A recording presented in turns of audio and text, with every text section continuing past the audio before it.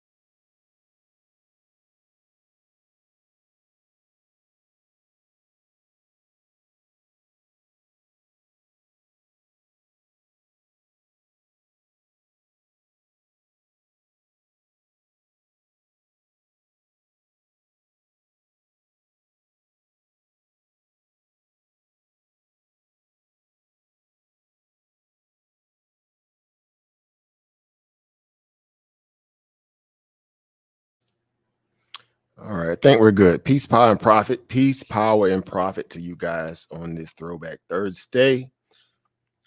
Uncle Ujasanel, life, prosperity, and health to you all. Of course, those are the tenets of living a balanced life, right? Under the value of Ma'at, of course. Ma'atic way of looking at life, life, prosperity, and health. Hope you guys are having a great day.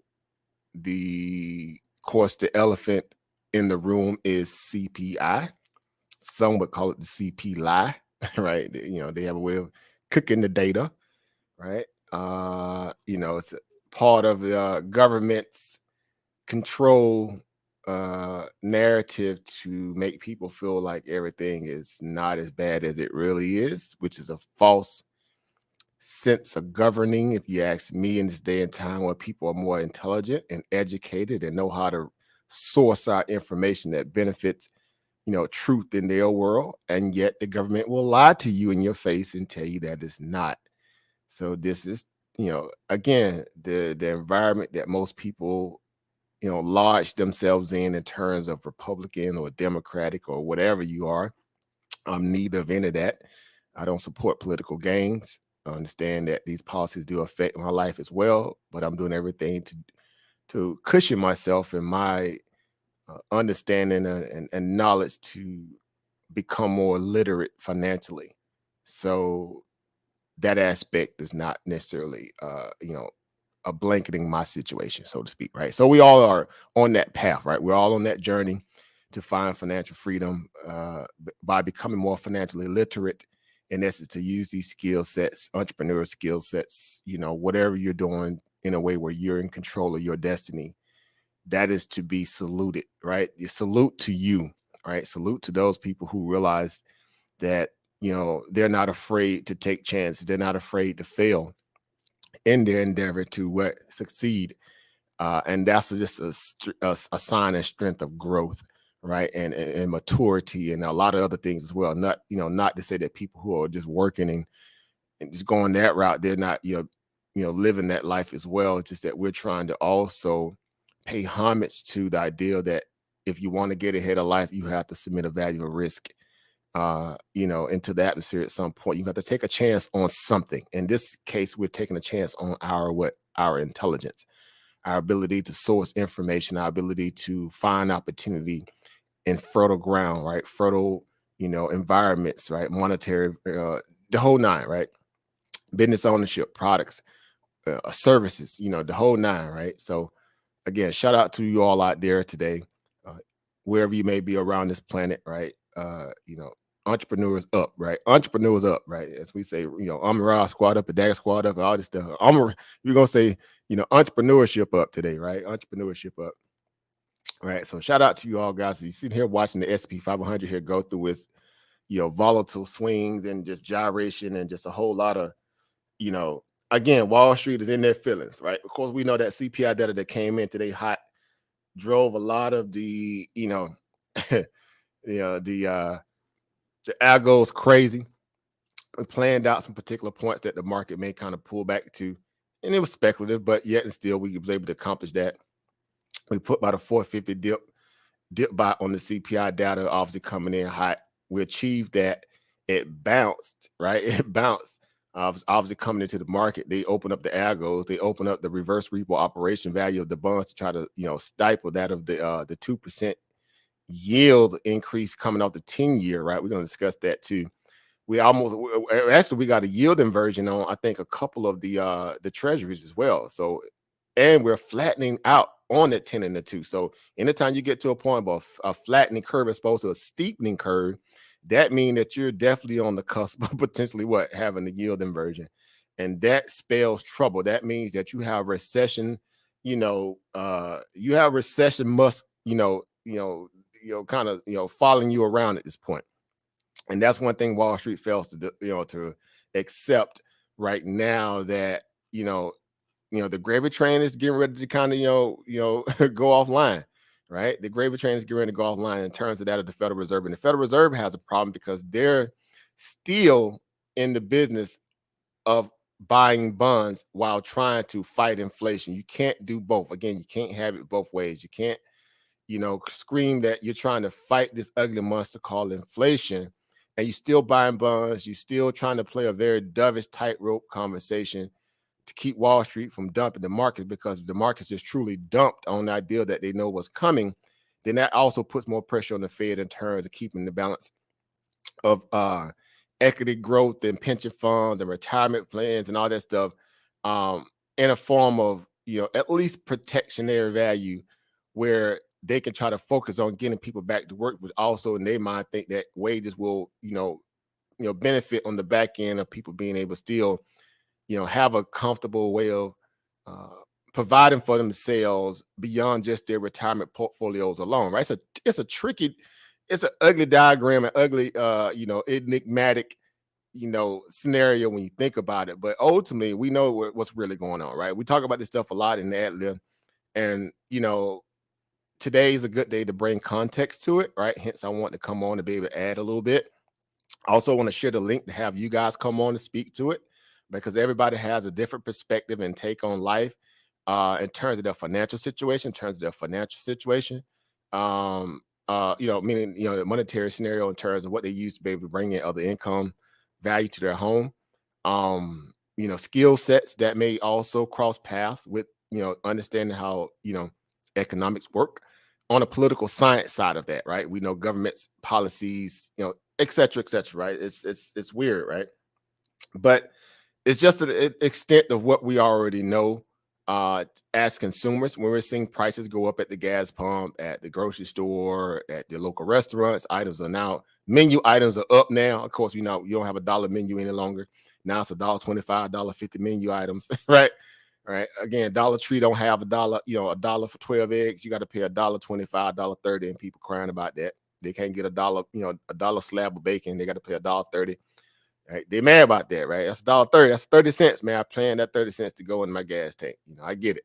Right? Everybody don't have that comfort, to throw around money to pad inflation. And so it's just an important scenario. It's an important conversation to have, because a lot of people, again, they are blindly trusting government on face value, that they're doing everything in their power to make things better. Right? We've been, sold that bill of goods so long and so many times that people fail to realize that it's all agenda driven. And even more so now, we've never seen government so politicized than ever before, because of the fact that now people really began to kind of dig their heels in the ground and separate themselves from other people, especially in terms of America value goes. And it's like Hatfields versus McCoy, right? It's the Hatfields versus McCoys all over again.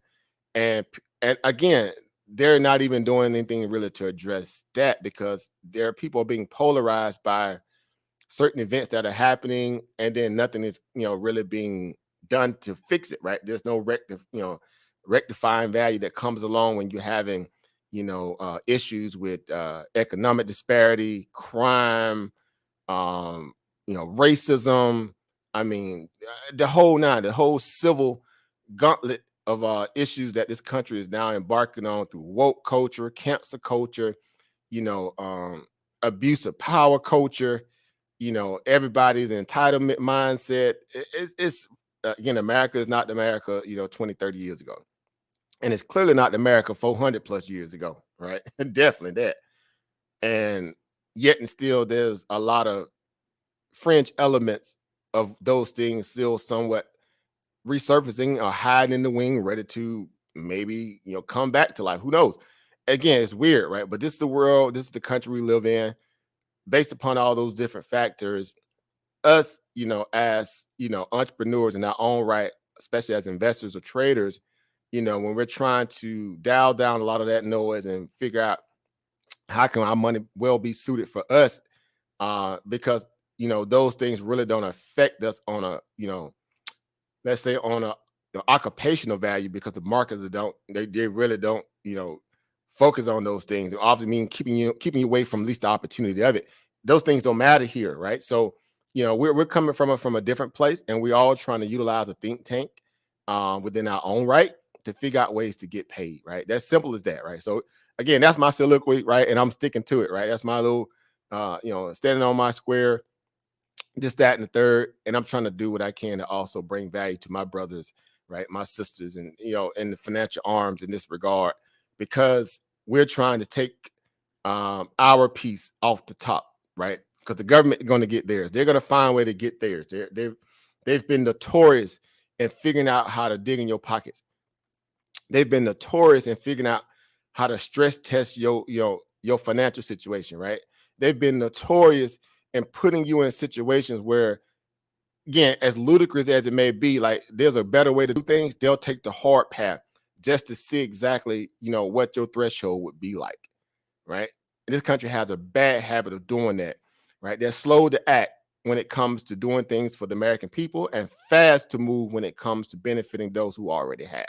Why? Because we know money always makes people look the other way, right?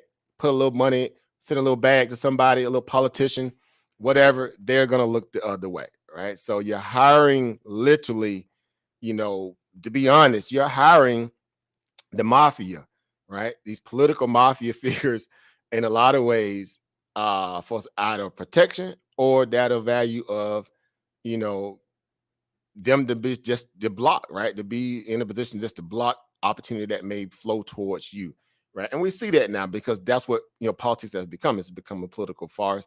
It's a gang. It's a ruse. You know, it's a lot of draconian, you know, you know, messaging that comes along with what they're trying to do, and again, separating people from opportunity, from fairness, from equality, from a way of life where they have a value of sovereignty. There's a lot of those things going on. So again, you know, we don't want to be, gullible to those things, right? It'd be remiss of me to act like, you know, regardless if I'm in a position to do this or not, that other people who do not do what we do, that they can't benefit from this. So they need not figure out, again, other ways to protect themselves financially, knowing that the government is always going to be there, uh, to again stress test their pockets. And they're sitting there waiting on the next, talking point, or the next, rhetorical, fodder value of Washington to play out in some kind of form of fashion. So it's weird watching it all play out. But then again, hey, this country has always benefited from keeping people asleep, while, Wall Street and the likes of Washington creeps, right, around their backs, taking their tax dollars to again, influence policies of this, that, and the third, that eventually over time benefits more the wealthy or the rich than it does the people that they're taking and pulling money from, right? So again, that's just my story. I'm sticking to it. And it's important to realize that. Why? Because a lot of people, again, they just refuse to accept, that research methodology should be a part of their daily existence. The whole idea of what they call being an autodidact is that you can't stay in the same schools of thoughts forever and not transcend them. And this is where your actions should dictate you being able to now apply that to have a better way of life. We see this all the time. Of course, we don't have to go into any specific, school of thought, but for the most part, we have to mature and we have to learn and we have to get off this fantasy world life view that, unicorns flying around and, talking this and talking that, animals. Y'all get it, right? I don't have to go into that, but I just stand on the, stand here today and I watch, people make, blanket, again, blanket statements as far as what they think the average person is going through, what the average, citizen is dealing with, the end use of high inflation where the gas prices are shooting through the roof, grocery bills are, again, up 30-40% in some cases, which is crazy, right? Just imagine, again, sometimes 40, 50, 60% in some areas. It depends on where you are. So again, you just have let's say you have a budget of, let's say a weekly budget of $100. Now you're paying 150, right? That 50 extra $50, that could be useful towards something else, right?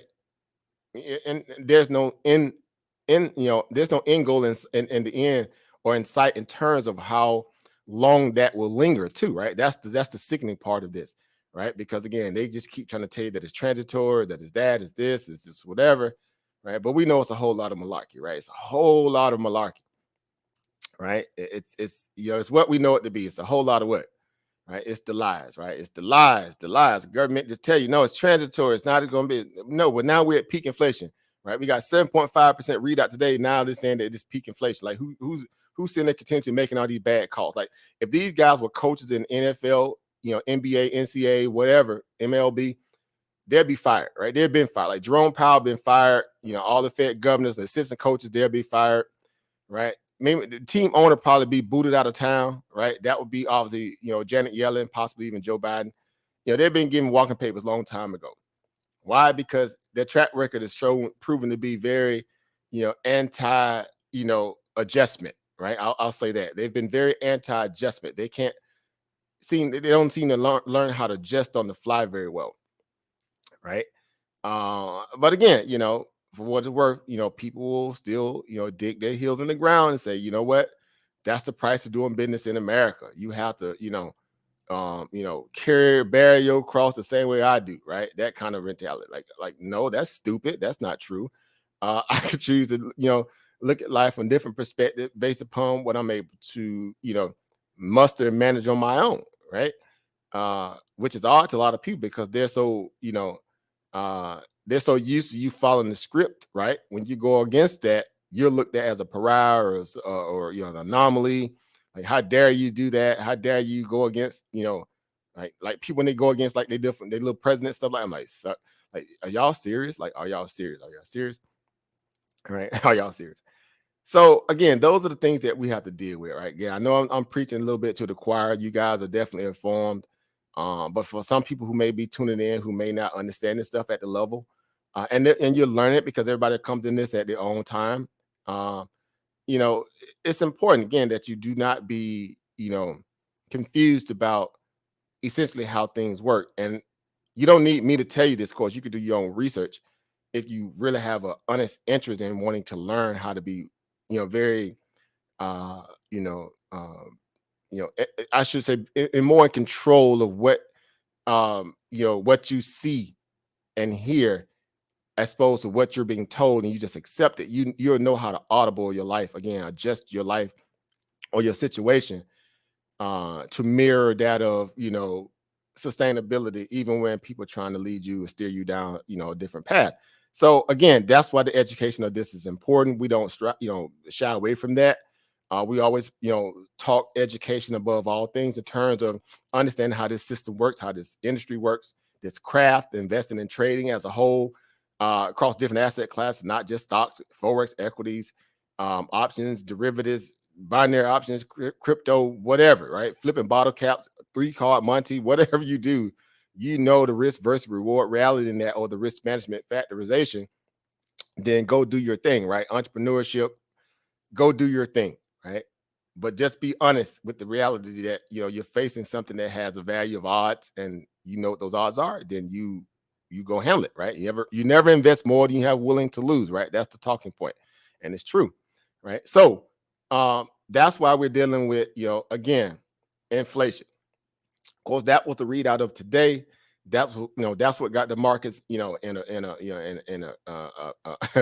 a frenzy, so to speak, right? Even though Wall Street again is always looking to try to make light of reality. Well, why? Because if they can't have their way, they're more incited to try to force their will on to what they feel like is necessary for their pockets, not necessarily the American people, but their pockets, right? We know there's a big divide between Wall Street and Main Street. I just know, like, if that wasn't apparent as of 2020, I don't know what else to say, right? I don't know what to say, right? You even got Democratic, members who are posing as Democrats are really Republicans, right? That isn't like Joe Manchin. Joe Manchin is just basically a Trojan horse. He's a Trojan horse Republican candidate with a Democratic, constituent value in terms of being from, West Virginia, like, come on, seriously, right? This whole coal miner son, all this stuff. But he's really a Republican and Democratic face. So he's there to, like I said earlier, right, be a roadblock. He's there to be a roadblock. So again, there's a lot of stuff that goes on that we know that to be, these people are there just to kind of, again, provide cover for other people to do other things and take money out the back door. Essentially, American taxpayers' money out the back door to fuel their own desires, right? And that's been happening like forever. And people are still, again, convinced that, out of sight, out of mind. If they didn't see it, it's no big deal. But they're feeling it at the pump. Again, they're feeling it at the grocery store. They're feeling it when they go to purchase a house or buy wood products at the local lumber store, or nails or plastics or aluminum, right? They're feeling it, right? And then their excuse to that is, well, everybody got to play their part. Like you could never stop making enough excuses, right? Right? You can never stop making enough excuses until you start owning up to the reality of things. And so when we talk about these things in terms of inflation and the economic, climate of things and taxation and where's opportunity at out there beyond that, I feel like you got to just go work hard for it, right? We talk even with wage increases, right? So there's wage increases are going up, slightly and methodically, which that's by design. but it's not even keeping up with the rate of inflation. Again, you get a 3% raise just because of the fact that number one, they try to get you back to work because of COVID, right? It strained the workforce. So they're trying to lure you back in with a little 10%, maybe a one-time bonus, whatever. And then literally right after that, what happens, right? You're watching the inflation continuously surging higher, higher, and higher, higher, and higher, higher, and higher. And then you try to convince yourself, well, okay, but at some point, maybe down the road, we'll get another rate increase, pay increase, right? To equal that of what, if we're going to chase inflation, or this is a benchmark number that's been calculated based upon when inflation begins to at some point recede and come down, that I should be above that, right? I should be above the red market being the black. Like seriously, right? CPI data came out there at 7.5, right? Some people had estimates at 7.2, 7.3. Some of the higher end estimates like 7.4. Well, we blew all those out the way and went to 7.5. Believe me, that 0.1%, it matters in terms of inflation. Trust me, that 0.1% matters in terms of inflation, or that 0.2, 0.3, wherever, with a lot of these people estimates. And when you see it, from the place of, okay, well, this is not normal, right? This is definitely not normal. It doesn't, it doesn't make sense in no way, no shape, form, or fashion. How am I going to, plan for this in terms of, because most people have to cut back, right? You're going to cut back on your spending. You have to kind of find out better ways to make your money work a little longer for you, a little bit more thorough for you, yada this, yada that. But ultimately, in the end, again, these things are not going to abate no time soon, right? They're not just going to magically go away because someone, is just praying and hoping that it, that it just, it will, right? It just, this is just, this transitory, like some would say. That's not how this stuff works. Like once it kicks the door in, it is here to stay for quite a while. Why? Because economic data points lags, right? There's a lag that comes along with economic data, right? Meaning the feds are behind the curve. They're not in front of it. That's why inflation is surging and they still slow to move. Why? Because they're trying to play this game, and they're doing that purposely. Now, don't be fooled, right? If they keep saying that they're data driven, well, they're waiting on old data to kind of come across their desk before they make a move. But they're seeing things happen in real time, and they're not adjusting. They're not adjusting. So what does that tell you? That these people are purposely doing this. They're purposely watching this stuff happen. Why? Because there's a benefit to people who have wealth in play, who's telling these people, wait, before y'all jump out the window to do something, wait, I need to, make sure that my portfolio together. I need to make sure my riches and, are protected. I need to make sure my business is good. So they're doing this at the extent that they're waiting on, again, the likes of, people who got money, right? In terms of protecting their situations above yours. Why? Because again, Wall Street knows it favors, right? Those who own assets more so than those who not, right? It has always been that way. It's never going to change. If people are thinking that, this is the land of this or land of that, again, you got it all wrong, right? You've been sold a bad bill of goods, right? These people hustling you, right? They're hustling. Right? They say every day you hustling. How this song? Every day we hustling, right? Whatever, right? It's all a lie, right? It's all a big lie. So again, just reading this, the inflation rises 7.5% over this the past year, right? Even more than expected, in the highest since 1982. There we go. We're breaking records, right? One thing about America, boy, they love breaking records, right? They will break some records and look at you sideways as if this is just normal, right? Breaking records, right? Consumer prices in January surged more than expected over the past 12 months, indicating, right, a worsening outlook for inflation and cementing the likelihood of substantial interest rate hikes this year. Of course, this whole idea before we even got this print, coming into this print based on the last jobless claim numbers that came in that showed people going back to work, be it, one-off event or not. A lot of that was just kind of leisure and hospitality jobs. This is one like these were kind of more, tech-driven jobs like that. These were people who just, hotel, restaurant type service jobs like that, whatever. And even that number was true or not, right? We know that the BLS, the Bureau of Labor Statistics, has a bad track record of cooking data. to meet that of the economic agenda or policy of the sitting presidents at that time, right? They are notorious for that. But nonetheless, right, these people knew that these numbers were going to come in high. They tried to front run it. Actually, the other day, they've gotten so bold with it now, guys. If y'all really paying attention to what's going on, right? They're starting to they're putting out press release ahead of the data, right? They're leaking information out their own, platforms. When before that wouldn't happen. Literally, I saw a printout yesterday, right? As a matter of fact, it was Tuesday too. I saw on Monday, Tuesday, and actually yesterday. It was weird. They just dropped repetitively. That said the White House is expecting a higher CPI data to come in. Basically, they already knew that though, right? Because come on, y'all get it, right? I know I ain't talking to the peanut gallery of watchers and not listeners. And it's weird, right? Because people will sit there and still try to parlay in their head that, okay, maybe this is a bait and switch. They're just trying to set people up, especially people who follow the markets. Why? Because a lot of what we do for us trading it does dictate on what, binary events that happen like this, one-off events that happen like this in terms of data points. And again, it comes along with the business, right? We get that. But again, this is also Wall Street market makers and the likes thereof refusing to take a necessary L. Why? Because the greed machine is still on. And these people got so comfortable under all that liquidity that was coming in from the Federal Reserve that they forgot how to trade. They forgot how to invest. They forgot all the rules of engagement, threw that out the window and said stonks only go up. Buy the dip on everything. And people having a hard time. They're having withdrawals in terms of figuring out how to hedge. I mean, you couldn't make this stuff up, right? It's people say you couldn't make this stuff up. Essentially, you could not make this stuff up. Markets are disconnected from reality. They have been disconnected from reality ever since Jerome Powell, really, got greenlit, to just do whatever he want to do. Again, outside of that, even what constitutional law would have allowed him to do, he gained in excess of more power than that of a sitting president, than that of a sitting prime minister.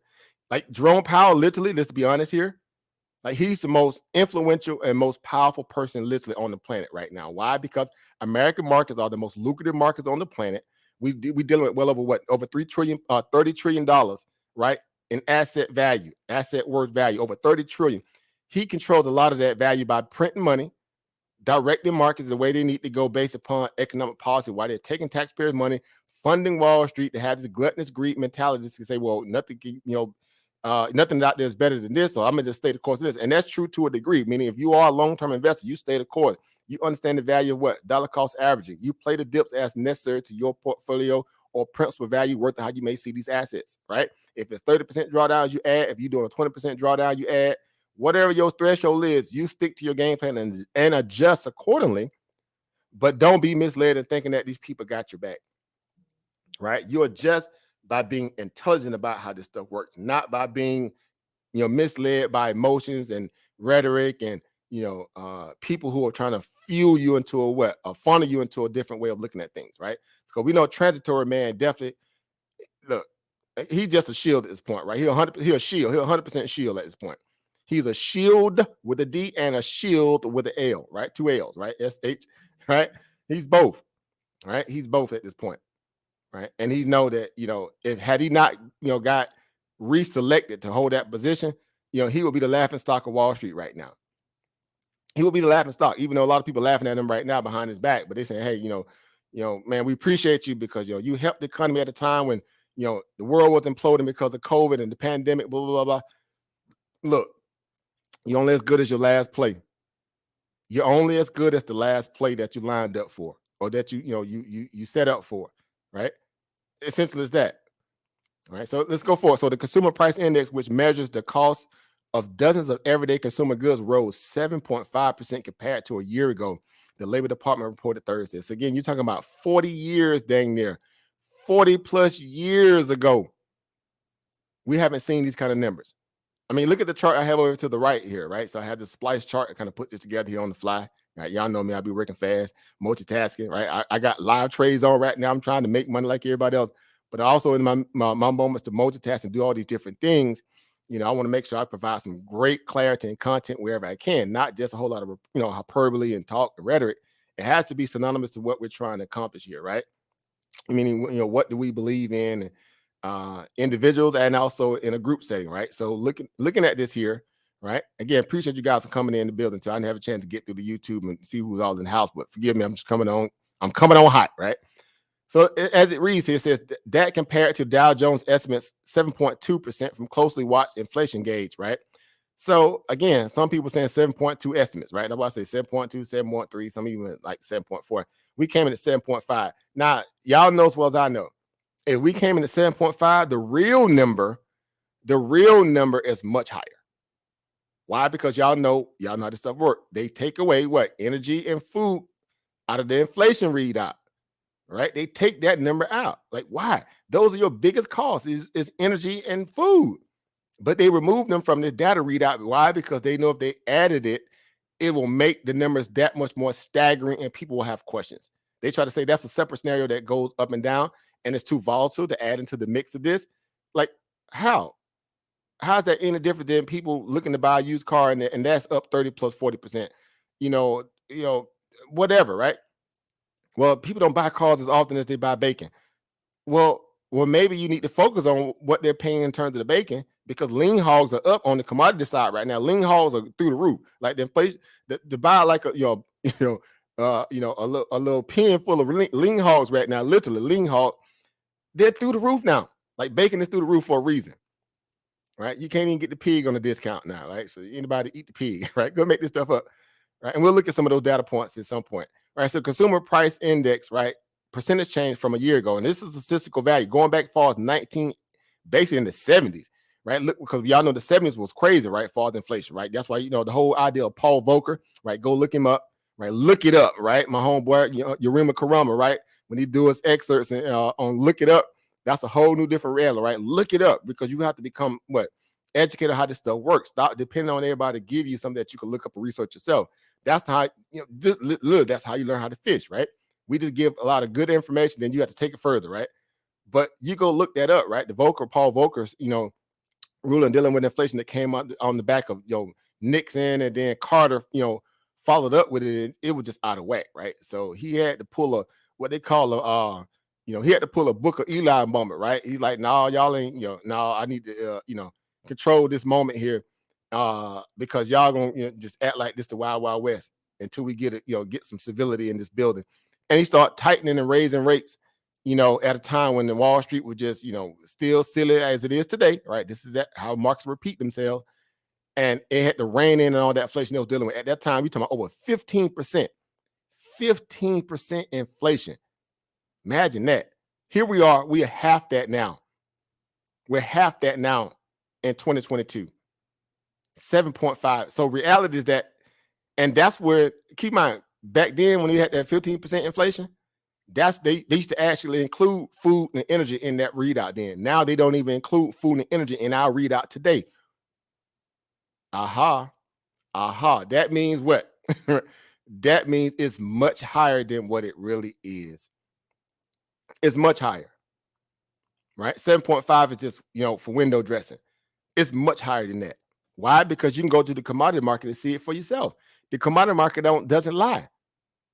They can tell you anything, but you can always fact check them, right? They said you got to have a fact checker to fact check your fact checker. Guess what? We got a fact checker that fact checks our fact checker. What is it? Our ability to go look up information on our own. We know where to go, how to find it, where to get it from, and how to read it. That's what separates us from a lot of people. True story, right? Look at it. See, stripping out volatile gas and grocery costs, the CPI increased 6% compared to the estimate of 5.9% on the value of what came out of the last readout or the previous readout. You couldn't make this stuff up. They take away gas and grocery costs. Like, let me ask y'all a question, right? What is some of y'all biggest costs, on your monthly budget? Is it food, gas, buying Nintendo games? Your rent is stagnated, right? It's statutory, right? At this point, because it's a block number, right? You don't have adjustable rents unless you got a different policy, right? What are some of your biggest costs? Is it not food? Is it not gas or energy, right? Because you're definitely seeing your energy bill go up. And you may be using the same amount of kilowatts and this, that, and the third, same amount of metered water, but yet those numbers are up. Like how? I mean, meaning the cost of it, the bill. What are your biggest costs? Right? You couldn't make this stuff up, guys. Like, it's crazy. Again, the dollar menu is not the dollar menu any longer. It's not, right? We got to keep re-emphasizing that. The dollar menu is not the dollar menu any longer. See, Wall Street can't take an L, right? Wall Street is definitely, this guy up here on the right-hand side here, this top guy, right? He's famous, right? Y'all know him, right? Mr. I'm gonna buy Apple puts, and Apple surged on him, right? With that margin, right? He lost everything. Go, right? Go. That's Wall Street up there. That's gonna be Wall Street for all of 2022 right now. Wall Street gonna be that guy. Transitory man sitting there watching what? CPI numbers. I mean, surge. He's watching a surge. He see it rocketing. And he's still sitting there buying bonds. He's buying bonds today. They bought bonds today. They bought mortgage-backed securities today. And they still got about $1.6 to $1.7 trillion sitting in the reverse repo operations that are still happening today. Look, people don't know. We've been talking about that for long. That's what's holding the markets up, guys. Don't be confused with all this. We're going to raise rates and then we're going to slow down the bond purchase. What's really holding the money up? The money that's already into the market. That will be the what? The repo operations that's been happening since 2019.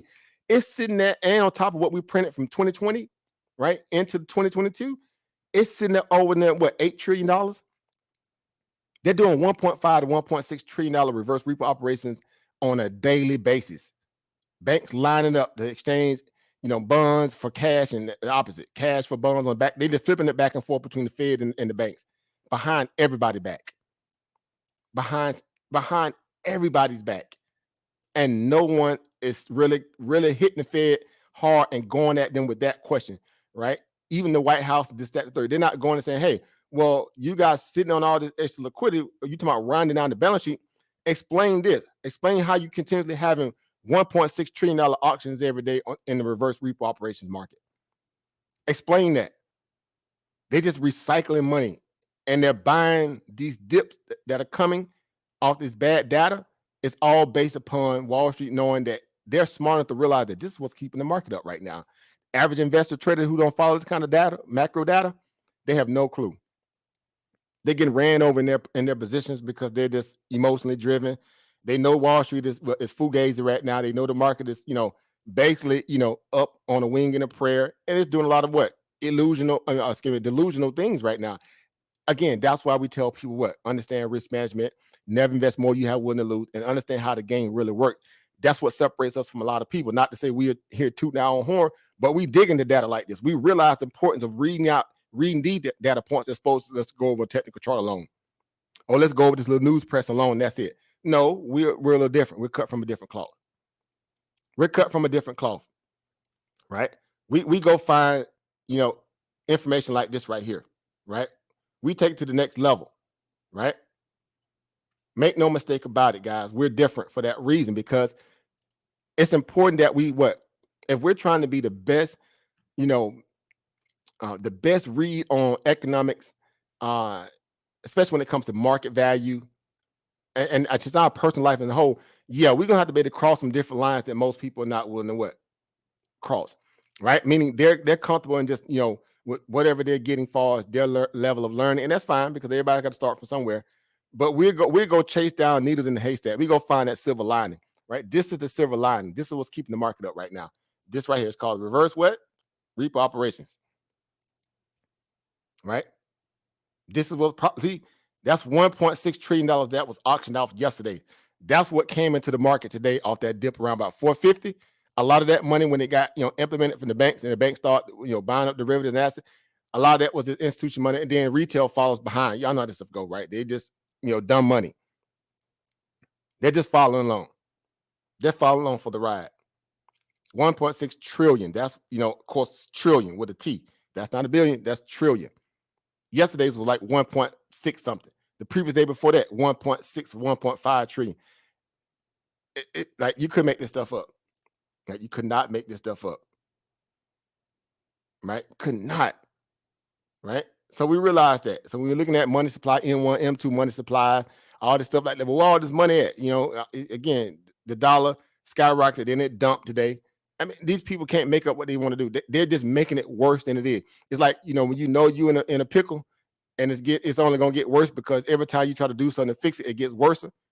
And you're like, man, but I want to do something to fix it, but you just can't leave well enough alone. Well, that's what Wall Street's doing right now, and that's what the Feds is doing as well, because they can't leave well enough alone enough to let the system again, balance itself out, organically, right? That's one thing that Wall Street has a problem doing, right? They can't now, because they got so spoiled. They become so spoiled. I live it every day like everybody else, right? I'm an investor like everybody else. Necessarily doesn't mean I want what I can't be realistic. It's the reason why, again, Warren Buffett is not spending money in this market.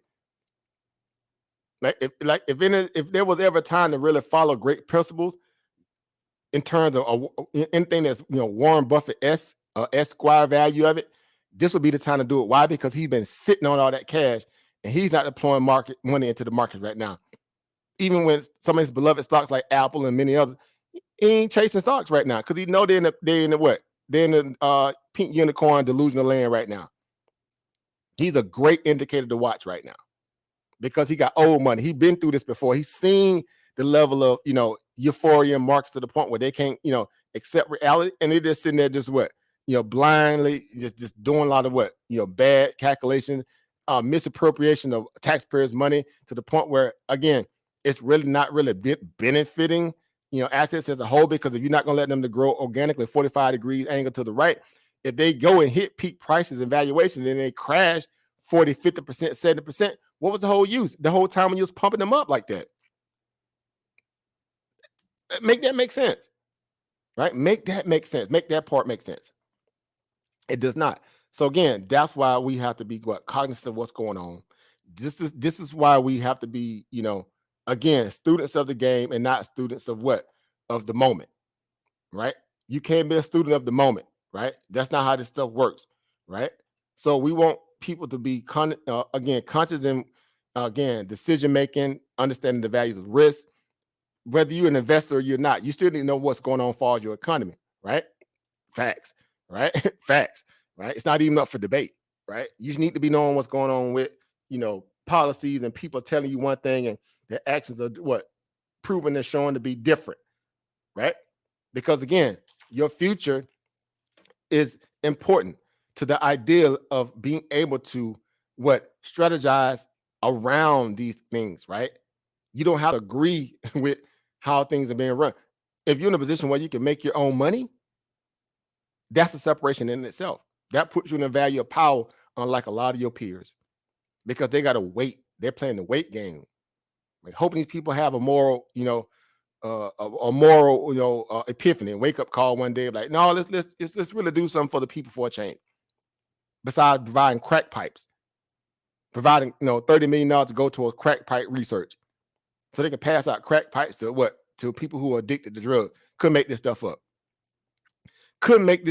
Joe Biden, $30 million to fund crack pipes, to drop them off in inner city communities where people are still on drugs and needing real therapy to get off drugs. They're giving them crack pipes so they can smoke more drugs, and it's safe because at least they won't pass spread COVID. As if them spreading COVID is more important than them getting off the crack or the meth.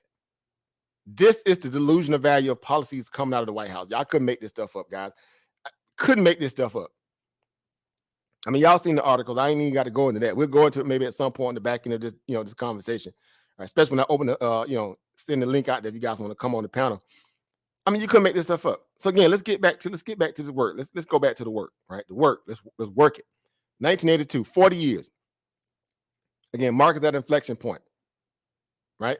Again, you get 3% raise, it's gone, right? It's gone. 7.5% inflation. Good luck, right? Good luck. Now let's go look at where that data is coming from. What those numbers look like. This is what it's looked like. This is what it looks like. So when they tell you that it's transitory, or that they tell you that it's 7.5% CPI, which is a CP lie, well, guess what? We got the real data. We got the raw data. We got the raw data. Look at this, guys. This is how you tell what your economy really looks like, because these are things that are ubiquitous. You use these things and these items more often than not. And we don't even have the metals up here. This is just softs, right? Softs, what they call them, softs, right? Grain, stuff like that. Look at the price of these things on a year-over-year basis. Like some of you guys probably eat soybean, right? Well, soybean based on everything you eat. If it's processed, soybean go into a lot of different items. Does it not? It does. Look at the price of soybeans over on a year-over-year basis, up 18.69%. All that soy, all that phytoestrogen, right? Now I got to go into my Dr. Sebi bag, right? All that phytoestrogen, right? Your females out of whack, you out of whack. Look, soy, 18%. How many of y'all eat oatmeal in the morning? Cream of wheat, Quaker oats, right? Whatever oats, Nabisco oats, whatever, right? Farmers market oats. How many of y'all eat oats? Right? Some of y'all probably got a bowl of oatmeal right now watching this, right? Y'all watching this right now, probably got a bowl of oatmeal sitting right in front of you. Guess what? Oatmeal, oats are up 118% year over year. 118%. Make that make sense. Palm oil. Where my Africans at, right? Where my Indian people at? Because they love palm oil, right? And even South Americans, they love palm oil. Palm oil is actually destroying a lot of forests right now. The way that it grows, it chokes off a lot of the real nitrogen, the real organic minerals that come up out of the bedrock, the sediment. It absorbs more than it needs to, and it strips it away from a lot of the other surrounding vegetation. So palm kernel or palm oil, plants, farms as though they're very destructive in terms of an ecosystem. That's just a sidebar conversation. But guess what? Palm oil is up 54%. Palm oil is up 54%. 54. Right? Somebody make that make sense. Somebody make that make sense. Palm oil, right? Not done yet. Cotton, right? All your little Ralph Lauren and shirts and your little dashikis and your little turbans and all your little pants and all stuff like that. Cotton is up 45%.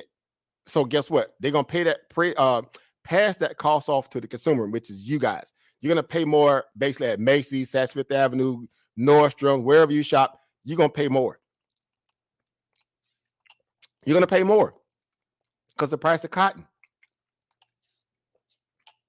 Couldn't make this stuff up, right? Corn, right? All your corn, right? All your feed of corn, right? If you guys familiar with Washington, D.C., in the area where I'm at here in the DMV, if you've been down Powder Spring Road, right, over there where the USDA is at, right? You see that they got those big old cornfields over there? That's what you call feeder corn. That's the corn that they greenlit to be sold to the general public. Well, guess what? That feeder corn, it's called feeder corn. That's what it's called. That same feeder corn is the corn that they also feed cows, hogs, livestock, this, that, and third. It's a genetic modified strain corn. That's why they call it feeder corn. It grows fast. It's high in high corn fructose in terms of the sugar content, which is very bad for your body. Obviously, high corn fructose. And they okayed that as opposed to using organic heirloom strains of corn. They got those, but they will not mass produce that. Why? Because it's cheaper to grow the cheap stuff, the feeder corn that they can feed animals with. So basically, when you finish eating your corn, right, at the dinner table and the little cans of Del Monte, all that stuff, you can literally rake that into the farm pen beside you, and the cows can rest their neck and eat it up the car. Man, you couldn't make this stuff up. Moving on, y'all get it. Right? Like this brother going in, but this brother going in grits, all that, right? Yeah, brother Ever, grits, all that. You put the cream of wheat, all that, right? You getting hit across the head, with all that. Right? Couldn't make this stuff up. Cocoa, right? Cocoa up over 12%. Like corn is like super cheap too, right? Y'all know that it's up 20%. Cocoa up, right? Of course, we got this thing up is in the way here. So we got that. Wool is up, rubber is up. They're well up in the double digits. Both of those are up in the double digits. Couldn't make this stuff up. 10, 11%, stuff like that. Lumber, forget about it. Forget about it. Look at the price of lumber. $1,200 for a lot. Meaning when you buy it, of course, on the commodity side, you're buying like a lot size. So it's like a one size, one block value of it. $1,200 for a lot size to get a stack of lumber. $1,200 a lot. It's up 27%. 27%. On the week, it surged up over 28%. These people, man, look. These people straight robbing Americans. And then Washington want to focus on what? Price gouging and businesses are charging people more. Why? Y'all made it worse because y'all allowed the feds to print all this money. Don't blame it on the business for trying to increase their margin. They still playing under the rules of engagement that cost them for their goods and service. Some of them might be price gouging too. Of course they will, right? Again, when you breed crooks by watching crooks in Washington, what you expect? What do you expect? Like, stop playing. Right? You guys are the archetype for crooks. They just follow suit. Right? They say it ain't a crime until you get caught. Well, Washington plays that game all the time. Wall Street plays that game all the time. Right? Couldn't make this stuff up, guys. Could not make this stuff up. Rice, 16%. Rice, 16%. Where my rice eaters at? Right? Where my starch eaters at? Right? All that rice, right? White rice, right? Plastic, right? That they be, selling out of China, right? They got you all, jacked up right now. Rice up 16% year over year. Somebody make that make sense. Wheat, 24%. Right? Like, let's go buy me a box of rice and running right now, bro. Some of y'all are going to go get me a box of rice and running right now. Man. Even to boil you some parboiled rice right now. Right? Couldn't make this stuff up, guys. This is how they hitting you across the head, and they lying to y'all, telling you that no, it's transitory, it's not as bad as they say it is. It's this, that. No, guys, we're data dependent. We're this, we're that, we're that. We're just a bunch of liars. That's basically what they are, a bunch of liars. Right? Couldn't make this stuff up. Wheat, again, 24%. You trying to get your little wheat wrap, right? Your little veggie wheat wrap, they hitting you across the head with wheat, right? Wheat grass, you drinking wheat grass smoothies, and you think you're going healthy, they hitting you across the head with wheat. Couldn't make this, again, crazy, right? Look at the next one. Look at milk. Like, of course, I don't even drink cow milk. That's just me. Milk that goes into a lot of dairy products, and right again, it's the it's the base ingredient for most of the dairy products on the planet. 32%. 32% is up year over year. 32%. Somebody make that make sense. 32% increase. So guess what? If a gallon of milk costs you $1, right? Which hypothetically, of course, it don't cost $1. Let's say half a gallon of paint. If a pint of milk costs you $1, now you're paying $1.30, right? $1.30 plus $1.40, whatever, right? That's before even the tax hit it. So $1.40 plus whatever. Couldn't make this stuff up. So you triple that times 4 to get a gallon, right? You got a paint, whatever, a quart, right? A quart. Now, look, you already know where I'm going with this. That's a whole, 4 times 40 some odd cents. So you're paying an extra $1.60 plus, $1.70 plus for a gallon of milk. An extra $1.60 for a gallon. Tell me how that's not eating into your food budget. And that's just the milk products. That's just the cheese and the butter and the milk and the whatever. Make that make sense, guys. Somebody help me out there. Anybody help me out. No, this is natural. Oh, but this is natural, Brother African Emporium. This is natural. I still trust the government that they're going to. All right, whatever. Moving on. Sugar, 10%. Sugar up 10%, basically 11% at this point. Tea, 5%. All right, where my tea drinker, my unblown Earl Grey drinkers at? Oh, yeah, Earl Grey drinkers. They hitting you across the head. Right, you can't even get you a good cup of tea. Cheese, look at cheese. Cheese ancillary even to that of milk, even though it's a byproduct. Cheese is up 20%, right? Good thing, boy, I eat a lot of nut cheese, right? Boy, I eat that vegan cheese. That vegan cheese is up a little bit too. You can't even escape even eat vegan cheese, right? They hit you across the head up there too. Because the price of nuts are up a little bit. Look at cheese is up 20%. Velveeta, Kraft, Sargento, right? Whoever your favorite little cheese monger is, cheese, whatever. They're hitting you across the head too. All across the head. Boom, boom, boom. You can't even run, right? Cheese up, a gazillion dollars. Canola oil. Oh man, where y'all frying fish and frying cabbage and frying corn, you're frying pork chops and chicken necks, and you fried pig backs. They hit you across the head with the canola oil. 47%, dang near 50% increase on canola oil. I mean, you got to put a little bit of grease in the pot. Now you can't even put that. Back in the day, I'm gonna deep fry. I'm gonna do me some deep frying today. Guess what? You can't. You got a shallow fry now. Like, boy, I got to preserve. I got to preserve this oil. We're gonna do a shallow fry. And it's barely covering the bottom of the little meat. You can't even deep fry right now, right? This stuff is great. What's going on over dark, man? Hey, you can go to the BLS, Bureau of Labor Statistics, or you can go to the FRED, right? The St. Louis Federal Reserve website. That's how you'll be able to find this data on the CPI.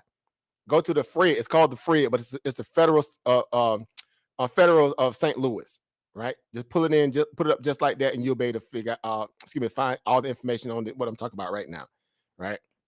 It's called the FRED, right? Or the Federal of St. Louis, right? So really crazy, guys, man. This stuff is just, I mean, we watching these numbers just run through the roof, running through the roof. And then everybody act like this is normal. Well, it's not, of course it's not, but they'll have you believe that it's normal. Orange juice is up 26%. Where my orange juice drinkers at? Right? Where my orange juice drinkers at? If this is up, you already know the growers are getting hit across the head, especially in Florida. I'm from Florida, state of Florida, your home state. The growers getting hit across the head. And they got to deal with bad crops. They're dealing with bad crops and the price of inflation. There's some bad crops that's happening in and around Florida right now. That's also hurting the citrus market. And on top of that, inflation is high. So again, you couldn't make this stuff up. Couldn't make this stuff up, guys. Could not make this stuff up. I mean, these people sitting there peeing on you and telling you that, that is lemonade. It's a lemonade shower right now. Light chance of lemonade shower today from the weather forecast guy. light chance of lemonade shower today. And it's straight the government. It's straight the government. Just y'all know the rest. Couldn't make this stuff up. And Wall Street is acting like this is normal. Why? Because greed have them set in their feelings. They're in their feelings. They want to allow the market to kind of bounce itself out organically. At least that makes the Fed feel like they don't have to go hardcore in dealing with this stuff, because they keep trying to act like they just keep kicking the can down the road. They want the data to get better so they can say, aha, I told you, right? But they can't do that now, right? Like they already been exposed, right? They already been exposed that they double dipping, they stealing, they robbing the taxpayers, they're doing all this stuff, and they're trying to have a moment, they can have an aha moment, say, see, it came down some. But look, you waited almost a year and 3 months with bad data, and now you want me to act as if this is okay. This is fine, right? Y'all see that little meme with the guy sitting in the house and it's on fire, right? This is fine. No, it's not fine. This is not fine, right? This is the game they play. This is the game they're playing. Every day, they're in the kitchen. Every day, they're in the kitchen, kind of cook the books. Oh, the economy is strong and the economy is that and this, that. We had a 6% GDP. They know that's a base effect number. That number is not the real number. We know that to be true. We ain't stupid. We know what's going on here. See how the market retraced itself? 100% retracement. It went all the way back to yesterday's closing price, and now it retraced all the way back down. Like I literally put up a picture inside of our groups, right, showing people like, hey, this is what's going to happen, right? This is what's going to happen. This is just algos, buying the market up, being goofy. Why? Because Wall Street got them programmed, and they don't. Again, Wall Street don't want to take this L, and they're trying to get out at the top, because they got caught up in thinking that the CPI deal was going to come in bad. They gambled on buying a lot of calls. Guess what? Those calls became worthless. So guess what? They cut on their algo to try to make up some of that money and make a couple pennies off them worthless calls. Ran the market all the way back to yesterday's closing price just to dump it on the back end of the day. This stuff is so tailor-made and easy to read now. You couldn't look. It's so simple. It is so simple what they're doing. And if you're patient, right? And if you're patient, you can definitely read, follow the data, and you'll be able to keep up what's going on. All right, and you won't be misled, because they make it so obvious. They make it so obvious, right? They make it so obvious. Again, this is for those who are initiated, right? As they say, this is for those who are initiated, right? You're not going to be misled, right? You're not going to be misled, right? And I literally was like, you know what? This is fugazi, right? This thing going to do 100% retracement, right? At least down to 452, right? Let me show you. This is what I put out earlier. Y'all see that right there? When we hit that 457.50 area, I said, I'm going to buy me some extra puts here. Right? I already had cashed in on my swing puts from the previous day, right? Because I literally put out an article, a screenshot yesterday saying that with the CPI data, we could easily come down and hit 450. If we didn't hit 450, y'all tell me my name ain't African Emporium. We hit 450.86 on the low in the on the first drop to the T almost, and then the market bounced. And then again, as soon as we got to the top, I said, "Oh, this is gonna be it's a complete retracement. Oh, we definitely coming back down on the back end of the day. Ain't nowhere in the world they finna turn this market green on that level of inflationary data. Just not gonna happen. See what happened? Complete retracement. Where we at right now? What I put out? Where we at right now? Couldn't make this stuff up. Couldn't make this stuff up. Right? See, this is again, this is what it takes to be patient. This is understanding how the market works and being rich. Now it's speculative because we don't know, but we're playing against the rules of engagement. We're playing against all the different things that, when we're factoring in, technical analysis, money flow, inflow, outflow, because we're watching inflow and outflow. I'm definitely watching that. I'm watching the options market, seeing what the contracts are looking like. I'm seeing, dark pool because I get a chance to see dark pool. I got a dark pool scanner. Good thing for that. It helps. But ultimately, again, we know what's going on here. This is people who were, who bet against the market, big money, lost, and then they tried to buy a lot of calls at the bottom to make up for that of what they lost in the calls that they bought yesterday ahead of this newsprint in terms of CPI. They gambled and they lost. And Wall Street got behind them, the algos got behind them. That big old $1.6 trillion reverse repo operation of bond purchases giving the cash to the banks and the banks taking that money, buying the markets, or the bonds trying to be bought by the Feds to kind of quell that of the 2% that we're getting in the TNX. It's all orchestrated, endeavor that these people are trying to prop this overbought, bloated market up to be a reflection of what they feel like America's strength is really looking like. And that behind all that fugaziness is a very timid, weak, disenfranchised, marketplace. Couldn't make this stuff up, guys. Could not. And again, it's okay. Why? Because we're just trying to make sure we're comfortable in knowing exactly what's going on so we don't be caught out there. I got long-term position like anybody else, long-term growth stocks like anybody else, right? And up there buying them at some of them high valuations and 4 PEs that's through the roof.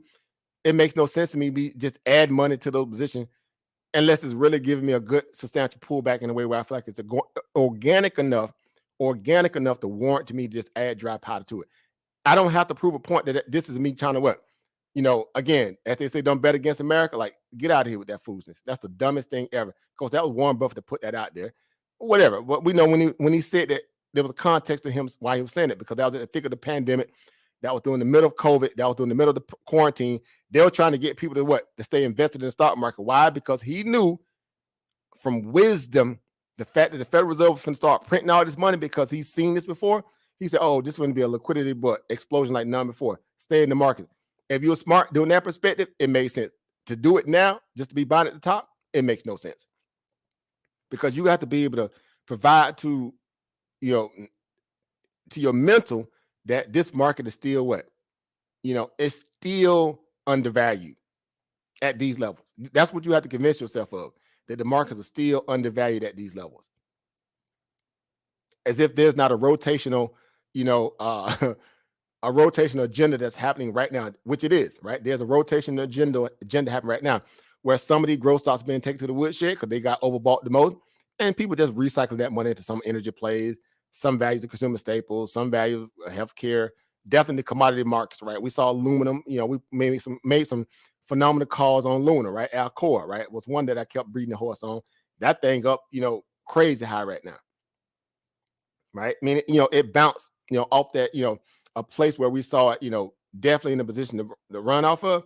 And again, another instance of how we're tracking, right? We're tracking a lot of the data's coming through, again, inflation, stuff like that.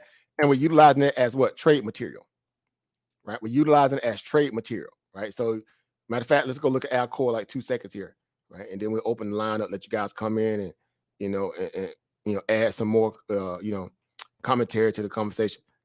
Look at Alcoa. Now, look at the weekly chart. From 37 back in July to now we're sitting at what? 72, over 100%. Essentially, that over 100%. Close enough, right? Couldn't make this stuff up. Could not make this stuff up. I mean, look at the latest pullback. That was just a buy opportunity at 53. That's when we were talking about it a lot. Of course, within that range there. And since then, it's, we've been talking about it before then, but even that point, because they had earnings, right? I actually bought calls into their earnings. The numbers were going to beat. Obviously, they were going to beat because the price of Luna was up. All right. And the stock just, surged. It's up, 20 plus points, 20 points, since then, over the past 3 weeks, over 20 points. Again, inflation. Price of aluminum is up. Aluminum is the most ubiquitous metal used on the planet. It's in everything dang near. You use aluminum more than you use any other metal on the planet. It's a no-brainer. It's a no-brainer. Right? It's a no-brainer. Right? So this is what we're following. We're just following the data, guys. We're not trying to, reinvent the wheel. We're not trying to say that we're this, we're that, we're better. We're not. We're just following the data and doing what we're supposed to do. Not told, but what we're supposed to do. That's the difference, because you control this destiny. You control this destiny. Right? We're doing what we're supposed to do, not what we're told. So the stock market's all over the place. So you got stocks that have earnings. Of course, Disney all over the place. It had earnings yesterday. It gave back its gains dang there.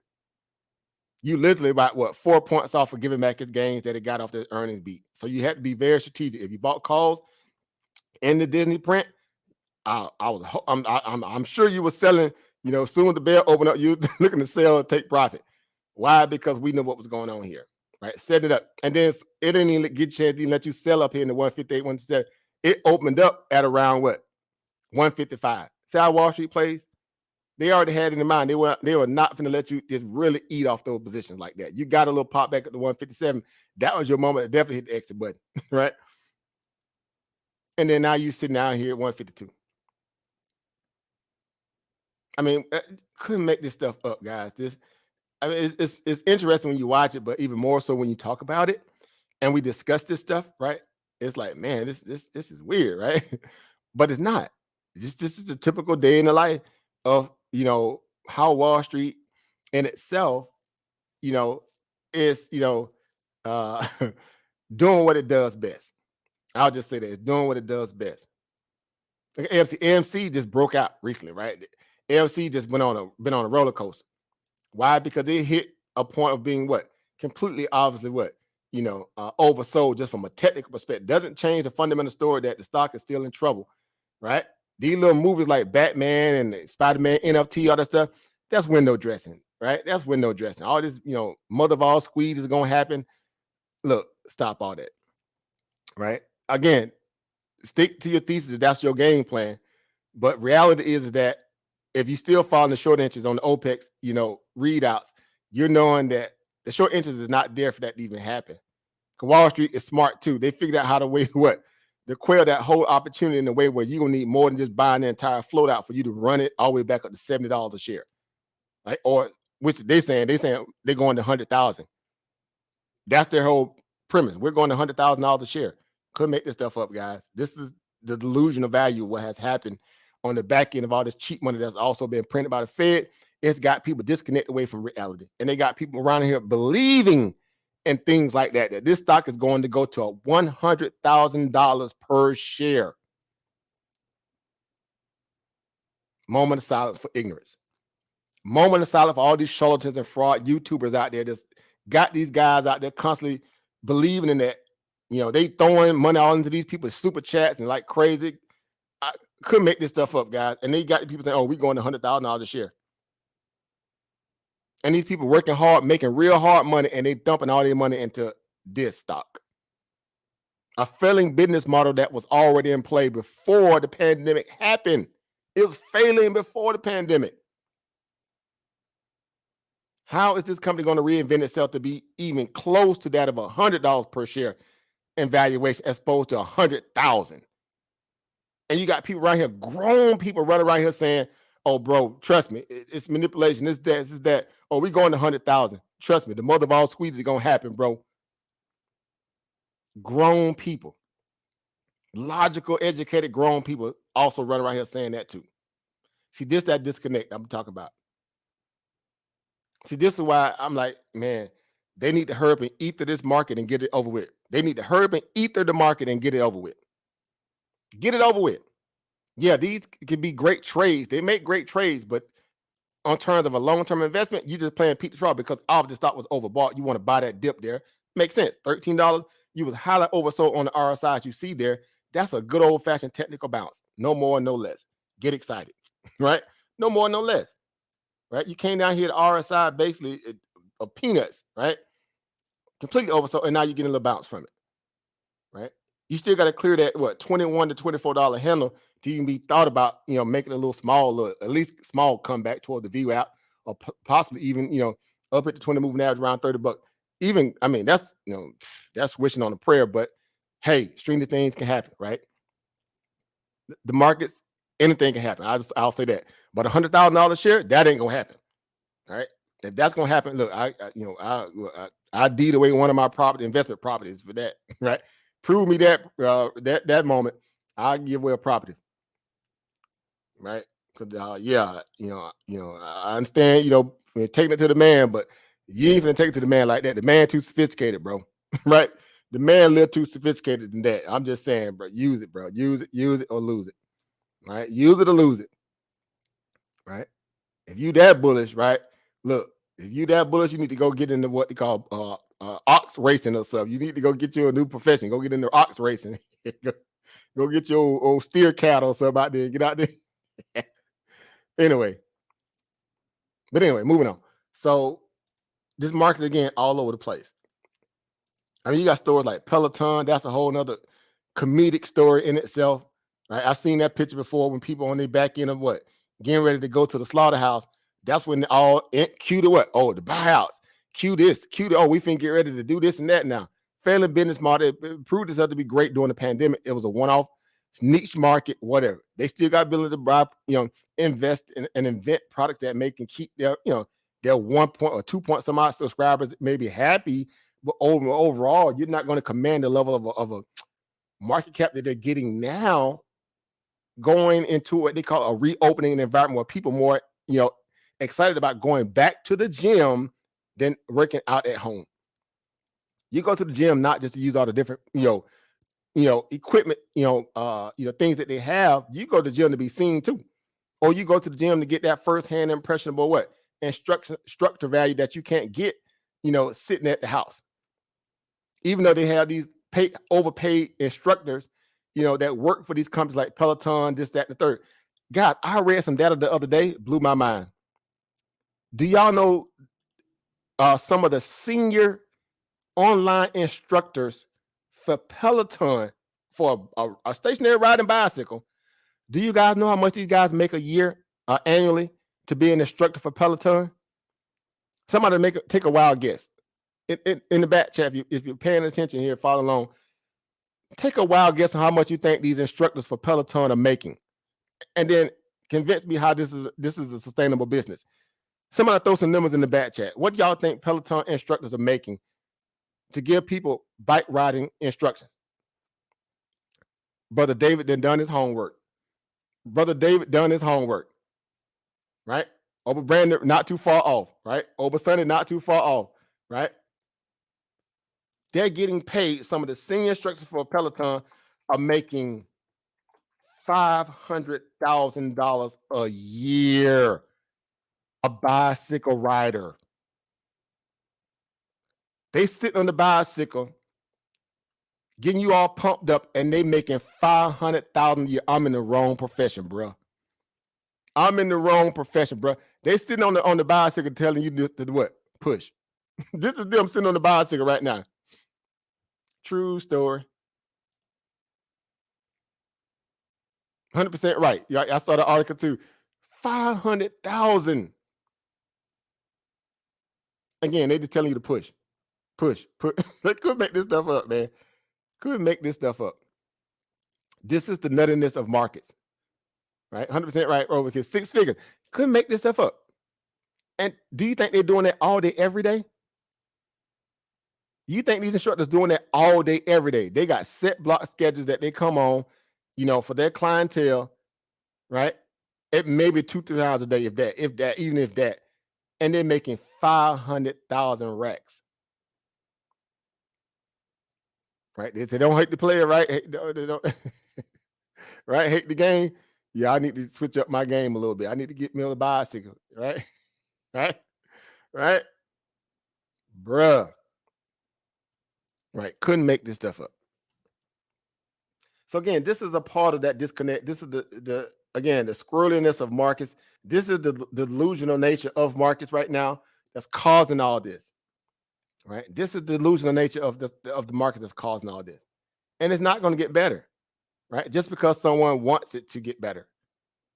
Right? I mean, that's the whole idea of how Washington playing this game right now. Right? They're trying to will it to get better, right? The market's like, bro, we don't even get down like that. Right? Because if y'all tell us that the game is still on, we're gonna continue to play continuously play ball.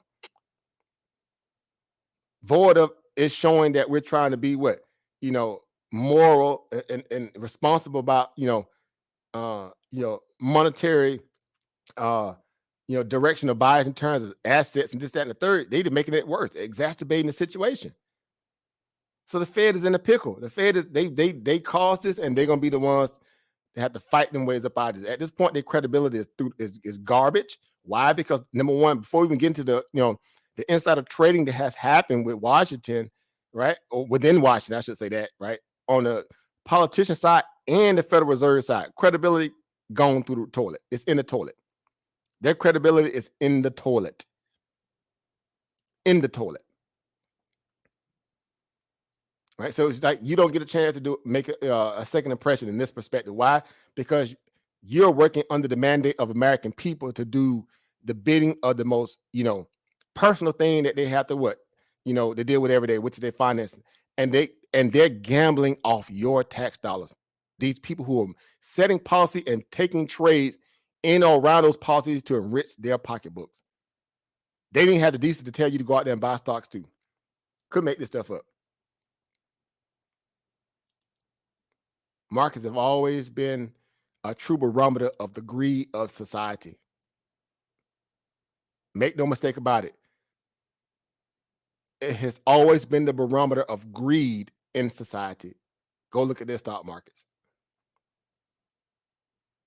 Or where a lot of the government is spending money on in places where it's not really benefiting the people on a tangible level.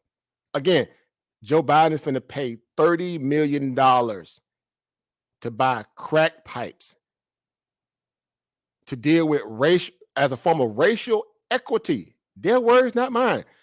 Racial equity and buying crack pipes to pass them out in inner city urban areas to keep people from the ability of catching and spreading COVID. That's the excuse. To keep them from catching COVID. Somebody make that make sense. Bruh. I'm just saying. I'm just saying. Right? Somebody make this stuff make sense. You're just like me. Like, bro, if this ain't no man, you don't even know how to call it, right, man? I don't even know what this right here just, I don't know what this is. Right? Insert, we need a Cat Williams, sound bite right now. Cat Williams be more, this is a Cat Williams moment. Right? When he had that look, when he just be looking like perplexed, like, bro, what is this? What's this? Right? Insert the Cat Williams meme right now. Right? Because you couldn't make this stuff up. Right? Wall Street has no chill. Right? Again, we and we're in the middle of earnings season where we're seeing numbers come in, some beat, some misses, some big misses, some cookbook beats. We've seen that happen too, right? We've seen people buying back shares because that's how you beat on your EPS. I've been, shed that light on that years ago. Like if a company's really up against a bad quarter and they're trying to keep themselves above water because everybody might be tanking, they go to buying back shares. If you buy back shares within that quarter, that goes on the books as an EPS, adjustment. Non-GAAP value. It goes on there, and it's actually it'll help you beat your EPS if you came in short in terms of organic growth production. Couldn't make this stuff up. So we're watching earnings hit and miss with some companies, others are this, and then a lot of them ain't giving guidance. Like, you couldn't make this stuff up. This just one big dog and pony show. It's comical, but I love it. I love it. I love it because I get to sit here and pick apart all these moments and choose to whether I do or I don't if I want to take a position on some of this on those moments. That's what makes this great. You're in control. You're in the driver's seat. You're in the driver's seat. It's earnings season. Let's go. Calm down before you stress up the groove. The energy a little different when the blessings accrue. Ain't who you talking to. Just know I ain't no regular fool. Could be anything in the world, but I can never be you because I stand tall like I'm on my tiptoes, baby. You think a little too small. I got big goals, baby. Ain't where the money at. Look, I just need the info. Pronto, I go and get it and split it with my kinfolk daily, and I'm the type of I might change my number on you. Yeah, that's how you react when people took a slumber on you. Pretty brown skin, baby, I can see the summer on you. You see all the bread, and I know it make you wonder, don't you, don't you, don't you? Ooh, I ain't surprised at all. Seen them rise and fall. Went up the mountain, it wasn't hard to climb at all. At the top, I found some relief. I finally got some peace. Carry on, but please don't mess up the mood. Yeah, I worked too hard for it. No, I need it, beat it, before you mess up the mood. Yeah, ooh, I work too hard for it, and I need it, so please don't mess up the mood. Don't mess up the mood. Don't mess up the mood. Yeah, I work too hard for it. Yeah, don't mess up the mood. Oh, it's so crucial, I gotta keep it. It's in the ass everywhere. No, it's not a secret, and I bet they didn't think that I'd ever get it. Everything you done, I get it. The life you dreaming, I live it, and I'm coming in high. You better get out the kitchen. Yeah, I could make a hit on whatever you pitching. Baby, let me fill up whatever you missing. Or you like it up at the top, it's a better view, in it? I'm not surprised at all, no way. Hey, what you need? Come on, just pay the fee, I supply it all. Went up the mountain and it wasn't hard to climb at all. At the top I found some relief, you see, so please don't mess up the mood. Yeah, I work too hard for it. No, I need it, beat it, oh, you mess up the mood. Alright, ooh, I work too hard for it. So please don't mess up the mood. Don't mess up the mood. Don't mess up the mood. Yeah, oh come on. I work too hard for it. Yeah, don't mess up the mood.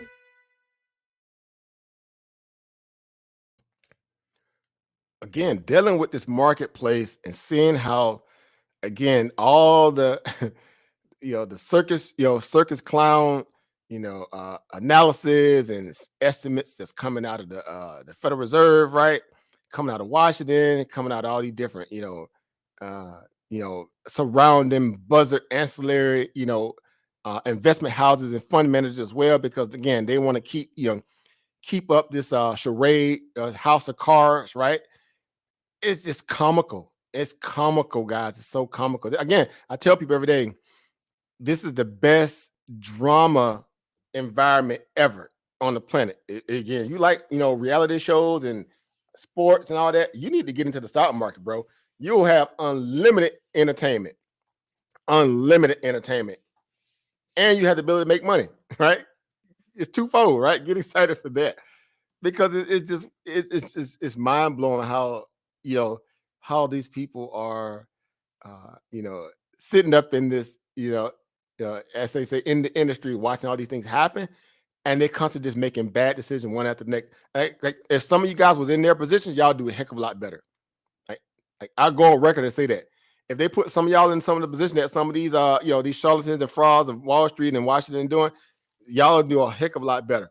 Why? Because they know they're being forced to do that too in a lot of ways, and some people just doing it because they have a disconnect from reality in terms of understanding how Main Street and Wall Street definitely are separated, right? That divisional separation, right? It's crazy, right?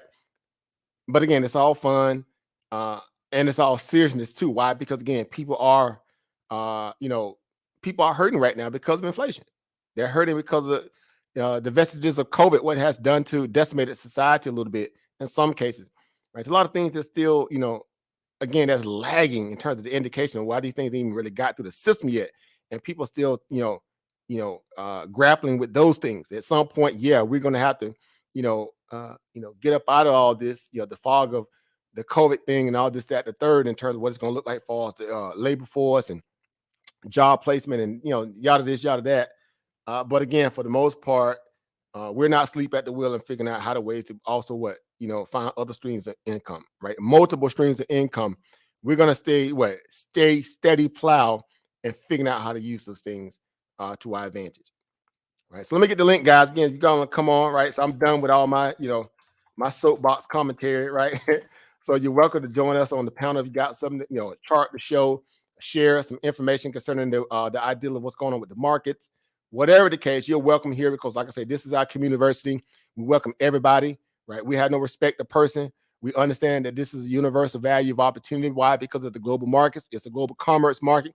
This is an online flea market of different companies like Apple stock, et cetera, et cetera. We want in on that opportunity like everybody else.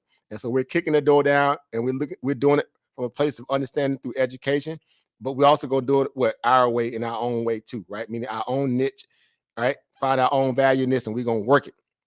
All right, we're gonna work it, right? So there's the link, guys. If you want to come on, share, what you may think about the information came out for CPI, CPI, all that. You're welcome to come on and share that with the family. Again, you got some stocks you want to look at, charts you want to go over, whatever the case, we welcome you, right? We welcome you here. We don't do echo chambers. I say that over and over again for a reason, right? Because again, that's not conducive to good growth. You need to have opposing opinions and not feel like you got to go to fisticuffs because don't nobody agree with you. See, that's what also America has done. America has made a lot of people soft, right? A lot of people in this country became really soft, right? Their feelings get hurt very easily. That's a problem, right? Just because your side might be taking the L, you take it to heart. That says a lot about you, right? We're trying to change that narrative too. So you got to be able to have both sides have a constructive conversation. So you can see, the pros and cons in anything. That's how you have proper growth, right? Proper growth. So we implore you guys again to be able to, have that level of decorum, right? Composure, and just being able to kind of offer information, whether it be, good for you or good for everybody. So we can all benefit from being able to do our own research and figure out how we can utilize it. Right. So that's why I say we welcome everybody.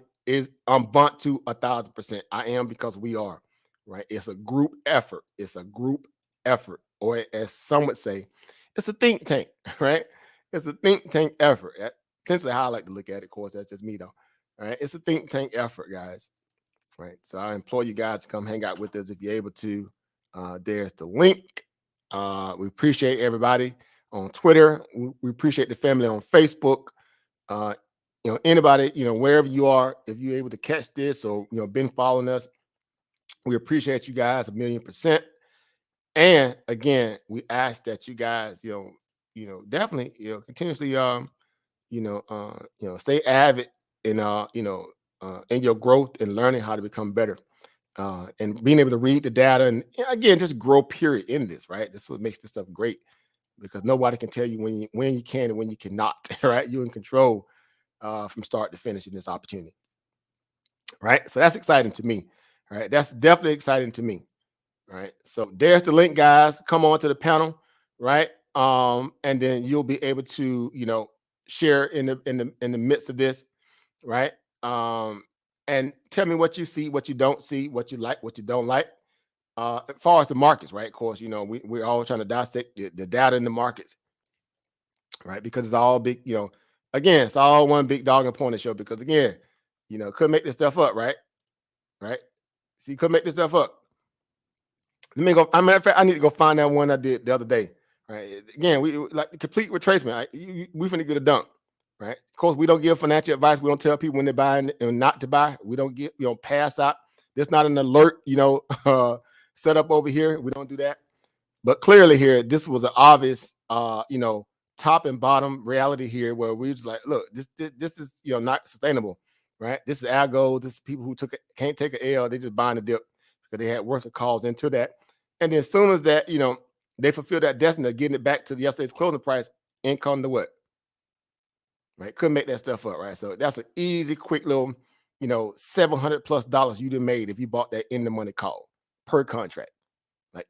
Of course I did, your brother over here getting it in. But anyway, so what's going on over Chris? Over Son in the building. See the gentleman that popped up in the house, man. Peace, bound profit to the family, man. What's going on, guys? What's going on, gentlemen? Peace, profit, Obo. Man, what do y'all guys? Man, it's wild day, right? Wild day, right? What are y'all seeing in the markets today that got you, piqued your fancy? I've seen the same things you seen at CP live data, and I'm really just watching them yields though. Right. So that 10-year hit That 2%. Watching that 2-year yield as well. Yep. And the 30. But market always fugazi. I had bought some Disney calls yesterday. I posted in the group that I bought some calls, so I was just hoping I can squeeze something out of it. But kind of get in and get out.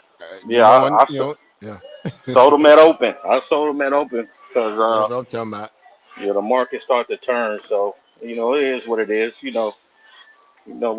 take what we can get. Right, under the rules of engagement. And again, and it's okay because we can make these kind of these one-off event values, knowing that the broader market may have, influence over opportunity too, or our opportunity that we put forth, but it's just a part of the opportunity cost, right? It's the cost of opportunity. And you played it methodically in a way where you was able to benefit, you get in and get out, right? Yes, sir. So just looking, at the, looking at all the, goods and stuff going up, man. It's just when you know about it, it still seems unreal. Even though when you see it, you just still taken aback by it. And the fact of the matter is, man, people they can see it, but just like a consumer is what a consumer does. People just gonna be still gonna spend, still gonna consume. That's why I'm starting to call this place the bread and circus because whatever got your attention, you still gonna spend the money to enjoy whatever entertainment it is. You're gonna find a way. Yeah. And that's essentially, I don't mean to cut your wisdom, but that's how they stress test your pocketbook. Yep. They feel like you want it bad enough, you're gonna find a way to move money around to get what you want. And they continue to keep the prices up because even when inflation come down, prices still gonna stay up. People fail to realize this stuff don't come down. Yep, that's facts. To the point where you think this is just a big, crash of the pricing, increase, it just crashes back down. It doesn't have to. It gradually, if anything. Yep. But you hit it with the nail on the head. It's a stress test to see if you're still gonna spend, and people still gonna spend. So that's the reality of it. And as long as the prices go up, people gonna continue to spend. Just a fact. And this ain't the first movie. We've been through this before. Right. But I just would caution people, tread lightly. You're a long-term investor. I would not be buying at these prices because to me they're too high. They're too high. If you bought at lower prices before and they drop below those prices, then I would say gobble up. But right now you should just be analyzing, seeing what's cheap. What's cheap and what's pricey. Whatever is pricey, I wouldn't spend on it. Whatever's cheap, I would gobble that up. So, even some, consumer staple companies, looking at Coca-Cola and Pepsi, and grocery stores, stuff like that. Stuff people is gonna need and that they're gonna spend their money on. Yes, right. So I will be looking at those, more for like a short term, because the way this market is going, it's on shaky legs, what we used to call it. Agreed. Very wobbly, right? Very shaky. Yeah. And it's weird too because again, the data is right in front of you. The data is showing you exactly where money's at right now. I mean, when you look at the inflationary readout in terms of what people are paying more on or what items they're paying through the commodity price, because that really dictates what's really going on. you can see why people kind of hitting some of those markets, right? Some of them, not all, right? Because there's different readouts that you get out of that. But it ain't hard to see, like oil on this, and this one's an old readout, but it ain't that old, but it ain't the most updated one. But gasoline 58%. There's no Yep. reason why oil stocks are up. There's no reason why the price of gas is up at the gas. Like this stuff is it's tailor-made. You can see what's going on here. Look at the energy costs. Energy costs up. There's no reason why people are flocking to energy-based stocks. Enphase just had earnings the other day. It went through the roof.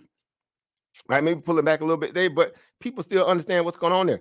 Car rentals and stuff like that. Whatever. That's hit or miss because supply chain issues. There's other underlying factors, but you can parse through some of this stuff and realize where opportunity may or may not lie. Just by understanding how to read the economic data. Yep, that's facts. So, just looking at that, doing the due diligence. This stuff is fun, man. If you don't enjoy, It is. knowing about your economics and all the foolery that go on, it's better than reality TV. Better than anything you can watch. Facts. Straight facts. So that's kind of where I'm at with it, over. Looking at the same stuff you looking at. Yeah. Again, it's just a great way to, for one, to position him or herself, properly. In the midst of all this, it's seeming to be this kind of, dog and pony show, whatever. But for the most part, there's money still being made. Like money is being made today. Don't get it twisted. Like people know that, right? Money is being made today, right? And a good portion of it. And then same Absolutely. way, again, we saw it go up. Like we was making that commentary about, how the market just kind of surging up. They bought that dip because they had, gamble on call, whatever the case. And they ran the market all the way back up to yesterday's closing price, right? Couldn't make yourself up with a 7.5 readout when technically, back in the old days, we said the old days, if there is a thing like that, the market be down right now at least about 2-3%. Minimum 2-3% right now. We still sitting at about a 1.67 right now at 2 o'clock in the afternoon with a 7.5 readout on bad economic data across. You got Russia, Ukraine, you got issues still with COVID, you still got unemployment, ebb and flow issues with that. I mean, there's a lot of stuff, but we got more headwind, issues today than we had back some of the old days, and they still sitting there fighting for pennies on some of the overbought frothy companies. Couldn't make this stuff up. When before the market be down minimum 2-3% right now, if not limiting down on data like this back in the old days. So that shows you right now that, again, people have a false sense of understanding how this stuff works, meaning they haven't figured out how to adjust properly. And not that they're wrong, because if the market is still, fluctuating and moving towards your trend, or they say the trend is your friend, you play ball, but you better have some good risk mitigation in play too. That's the whole point of this. Not having you not becoming what they call having implicit biases, thinking that the market is going to do what you feel like it's going to do, as opposed to what a lot of the signs is saying that it's going to do. That's a part about being, accommodative in your adjustments. You know what I'm saying? Right. And you guys get it, of course. We had these conversations for a reason, but we're really trying to get a lot of, proper market participation from people who are, not coming in with a whole lot of implicit bias because they might have heard some, or somebody saying, "No, it's this and that." No, you need to have different layers of information to work with, right. And that's all we're saying. We're just saying be cautious more so than just being carefree. That's all. So you get it, definitely, over. You understand it. Yes, sir. So you got people who still, they trying to map out their trips for this summer and whatnot. I'm telling them, man, you might want to save your money. Put a couple dollars away for a rainy day. Yeah. You try to do a little something strange with a little piece of change, like, hold up, brother. Yeah. If you got it, go for it. But definitely, if you can spare to build on it and get a little more, right, being proper with it, then go for it. So definitely understand from that perspective. A person with no assets, but you just try to show people, man, like, it's so important to know, economics, know what's going on around you. That is true. Dealing with your personal money and finance, like, we get robbed every day, but just because you don't see it, you don't think it's happening. Pennies here, dollars here, penny candy theory, right? Right. Chinese drip torches scenario. Right on. Little bit by little bit. Wearing it down. Yep. So yeah, that's it though, over. Yeah. Well, that's good, man. Yeah. Again, that's what's great about what we, again, what we envision and, increasing one's knowledge, be able to kind of, see things for what they really are. Therefore, we'll never be confused or people pulling the wool over your eyes, that kind of whole, thought process. That's what we're trying to eliminate. No more, no less. Again, it's up for people to make their own individual monetary decision over their book, right? What they're trading, what they might be investing in. We get that.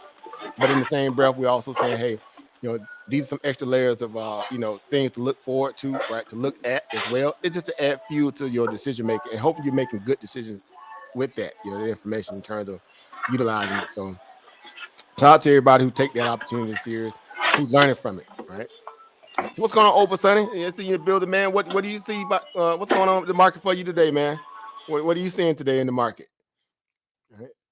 Opa Sonny, you there? You might be busy. I know you probably working. Yeah, 1 second. Oh, you good? What's going on, Opa Brandon? Peace, power, profit. Opa, how's your day, man? What you got going on, man? What you see in this market today, man?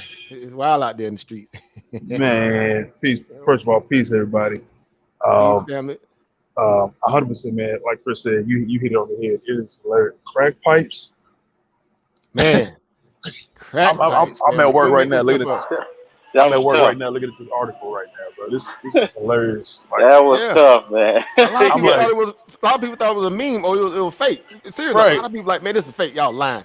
I mean, with people all last night, even some of the talking heads and proponents out there on both sides, Republicans and Democrats. A lot of they, down the line, correspondent. Like people were scrambling all night, the last few nights trying to figure out whether this was a good article or not. And then when the blowback started coming into Washington started to backpedal on saying, no, we didn't mean it exactly like that when they did. Right. Couldn't make this stuff up. Like, these people are lost in and I'm like, really? They on the backpedal, boy. Boy, to my boy, they were hitting that what do you call the Hebrew shuffle? Them boy, yeah. Boy, they were backpedaling. And I'm starting to think like, yo, this is who we elected in office, like right. Joe CPI Biden. Like, come on, bro, like Joe Crack Pipe Biden, boy. That's gonna there you go. All kind of nicknames. yeah. Somebody gonna make that a meme. Boy, you know it's coming.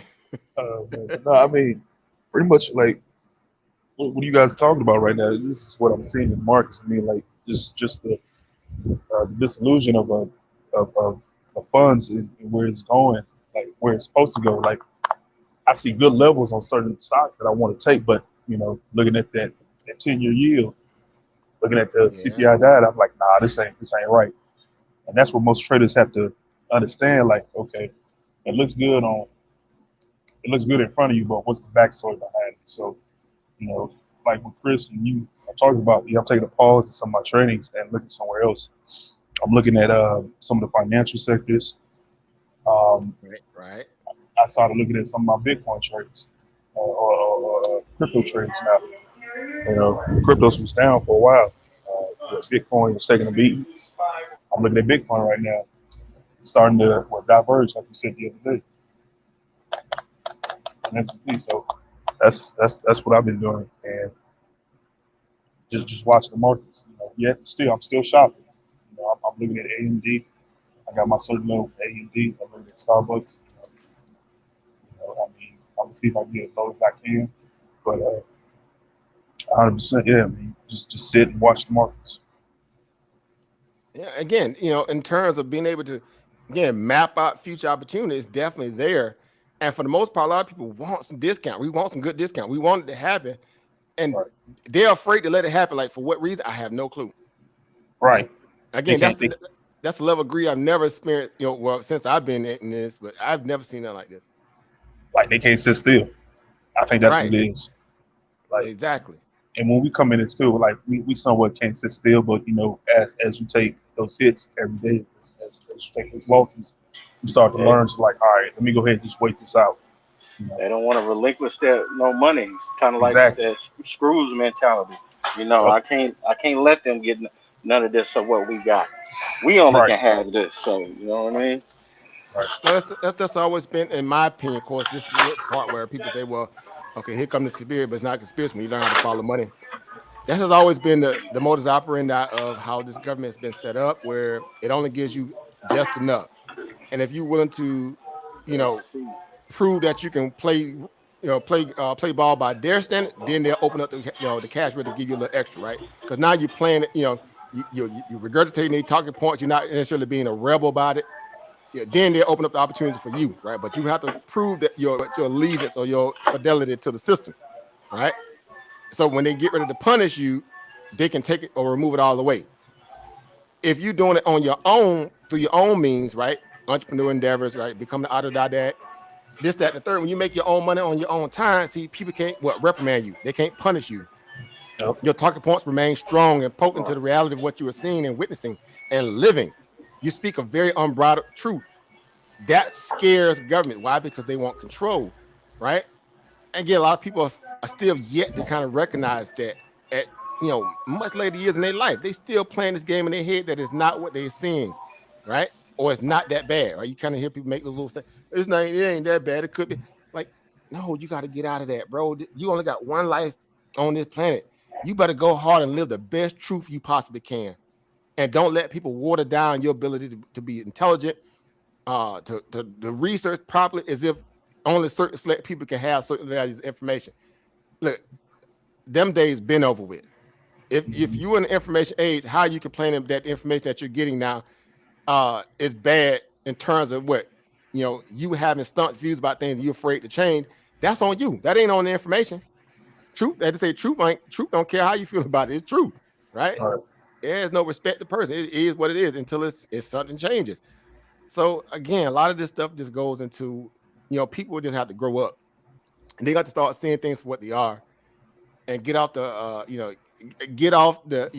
the proverbial teat of government, and feeling like you can't survive or sustain outside of people telling you how you can go to the bathroom when you can and what toilet paper to use. like seriously, right? Or in this case, how you make your money, right? And that's what makes this great, because we're in a position where we're dictating those things. Like, no one is telling y'all right now that, okay, well, that's enough. You get back on the clock. Of course, if you're on the job, but y'all get my point. Free of that, of being able to make your money, right? Or you can't come in today because we got more than we need, so we need to cut hours back today. Okay? We're not sitting around waiting on those things, right? So that's the difference. So you have a different value.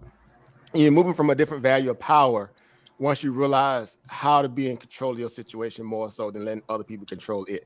That's what leverage is, right? That's what the government wants more than anything. They want leverage. Government has gained more power over the past 70, 80 years than it ever could conceive that it would ever have, based upon the ideal of separating federal from state controlling a lot of power for a reason, to keep everybody balanced, right? It's a whole balancing mechanism. And then centric value to that is that all the people came to watch it, and they began to get on code when it matters most to their pocketbooks as opposed to the American people. That's the biggest hustle. They went from being civil servants to celebrities in their own mind, where they're blocking other people from being able to make it, meaning the lower class people from being able to come up, and they're holding, votes over the opportunity of the resources that they're supposed to be doled out to them. You couldn't make this stuff up. I'd be sitting there like, man, these people can't be serious. And yet they are, so I'm like, okay, I need to separate myself from this. What's the best industry I can get in to separate myself from all this foolishness? Again, find me something else, that puts you in that level of, position where you have to sit there and wait on other people to hold up your opportunity. It ain't many of them out there like that offer that false opportunity. So this separates people, intelligent, smart, multitasking, fast-paced people away from lazy, mentally indigent people who want to sit around and complain and not necessarily move. This separates them from you. Why? Because they can talk all the trash they want, but they can never stop your growth and your money. That's the difference. They can say everything they want to say about you behind closed doors, kiki, laugh, joke, but guess what? In the day, they got to go punch somebody's clock and look miserable for 7, 8, 9 hours. You make your money 2, 3 hours, an hour, 5 minutes, 10. You done for the day, and yeah, you on to the next project or this, that, and the third. It's that aspect of the freedom, right? And knowing what's going on as opposed to people just telling you what's going on. Echo chambers. We don't do that here for that reason. We allow anybody that can share some information that could be actionable intel to benefit their pocketbook, we all for it. Let's go. Because this is not a competitive landscape that separates us. This actually joins us, right, at the mental hill, as one would say, right? So, man, I tell you, man, look, we love this because, like Oprah Brandon was saying too, values also, parsed by what people feel in their own right. That's great too, because there's no blueprint to exactly, where someone may find value and another person may not, or whatever. Or some people don't even know what's going on. We understand the long-term game of this is what? Up and to the right. Again, 2 years, 3 years, 5 years, 10 years, up and to the right. That's the whole reality here. Right? Same way we're looking at the 10-year here. It went out, it had its, it's kind of pullback moment. It rounded, cut bottom, and now it's breaking back out. Right? It's finally starting to get some some respect on his name, right? But this is just a whole nother readout in terms of what's going on the backside of bond markets and what's going on for the government debt structure. All this is what this is all about. But getting to some of the more equity stocks and in general, just knowing how the equity markets work, you're seeing all this stuff happening in real time, guys. You're starting to see exactly just how let's go to the daily chart here. Just how important, or at least the ideal of the opportunity has been set in motion years and years ago. And a lot of people are just not figuring out how this stuff works. Why? Because again, it's been hidden in plain sight, meaning the opportunity thereof, what I'm saying. It's been hidden in plain sight, right? It's been hidden in plain sight. Let me go to a bigger chart. I don't know why I'm sitting on this daily here, but you can see exactly the extent or the level of growth that's been happening over the years where, again, people have been hiding out in this for years. And the fact that they're so comfortable in it now, today can't even allow it to kind of pull back naturally. That shows you, like y'all was saying earlier, I think y'all was speaking on that, just the level of their just how greedy they are, how entitled they are. And greed ain't a bad thing. And when you're in Wall Street, when I say that, meaning the ideal of being able to make much as you can, because it is an every man for himself reality. Granted. Now the problem is, again, when you mix government's, influential value more so into equity markets in a way where it's an instrument of what they call think or swim. If you remove that, that's a problem, because that throws the whole, it throws the whole modus operandi out the window a little bit. And markets become very squirrely, especially with dealing with these high frequency quants of late. You're dealing with, very smart, intelligent robots, right? That are trading all these headlines, sound bites. Certain people carry weight when they speak.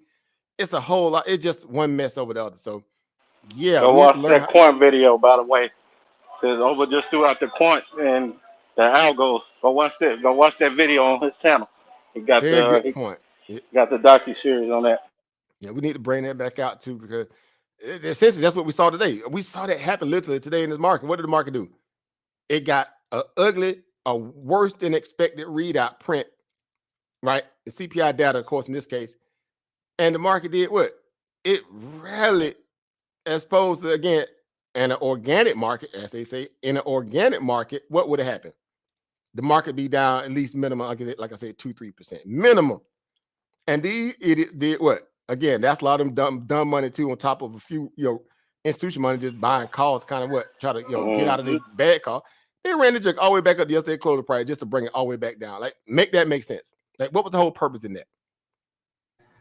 It make no sense, but we know why they was doing that. Why? Because, again, it's a game of also punishing those people who respectfully done all the right things to be in proper trades and risk out properly, in a way where the bigger money or the ideals of the machines are being set up now to trade from a value of dissolution of value or dissolution of value. It's punishing traders on both sides, because it can't necessarily have its typical way that it would typically have. And there are conflict of interest between certain algos as opposed to others. They're also now competing now. They got literally robot wars happening right now inside the stock market. And people ain't even talking about that. How certain algos are programmed to do this and the other ones are playing adjusted to move different, and they fighting against each other. It's messing up the order flow in terms of markets now. And you couple that with a human emotional aspect to that, the human psychology aspect of what dip buyers that want to just buy every dip, dumb money, institutions Yeah. that leaving the market, but also using these other people to make their money on top of it. Because they sit there watching everybody like, look at these idiots, and they just picking the market off. It's crazy. It's like a circus in itself, and all that came on the back of what? Bad economic policy, cheap money, the value of not being transparent within it has caused everybody to go away. So this is the part where we say the inmates are running the asylum right now. Right. Essentially, that's what's happening in the markets. The inmates are running the asylum. At any moment, they can stop this and fix it, but they won't until they what? Because on a bigger picture, they already been made to look like the fools that they are. I mean, they made some very bad decisions on the Federal Reserve side anyway. And, policies, governments, Trump, Biden, whomever, right? Because this is a run-on of all that based upon the COVID scenario. Everybody catching the L on that side, and yet they just pointing fingers at each other, but no one's really stepping up to really fix it. They're the mindset that it'll work itself out or to fix itself. But they didn't take that approach when they began, to say, well, we're gonna dump all this or stockpile this money into Wall Street, not Main Street, but Wall Street, and we feel like that rising tide will lift all boats. Meaning, it's better in the hands of Procter & Gamble, Tim Cook, Elon Musk. It's better to put it in their pockets, right, in their hands, as opposed to giving it to you, as if you're not competent to make a decision with your own money. This is the biggest hustle ever. Government has made that so ubiquitous now. I can use that word for a reason. They made it so normal that people act like it's normal. So you'll start rooting for people like Elon Musk. You'll root for Tim Cook. You'll root for Satya Nadella of Microsoft. You'll root for Linda, Sue, whatever her name is over there at AMD. You start rooting for the CEOs to make more money while you broke and you making a couple pennies, and you act like that's normal. That's what you see when you go a lot of these message boards too. Like, bro, grandma don't know nothing about none of these people. She already on a fixed income, and they robbing her, they taxing her more than ever. And she thought she had a good pension plan together in retirement, and they gutting into that. Now, how she don't know nothing about all the other stuff that you sitting there parading around. Like, make that make sense. Like, you'd be like, I'm gonna bust a blood vessel. These people can't be serious, but they are. They are dead serious in their ignorance. Again, AFC to $100,000 a share. They dead serious. These people willing to get the pistol and shoot you down if you go against their reality. They that serious about it. That's crazy, man. Couldn't make this up. Right? I'm sitting there like, bro, just put me in a straight jacket, fam. Put me in a straight jacket. Give me some Jello and just let me chill, because I can't believe any of this here, this ignorance here. Definition of insanity, man. 100%. Right? Eight mania, they say, right? just using that as a case study. And it's just 8 money, bro. 2-headed 8 in one body. Both of them just eat nanas all day, right? Nana. It's crazy. Right? It's crazy out there, man. So again, somebody got to be level-headed and sane in this process. Somebody got to be sane here, right? Somebody, right? Because again, it is becoming a thing where people are, again, they're being sold a bad bill of goods, thinking that this is normal, or hey, we told you that it's going to work itself out, but how long? The damage is already done. That's the one thing about Wall Street. Once the money's going down range, you can't pull it back. The IRS can overpay you in your taxes, and they'll come get it back. You can overpay, certain things in life, and it'll bounce itself out, or they'll come take it, or they'll adjust it as necessary, right? The bank, go to ATM, mess around, put in a number, or your bank account more than what it is. They come get that back. Wall Street, when they pump money into it, ain't no coming back. See, this is the only industry that has that kind of value of mechanical value, where if you put money into it, you ain't getting it back, bro. Right? Not through the error of that. We made an error. Okay, now we got basically be like, we got to stop the stock market. We got to hit the brakes on it. Let's halt the market. Let's figure out everybody that invested in it, right? Into be it options, be it equity stock, and let's make sure we adjust that money to reflect the error that we just made. Like, somebody picture that in your head. Imagine if that could ever happen in the stock market. It will not, right? It will not. So a bad press release could send the market through the room. It could be bad, it could be false, it could be a lie. But once the money's out there, it's done. Nothing you can do about it. That's that separation as well, right? So again, the SEC, forget about it. Non-existence. Again, FCC entities, whatever, forget about it. White House, forget about it. They know because they're the bigger participants in the stocks, or they're the 1% for most people who own equity assets listed on the planet. They control majority, 80 to 90% of the stock market. They're the ones benefiting basically at the end of the day. Main Street, forget about it. So somebody got to be able to kind of have these conversations and keep that balance in play. Keep everything balanced as much as possible, at least to the point where we can, at least to the point where what we can, muster in terms of our competency level. Because we know there's so many things that we don't know, right? There are a lot of mistakes that we are making in the process of trying to figure out information, but we're constant in trying to figure it out. That's what's great about this. We're not giving up or giving in to the talking points alone when this is a game of what? Research methodology. We get to back test majority of all the information that's out there. It's a transparency game. You can talk a good game, but can you walk a good game? Because your results should precede you. That's the difference here. This is what they call a demonstration, right? What they say, a conversation without demonstration, right? You cannot. You got to be able to demonstrate, right? So many different layers of opportunity, what makes this great from that aspect, but on the long-term, again, a long-term picture that we're all here for, we realize over time that, this is just a moment in history, a blip in history. It's going to clear itself out at some point. It's going to work itself out. And then, we back to 45-degree angles, right? Again, it's about what say time in the market beats trying to time the market. Time in the market beats trying to time it, the top and the bottom. It's not even worth the energy. Just understand what seems to be good value for you and move on that auspice. Just like Ober Chris said, and also Ober Brandon, in that same breath, you got to figure out where's the best valuation for you and your money, right? So again, all the power is in you guys' hand. It's in you guys' hand, right? You guys' hand, right? You gotta like that. You gotta, matter of fact, he said you gotta love that. Right? You gotta love. I love that. Bro. I love that. Right? Because we come in, do our little damage, make us a bag, and we gone. Right? If necessary, but we setting up for the next potential, opportunity. However, right, when it comes to state of having unlimited opportunity afforded to us, that's the whole point. Over Sonny, you able to kind of open your mic up now? I know you're busy. Just in case you had anything to add to the add to the breakdown. Oh yeah, I'm here. I'm here. I just had a customer that was over here. That's why I couldn't talk. You good? You good? So I'm just peeping what y'all talking about. Yeah, I mean, so what? Anything about the market that caught your attention? If you're able to, maybe talk a little bit. I know you in the middle of handling business though. Nothing that you haven't already touched on. My main thing has just been all this week. I just been doing the pre-market. So I've been a pre-market junkie all week, getting up on that AMC. I jumped into that Middle Eastern stock. I forgot what it's called. I think the ticker symbol is AGN, but it's a big $1 billion company.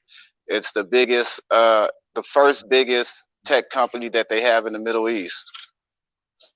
Nice. What ticker symbol is that? I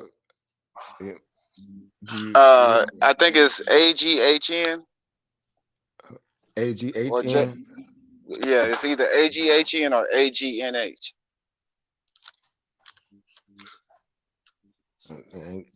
Yeah, I'm not getting anything on it. I was just trying to pull it up just for the family. I'm not getting the right ticker. You probably have to look at it. But yeah, if you're busy, you got to worry about it. I had to go back into it. I'll look it up. I kind of got my hands full trying to. You good.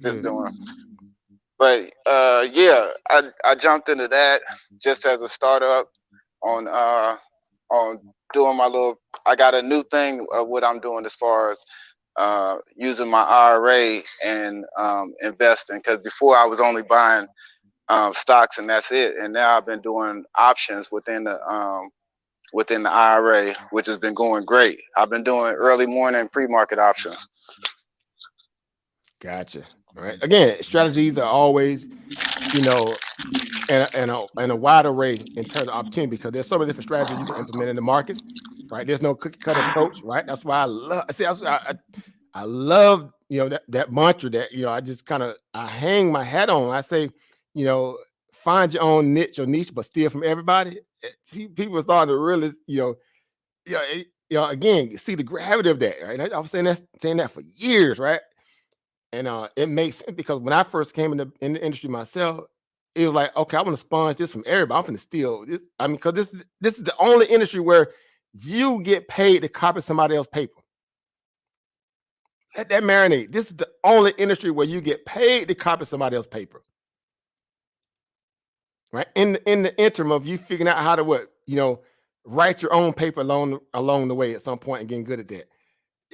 You gotta like that. Because again, there's so many different strategies, again, like we said, that you can implement, that eventually over time you'll see how you just mixing and matching in moments when it's necessary, based upon old patterns, old trends, old particular benchmark readouts, 52-week chart, 200-day moving averages, whatever. Cyclical nature of market. We just talked about that recently the other day, about cyclical nature of markets. What's happening right now? That cycle is happening. We preceded it with stuff that we talked about literally in 2020. We also touched on it again in 2021, and now we're starting to see it reap itself in 2022. Couldn't make this stuff up. Again, that's what makes this stuff great. So many different layers to this onion of opportunity, and we're just trying to stay disciplined through it all. We're just trying to sit disciplined through it all, because the money gonna come. It's gonna work itself out. It's gonna play out. Right?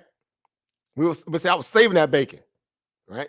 It's like when you're waiting for that, again, we were waiting for that play to open up finally. You bought them leaps in advance, or you bought that position in advance, boy, that thing hit, boy, you be like this, right?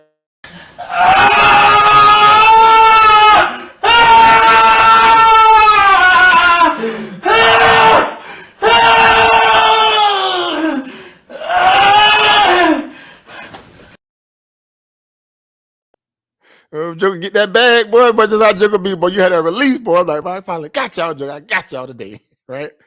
But I tell you, you could make this stuff up. It's exciting, in the same breath, because again, it's like you're game planning like a football player, a basketball player, a golf, whatever. You're game planning with your money as opposed to your body. That's the difference, right? And you're just looking for opportunity. Again, this could be more centric to the trader as opposed to the investor, but it goes for the investor too, because investment can have a thesis of 2 weeks, 3 weeks, 3 months, a quarter, biannually, 6 months, annually on the fiscal calendar year, and they're just putting together opportunity as it goes, and being able to test drive markets before they own it outright. However you look at it, it's all relevant and it's all opportunistic, in its value, right? So again, you have victories when you hit your goals. You put out a trade thesis, you hit your goal. It's exciting, right? Those things are just electrifying. It's exciting to watch it happen, because again, you did it under your own value. No one told you you could, you couldn't. It didn't care about your bank account, your background, your race, your any of that stuff. None of that stuff matters here. Your history, criminal, no criminal. Like the biggest criminal in the world in Wall Street. Stop playing. Like people take that moral ground, be trying to shame people because of stuff like that. And that's why I welcome the brothers and sisters who are out there who are looking for opportunity, who've been down the road and got jammed in the system for all the the entrapments that are out there, because the system makes money off privatizing prison and getting people snared and speed traps. And this is a raggedy ethical country. We get that. The ethics in this country are like garbage, right? They're garbage. But they'll have you convincing that this stuff is normal, and it's not. All this stuff fuels the system. Essentially, it fuels the system, right? And you're trying to figure out, okay, well, if they're sitting there trying to feed off me like a parasite, let me figure out ways to get it back, from them through other ancillary means. So markets, again, provide you that, because they can't separate you from the opportunity.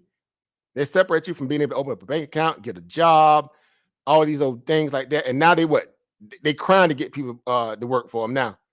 See, COVID gutted that whole little sham of, well, you can't just because you had a little problem before. Like the nerve of these people, the nerve of them. Now they got to pay you a bonus to even get come to work because nobody want to go to work at their little silly little little jobs, this, that, the third, where they underpaying people and making all these executive bonuses and doling out money to fly private jets all over the place, rubbing it into employees' faces, and yet still cost of living going up every year, taxes going up, inflation kicking everybody in the teeth. Now they struggling to get people on the job. Again, that's why I say, throw all that dumb stuff you've been taught as a child in the garbage can. Parse the straws properly. Figure out how you can be the best king or queen, over or ilba in your own existence. Because there's no such thing as loyalty in the aspect of how this country is set up. If you still follow that blueprint, all I'm gonna say is good luck. Good luck. Because that's a form of insanity. Excuse me. It's a form of insanity. What's going on, Oba Dundra? I see you done popped in the building. Shout out to you, man. Peace, power, and profit to you, man. How you doing today, Oba? I'm doing pretty good. Peace, power, and profit, family. Doing all right. Well, Can't complain. Man, what do you see in this market today, man? What's going on? I haven't even been able to watch the market yet today. I'm still getting resettled from Ghana. I just got back from Ghana, so I'm still resettling. Okay, so I missed the last 2 days. As well, man. But see, this is why you came to the crowd too, right? Because get what? Let them, if they got an internet connection in Ghana, get what? You still track this market.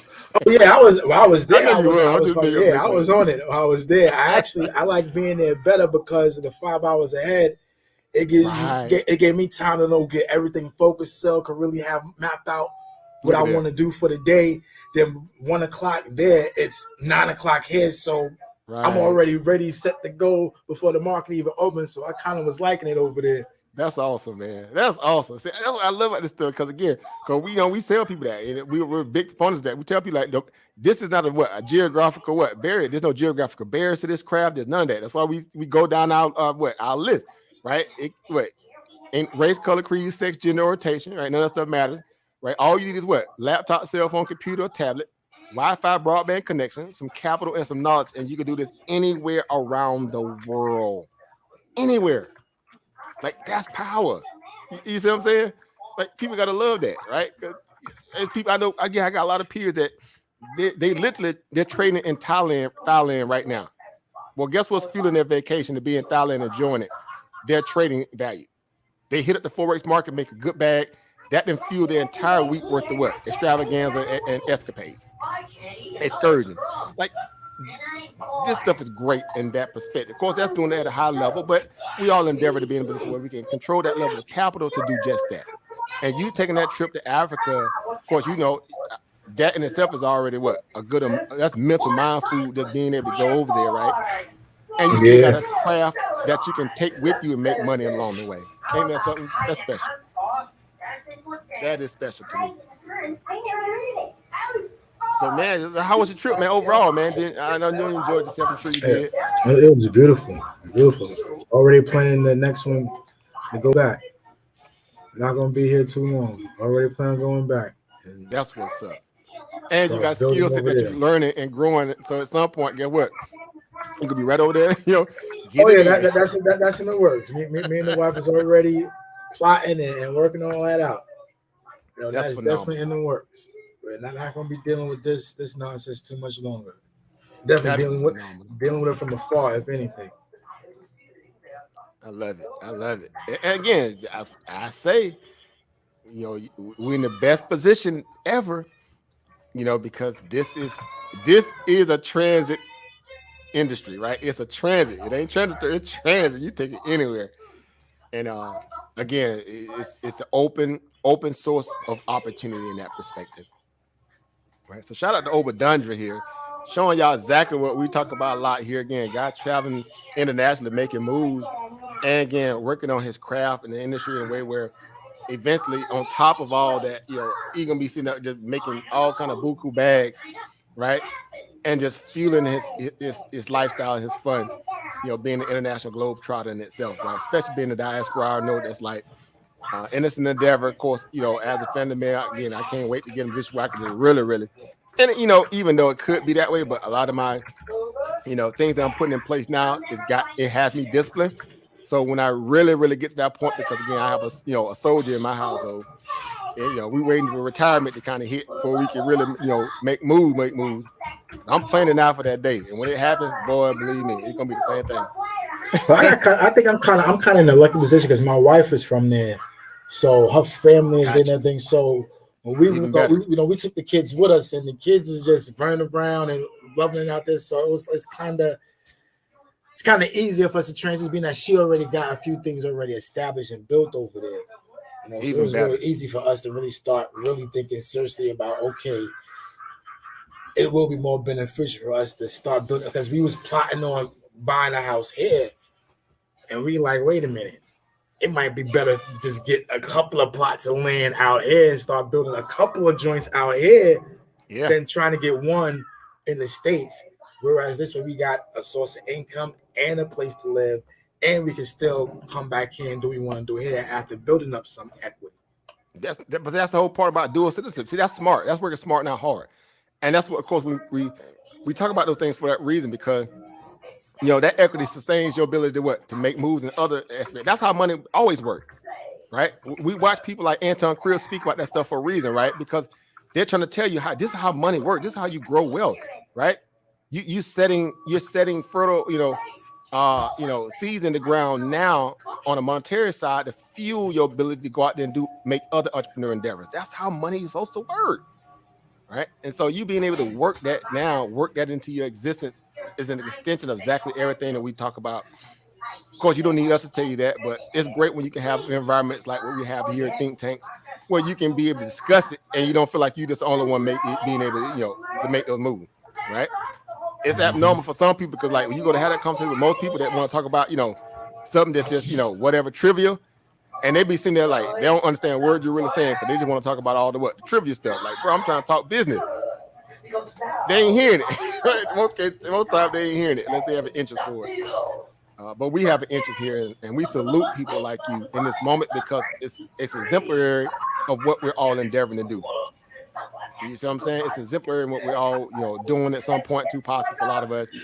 It's great, it's that's the whole part about this whole pure energy environment here. So I love it, man. So shout out to you, man, and continued success in that regard. I know you're gonna, blow the roof off and do exactly what you're planning to do, because you know exactly what you can do, knowing how money works, where opportunities lie, the rules of engagement through your research methodology, right? The discipline that it takes. You're not going to be confused, right? So shout out to you, Obadunga, for that. Shout out to you. Oh, I want to just say, when you see Hypnosis the Oberfiend on YouTube, that's me. That's gotcha. So. Okay, on YouTube. So you start a channel. So I'll make sure when I see it pop up, I make your mod too, just in case, that way you have that, we'll know exactly it's fam. All right. So shout out to you again. We got some family coming in the back. I'm finally looking at YouTube now. So what's going on, Ilba Angie in the building? Oh, Rich B in the house as well. Our family, everything is in the house. Of course, definitely Ober Rams in the house here, and they're getting it in. We got our family Be Humble, right? That's our family Sean, right? That's our island family Sean here in the house. We're going to make him moderator on that side, so I make sure I have everybody in play, because it helps me distinguish it, of course, when I'm moving throughout the day. Of course, family David came through and dropped some knowledge today dealing with Peloton. Shout out to you, David. Thank you for coming through, helping us, again, add context to the program. Of course, over Brandon on the panel, over Chris, over Sonny, right? Our brother Math is in the building. Over Math is in the house, right? Getting it in, right? And everybody that may be tuning in. Brother Divine in the building. He came through early in the building, right? Over Divine full in the house. Shout out to you. Peace, power, profit to you, right? Our Philadelphia family in the building, right? Shout out to him. And everybody that might be listening in, just kind of watching behind the scenes. We appreciate you guys, of course, and that what you add and provide to this platform, because it's ours, right? Y'all know I like to say it.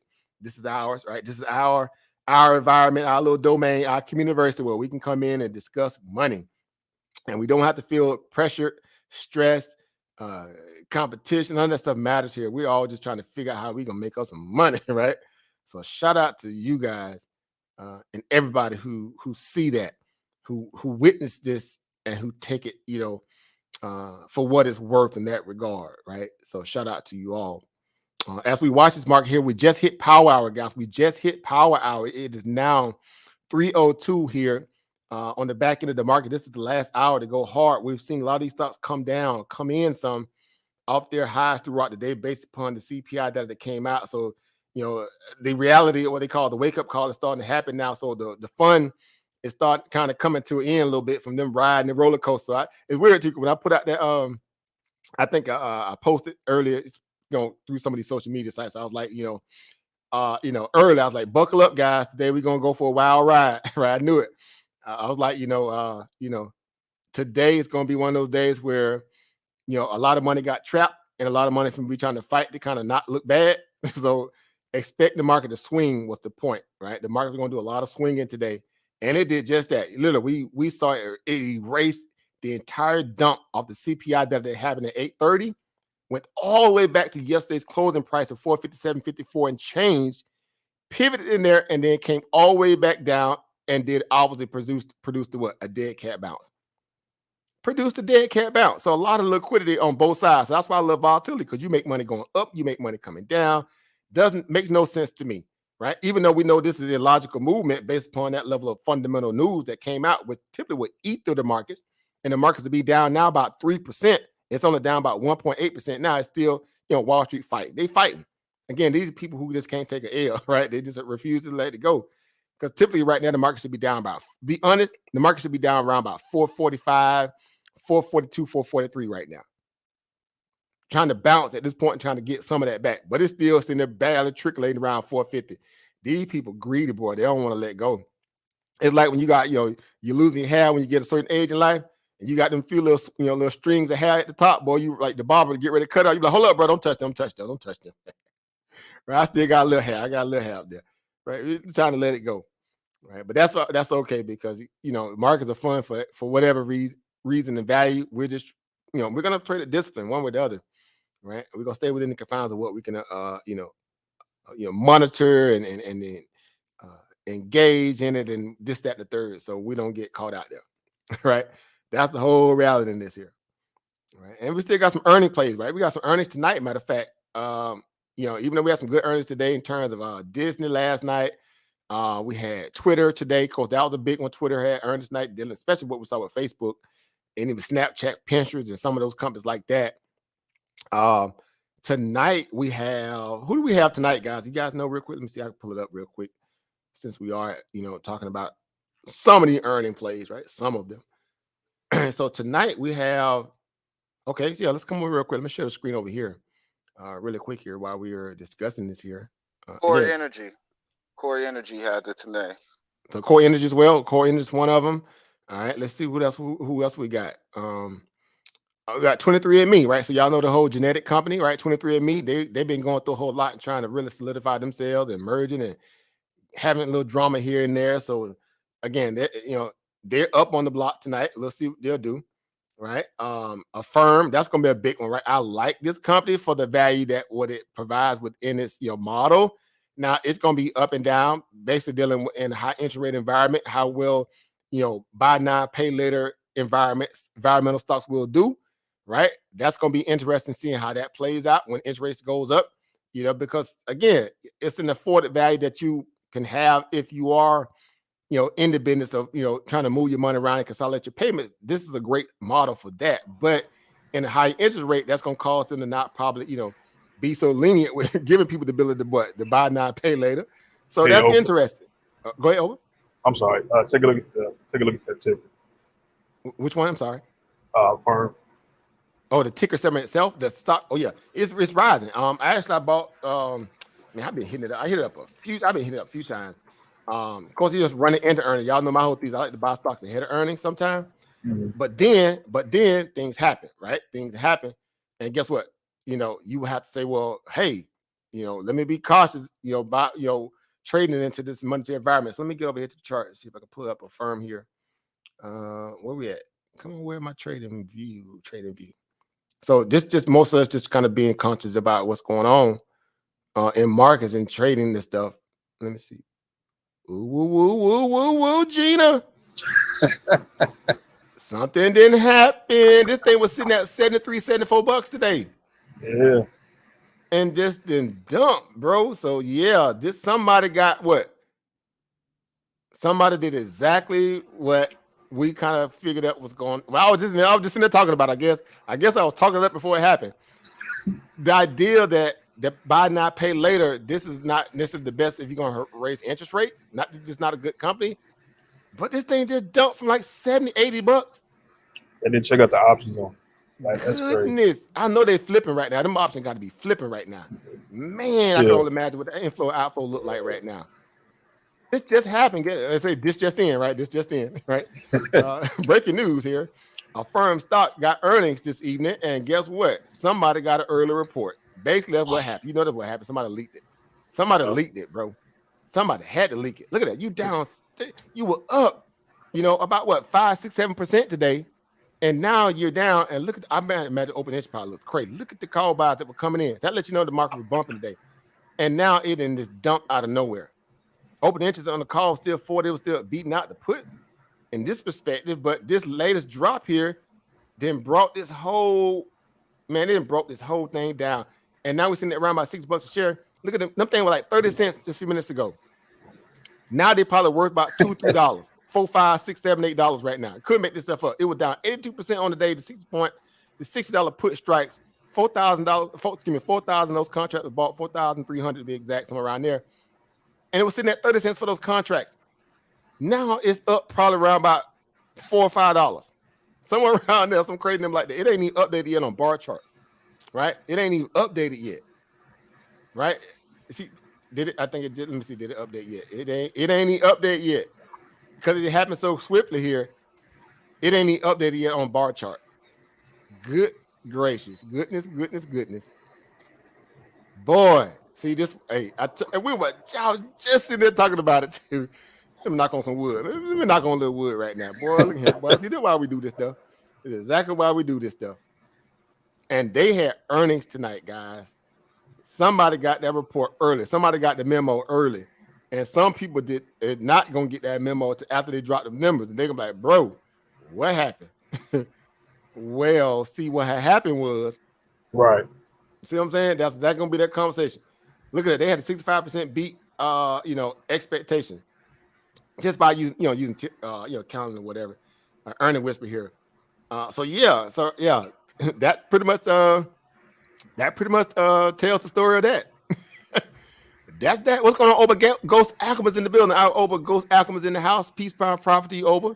Happy to have you in the building. Shout out to Oba Ghost Alchemist in the building, right? Again, just couldn't make this stuff up, man. They say they earnings came out early. Exactly. Earnings came out early due to a mistake. That's exactly what happened. That happens a lot in Wall Street more than y'all think, too.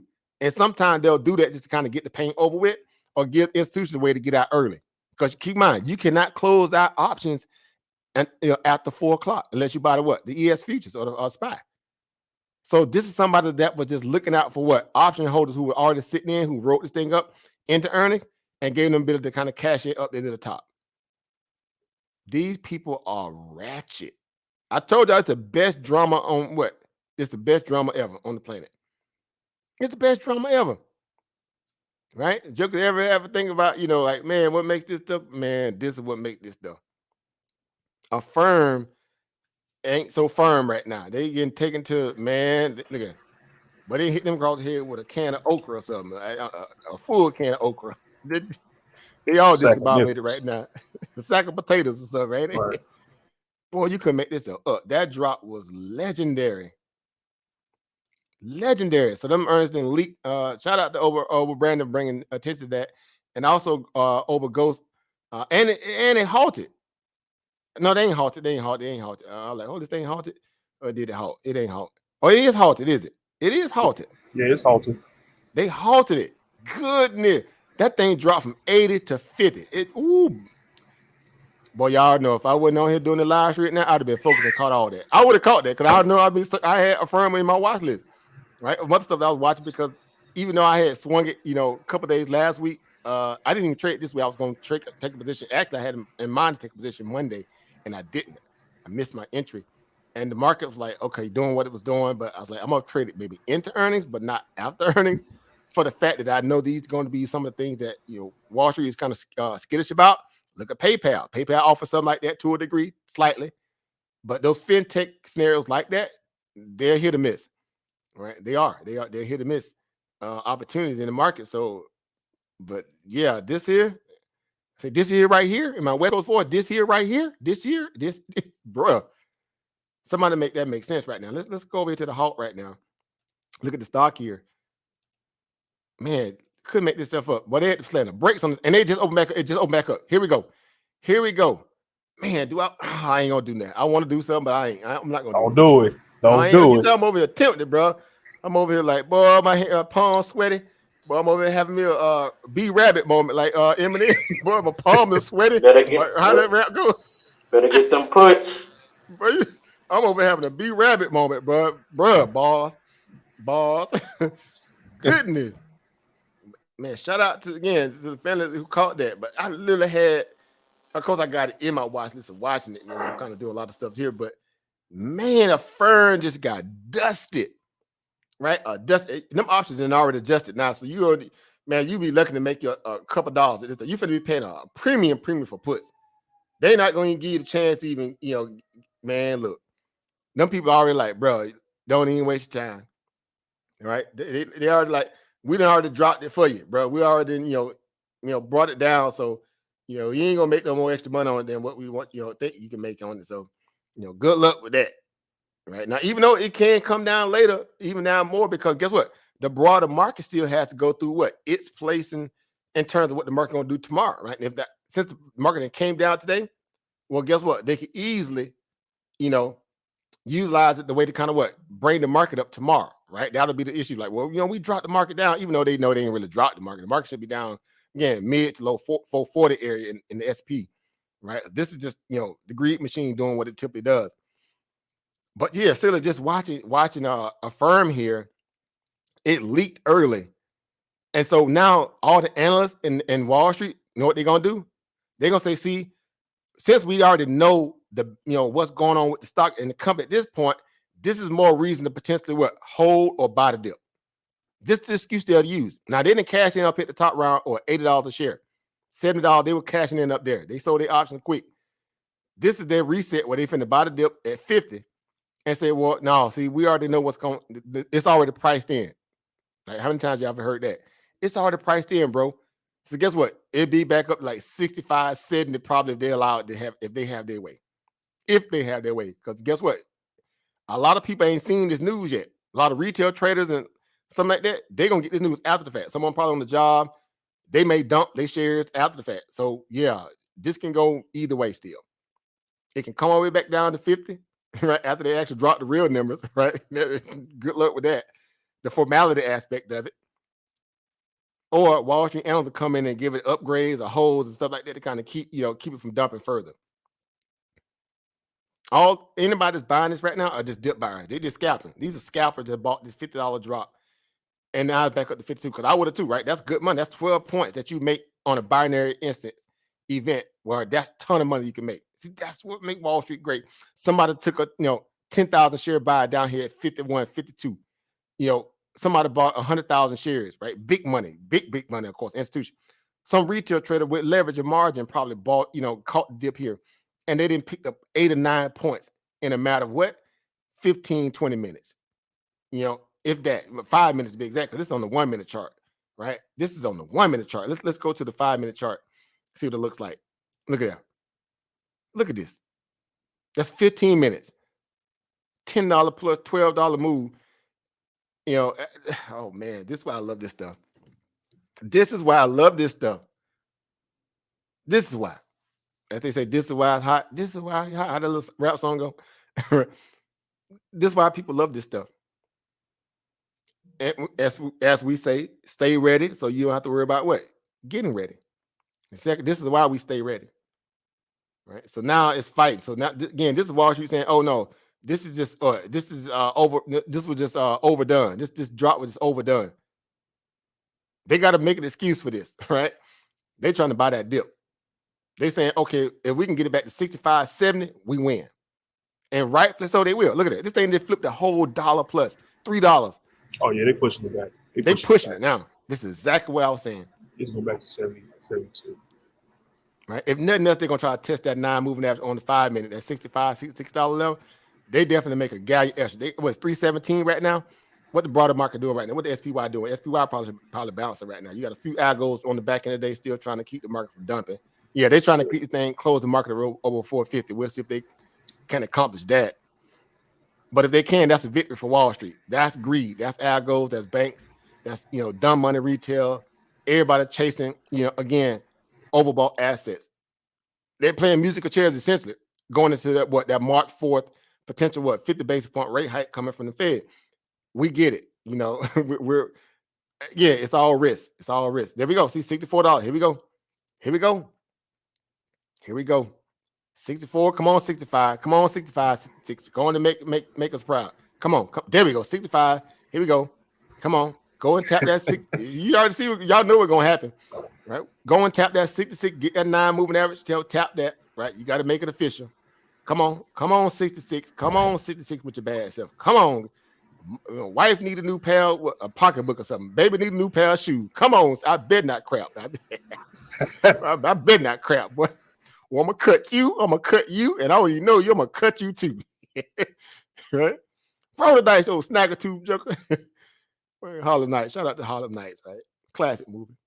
Look at they fighting, but they are fighting to get this joker up here into that 60. Come on, get that 66. Go on and tap it. You see, SP 500 is coming back down right now, so they're fighting against the downhill movement of the SP 500 here. Algos are pumping, options are coming in. This is comical. This is great, right? This is great. Come on, right? So you might be giving up now. They shot possibly. Who knows, right? They shot all they gave all they good. But yeah, if the leak, is in a representation of what's going to happen tonight, then y'all already know. Again, that's going to be the excuse. If there's going to be an excuse for this one, it's going to be that. Since we already know what the numbers are, hint, hint, wink, wink. We think that we can price in all the risk, that's ahead of affording the stock with the buy now, pay later plays in high interest rate environment. We still have a little time before that happens. So, respected to that, revenue should be blah, blah, blah, blah, blah, blah. And we're pricing in what? Their revenue. Like, these people have no chill, right? Y'all know how they work. Y'all know exactly how they work. Over there at Stall Street. I'm gonna call them Stall Street. They be stalling, boy. They kick them cans down the road if they can get them a bag. So just watching that, firm here. Yeah, what a day, right? You dropped from 80, literally, it fell from it hit like 83 on the day. You came down and came all the way down to 50. That was every bit about 20 minutes. 5, 10, 15, 20 minutes, you dropped 30 plus points, 33 points. Imagine if you bought puts up at the top around my $80 a share in the money, into earnings. You didn't cash, boy. Bro, I'm straight. I ain't got to play earnings now. I'm good. Thank y'all. Appreciate you. Somebody just made them a boatload of money, and they only had to buy like one contract. They could have bought one contract and made a quick $2,000-$3,000. One contract, then paid out, around about $2,000-$3,000 per hit. Right? It's that kind of stuff, right? This jerk like, bruh. Yeah, see, that's why, that's why we love this stuff too, right? This is exactly why we love this stuff like everybody else, right? Bear gang feeling real good about this situation. Them jerks were buying puts. They probably get ran over all week buying puts, and the market just kept running it higher, and they got them some get back today. They got them some good old get back. Bear gang like this right here now. Bear gang out here doing what they call kick back. We kick that skateboard like that. When you got them skills, well, I'm just feeling real good about that situation right now. Right, that's a good catch if they was able to get them some puts up there in that $80 range, especially in the money. Right, I'm kind of like low key, like God, dog, bro, they better be happy I was on this live stream. Because I know me, I'd have been searching for stuff like this. If that leak came out, I would have caught that leak. But I know me, I'd be searching, boy. I'd be on dark, boy. I'd be everywhere. All my little, publications, I'd be checking the traps. I'd be checking my traps 2 or 3 times like Santa Claus. You see who naughty, who not. I'd be checking. And there we go. Here come a firm here. So again, they can't bake it in that fast. They'll try. They'll try now. They'll try to bake it in. They'll say, well, pricing in, as one would say, right? I don't think they got time to do it. Me personally, I just Again, it can go either way. Granted, it can go either way. But I think they got to fight. They got a big fight on their hands. Right, going into this earnings print, somebody still haven't got the memo yet. Meaning, it's somebody out there who still on the job. They didn't get the update, right? And then by the time they get home and get in front of their screen, or maybe after hours, waiting on the earnings print, right? They're gonna be looking to probably pull out and dump their position potentially, right? Potentially, right? So yeah, good luck and good catch on that over Brandon again and over Ghost. You guys own it, right? Yeah, all eyes and ears on deck for a reason. That's why I say that stuff, man. It's think tank, man. That's the power of community. That's the power of community. This is what we be talking about, guys. It's the power of community. Now imagine you in a position where you got a lot of stuff going on, and you got family also out there helping you too. Again, somebody made them a quick little bag buying the calls, and then somebody made them a quick little bag buying the puts. Just like that, flipping it. And you're 100% right, Angie. Like, let's go, right? Let's go. Hashtag let's go. Like, let's go. Right? Getting paid, man. Man, what y'all think, man? If this ain't the best thing ever, right? If this ain't the best industry ever, look, the drama surrounding the money, right? Man, this stuff crazy, bro. Crazy. Right? Tip rates got this going to 55. That's what they have. Low. That was the latest, right? Because matter of fact, because I use tip rate a lot too. Good data point there. Let me run over the tip rate real quick and see what they had measured.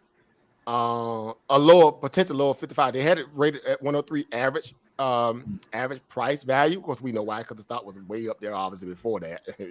Clearly. So they're still pricing out that future growth. Now knowing that rate hikes and all this, that, whatever. Look at here. Moderate buy rating, 8 buy, 6 hold from the analyst covenant. 103 average value, high 150. This on a 12-month, scope course. Low of 55. A low of 55. Well, they broke that 55, went to 50. Woof. Boy, look at them. Boy, them joking right now. They feeling some kind of way about that dump. I already know bulls like, man, this thing rigged. They're gonna say all that kind of stuff. They had a 5 on the smart score, 9. So again, insiders and this ain't the most accurate, but it's close enough, right? The latest value of insider trading has about 9.6 million shares dumped in the last 3 months. So someone obviously selling. Of course, we know that because it was sitting up at a high price. The market began to come down. PayPal and the likes thereof obviously also inadvertently affected a firm, even though they're a little different to a degree, slightly, but fintech nonetheless.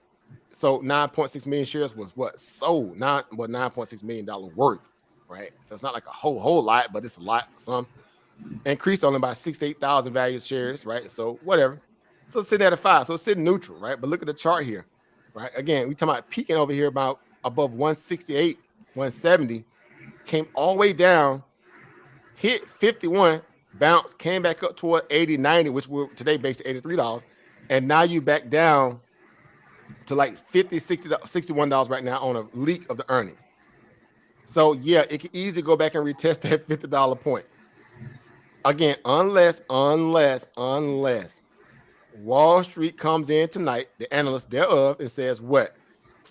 Since we already got the news early, they're planning their trades now before 4 o'clock in advance for what they potentially think the market's going to do. Essentially, they're hedging. It gives the market makers time to hedge. It gives institutional and other market or funds as a whole controlling the book to hedge their positions now too. This is the craziness of markets. Again, 52-week range there, 46 to 176. Look at that range. In the last 52 weeks, this stock been from $46 to 176. That kind of money. That kind of money. Right? And it's just what, 327? It's not even 330 yet. Right? Market still got 30 minutes to what? Go hard or go home, whatever. So yeah, this thing's going to be bouncing around for a little bit. But for now, it looks like it's in a dead cat bounce perspective, just to be honest. When we see this kind of stuff like this, we bounce, a hard bounce, right? Retrace back up to a certain moving average, get rejected, hit resistance, and now it's up for the bulls to turn it, right? So the bulls got to fight extra hard to turn this here. You got to close above at least one of these benchmark, moving average. And this is on the 5 minute. They have to close at least one of them. In this case, it'll be the 9. So it's a big fight right now for them to try to turn it. So Wall Street is doing, just like I said, they're hedging their books. They're trying to front run it. If they're able to turn it, they will. If not, they'll get out the way, sell it before the end of the bell, get out of there. If not, they're going to try to push to get that upside move, right? Because keep in mind, look where it came from. Now, that's just before the breakout that we got over the last 2 days, right? It was sitting at around the same area, $65. I was looking at it. I was trading it down in the 50 when it broke out before. Right, I made some good money on some of my calls when they were bouncing off around the low 50 to mid 50 area. You double bottom here, definitely in dead cat bounce from here. You double bottom, you bounce, and then you got from 56, you ran all the way up to like 63, 64. Right, consolidated. Had a big spike up, pull back down, retested it. There's your back test, and then you methodically is climbed and climbed and climbed up to where we were today before this information came out for us. Earnings leak. And now you just right back to the point where, let's back it up a little bit more. Look, going back to basically around, January, sometime January 26, 27, when you tested that $50 area back there at that point. Right. So you just gave back all those little gains. It looks, different on the bigger picture here, but just gave back all those gains that you're trying to make and building out this big old cut pattern. This big old cut pattern here just got erased. Go ahead. I'm sorry, you're not showing the screen. It's not on my back. I got that. See, I'm sitting there thinking I'm showing. Thank you, bro. I forgot I'm on StreamYard. It's supposed to Zoom. That's what happened. We flipping between the little platform. All right, let me get over here. Sorry about that, guys. No, I mean, you was right. If you look at the bar chart, as far as like the volume that came in today, somebody do something. They was pricing it in at 6,000, to all the way to 2,000 on the puts. As far as volume. Yeah, I mean, because that's another way to check it. Because we been in the check the option market, seeing what's going on here. I mean, people that buying like 6,000 calls of puts were bought at the $65 strike. Let's see, we got 4,000 to 60. Some of this stuff is coming in right now, of course. 8,000 at the 70 strike put. So this is what we just talked about earlier. Somebody had it was 6,700 puts bought for the 75 strike put into tonight's earning print. Now, some of that probably just came in, but those guys eating right now. You just refresh it? No, I haven't yet. So I'm still sitting at the old. Yeah. I do that sometimes, but let me refresh. I already know it. Don't refresh, bro. Bro, this finna be. I'm finna be sick. I got 7,000. 7,000 as far as volume-wise, 60s on puts. Look at that. It just flipped. Now the numbers are coming in where I was saying earlier that it hadn't registered the numbers yet. Yeah. Now that entire position is up $176. I got to show y'all this here, right? Good thanks to over Brandon who own it, right? Everybody who may be following along, Brother Ghost and everybody else. Look at this here, guys. Now it has updated. $30 now is worth, look at it, $30 now is worth about $600.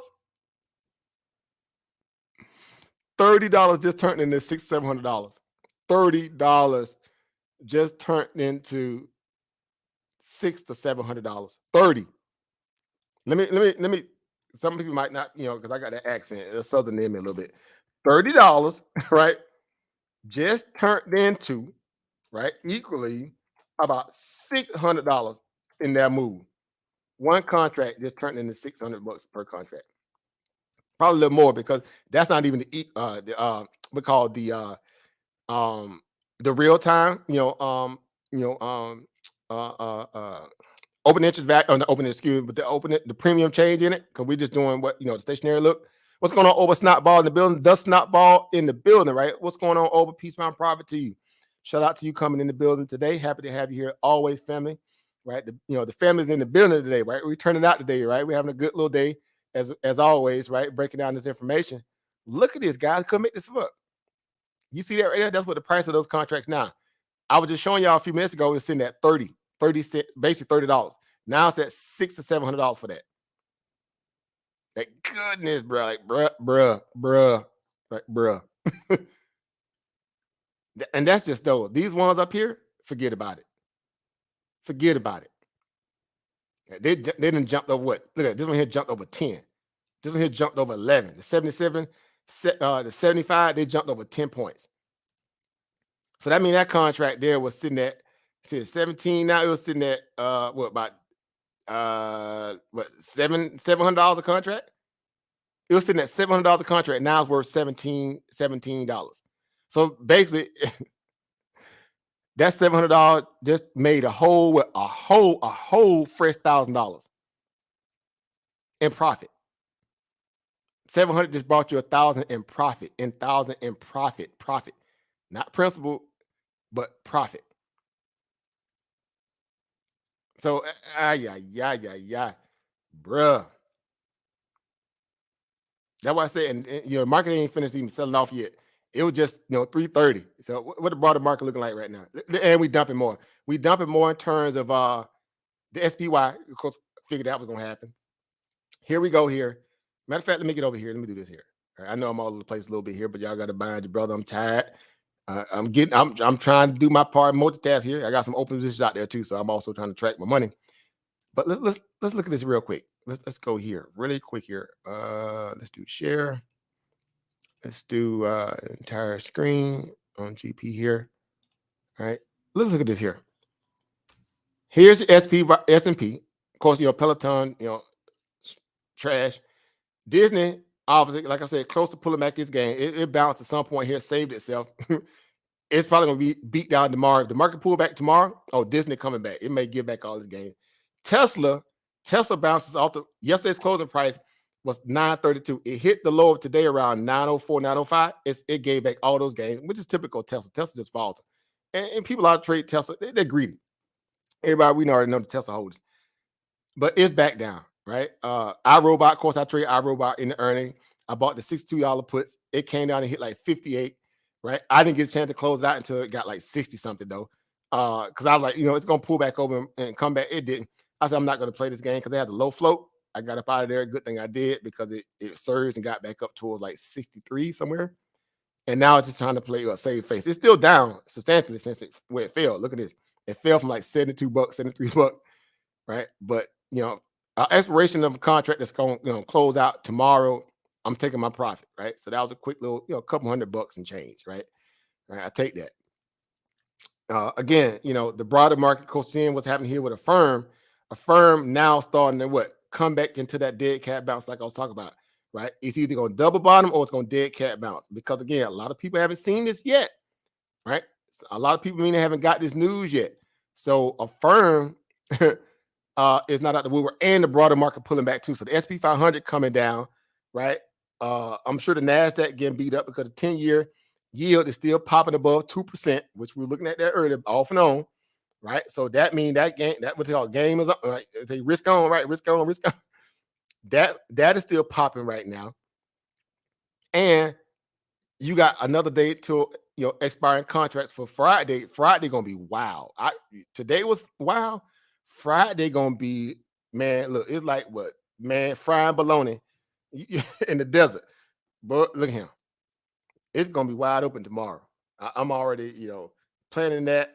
The excitement of what's gonna come from watching the market, play into, the realization that the party's over. Meaning, I'm not gonna say it's over, but at least for now, there's a right. There's a power outage at the house right now. Everybody's like still trying to juke, and they're like, hold up, bro. We might need to kind of rethink this here, right? So we'll see how Wall Street farewells for us tomorrow.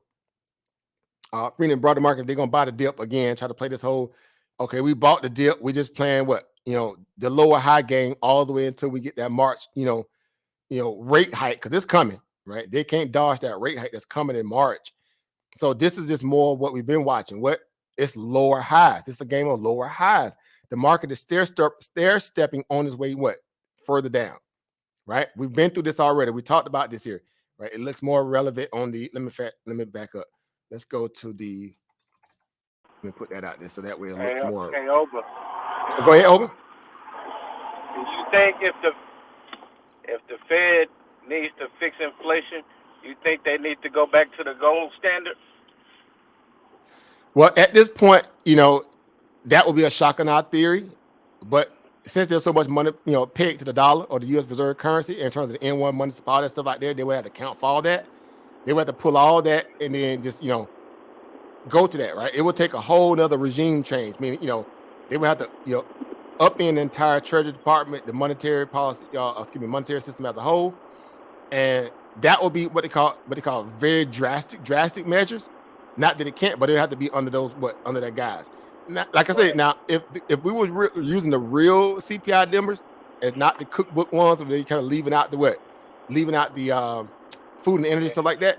Well, we know inflation would have been well over than what it is showing now, and it would have been more of what they call a hard, egregious look in terms of how the Feds would mismanage the money.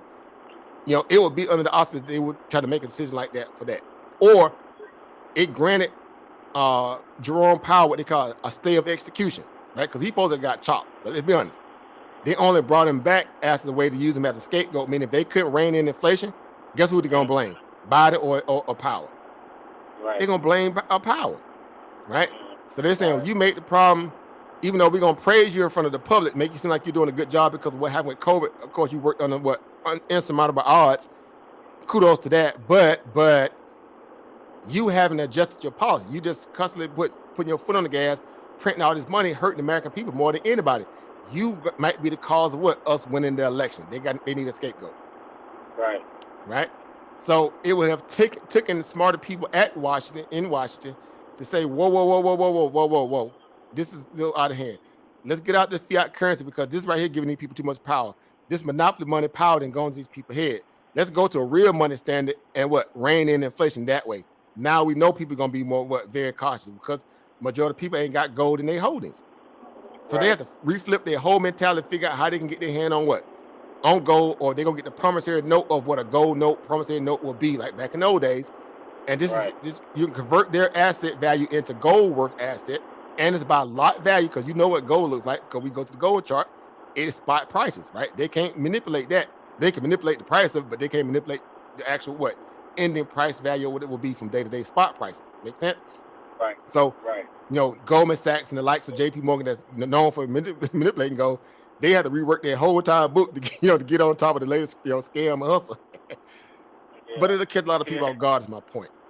So a lot of those things we'll have to check out for that to happen. But it will be a shock in our game plan to the likes that we've never seen before. And it will, in my opinion, I think it'll definitely be worth it to do it. It'll force a lot of people to reevaluate essentially again, all their assets, they spending all this paper currency. You want to see people like Floyd Mayweather, Moneyweather, flossing with a table full of paper currency. That picture finna go away. Like people like, man, that was so yesterday, bro. Put some gold bars on the table, right? Where your gold bars at? Bars, right? Just gonna have money fold. They want to have blocks of money fold there. Just be having like 5-6 ounces of gold stacked to the ear, right? Just imagine that, right? But that's just the reality of that. So yeah, man, we got a lot to, this country got some real, awakening moments to kind of come into based upon them getting ahead of it. And again, they refuse to even let the market, organically correct itself. That's the greed, right? That's the greed thereof that we all know to be, right and exact where these people can't let go. They can't let go. Because their excuses again, there ain't nothing else out there better. So this whole, CPI 7.5 readout only gave you a drop at most about 10, 11 points. Like seriously. That thing will be down right here. It'll be down here right now. At least 444. If not down in the 430s. Easily back in the day. And see, all you do is just show the double top. Look at the double top here. Clear as day. On a daily chart, you see a big double top right there. It wasn't hard to buy puts up near 457. I did. I posted the other day. I'm buying puts up here, right? This is what the CPI data probably will look like tomorrow, given it dropped, right? The 450. It did that. It exceeded it barely. It should be down a little lower, but if it was the fifth, we all be drunk.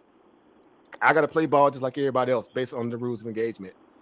I'm trying to get me a bag, based upon the trickery, right? right? Y'all know, what somebody really would say. They would say the F word, right? The uckery. I got to play ball under them same rules because I know that's what they're doing right now. This is classic uckery of Wall Street. Classic, right? Yeah. Because they can't take that L. They got to prove the market makers got a delta hit. They looking like idiots right now, so they trying to kill option market premium. It's whatever. We know we're in abnormal time. We get it. We ain't complaining. We're just playing rules and we talking it out in real time. That's how you think tank. You talk it out in real time. You got to be able to make it make sense, right? Even though it seems to be highly illogical, you got to be able to talk your way through it. Because you got to factor in greed, fear, the fundamental story coming into this, the technical story that was already set in motion. All these things, these different pieces of the puzzle to now formulate our thesis to how you're going to trade the market or invest in the market, right? If you hedging, of course, you buy options. That's the whole purpose of a derivative, right? You test it before you own it, right? Test drive before you own it. That's another way they get to also turn the markets. The dark pool, we rather talk about dark pools much. We need to get on that a lot more than I am. How they buy what they call sneaking and buying the market through the dark pool to what? The prop markets too. That's another tool that they call the pump protection team, right? This ghost pump protection team that they feel like it's been out there since the 80s. This shadow aspect of government that handles and deals market, influence to stop markets from dumping all this stuff. Look, you got to understand how this game is. This is a very intricate game that these people got in play here.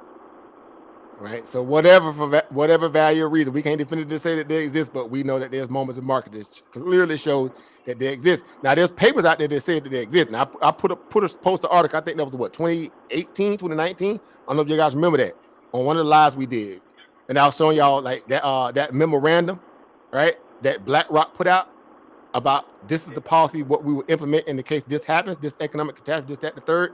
And these banks are on board to do certain bidding for the market.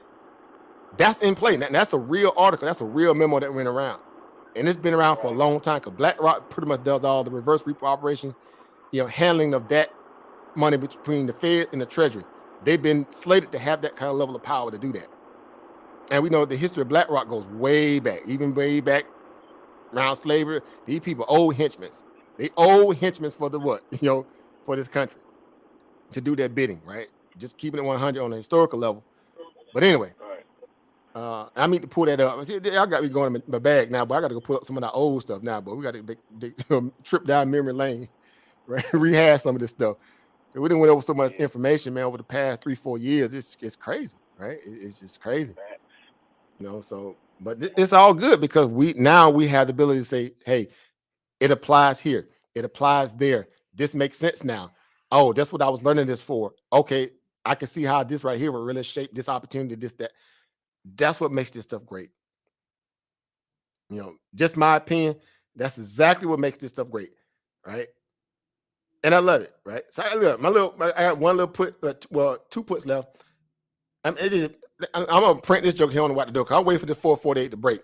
Events is probably gonna pop. They holding it up, whatever. But I got like 2 little puts left. I've been selling them. I've been selling them while I've been on here, of course, talking. But look at him. But that last one right there, that one in there, that joker there finna be up around about. It ain't gonna focus. I got to fix this camera. Anyway, it about $500. That's the last one. I got 2 left. One of them worth about 5, was about 3. I took some of them off the top one early in the morning drop, and I got a couple. One I just hit for a few minutes here before I showed you this one here, and I'm gonna let this one kind of ride a little bit till they try to flip it on me. But just my SPY trades alone, they're up. I think right now I'm up over a level of maybe $2,100 in SPY puts alone, right? And of course, I got some other stuff out there working. I hit iRobot. Ain't no secret to that. We talked about that, of course. What else I had? I lost on Twilio. I took Twilio. Now there was a clear double bottom. It was gonna bounce, but I still took a Hail Mary put buy on that. That was like $100. So I lost 100 to Twilio. I banked on what else? I banked on SPY, iRobot. I only had like 4 positions I came into today. What was the Twilio? What was the other one? Oh, Peloton was the other one. right? Peloton. So of course we had the small little pullback. It wasn't a whole lot. I took what I could and I got out of there. Because that stock is back crap crazy right now. We already know what's going on with Peloton. They holding that trash up for what? I don't know. But we know why, right? Because a lot of people invested in the idea of the buyout and now they stuck. And they just did a CEO change, and the new CEO said, what? We're not ready to sell the company right now. That basically means code word, we trying to shop around a little bit more, right? We don't want somebody to feel like they better, got better leverage over the opportunity to buy us out than others. And it's still what, overvalued company, but anyway, neither here nor there, but it all makes sense. So as you see, I do got the shirt on today, the all seeing out for a reason, right? We got the mathematics out. Where my mathematics guys at? What they have, the daily mathematics, right? Where my 5%ers at, right? The daily mathematics today, right?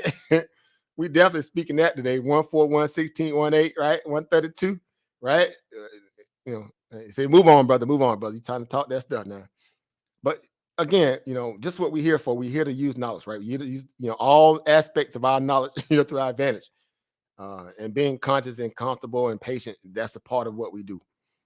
All right. So markets real quick. So get back over to the markets real quick here on the way out the door. We're close to closing out here. Roughly about 12 minutes before the bell rang. The SP 500 is definitely turned lower, which, I figured that was going to happen. Right. Now we're in the 440s, like 447, like I said. All right. We got to come. They held it up all day for a reason, but that's the game they've been playing all week. They will rip it early in the day, and then they start selling it off around by after 12, after 12. They would dump the market. That pattern been happening for quite a while. Now you got some movement to the downside here. You see here, it's picking up steam, breaking barriers of the way, right? So I'm gonna close out one of these other positions here, lock in those gains there, and I'm gonna keep a couple of others on. So even though I think it's gonna trip down and maybe go down to 446 area, maybe even test 445, but I'm gonna take the profit here, because I think we're gonna try to hit a bounce at some point close to this. I'm gonna take one, then I got what, two more working, right? So I got some 451s printing right now. They're up about near $400 a piece, right? So roughly now, so that was an additional $300-400 that just made since I was talking. So I'm now up to about $2,500 in my puts in SPY alone, right? That's just SPY alone. That's $2,500. Again, not talking about the Peloton and the our robot play. So there's a bounce. Like I said, see, as soon as I said it bounced, right? Clearly, right? That's the market, right? Just kind of know how this stuff works once you kind of seen it like a million times. That's that hard bounce. Now, if bulls can't turn it here off that support, it's finna go lower, right? It's a night that should just be your reprieve moment. You fight for that 447.30 area.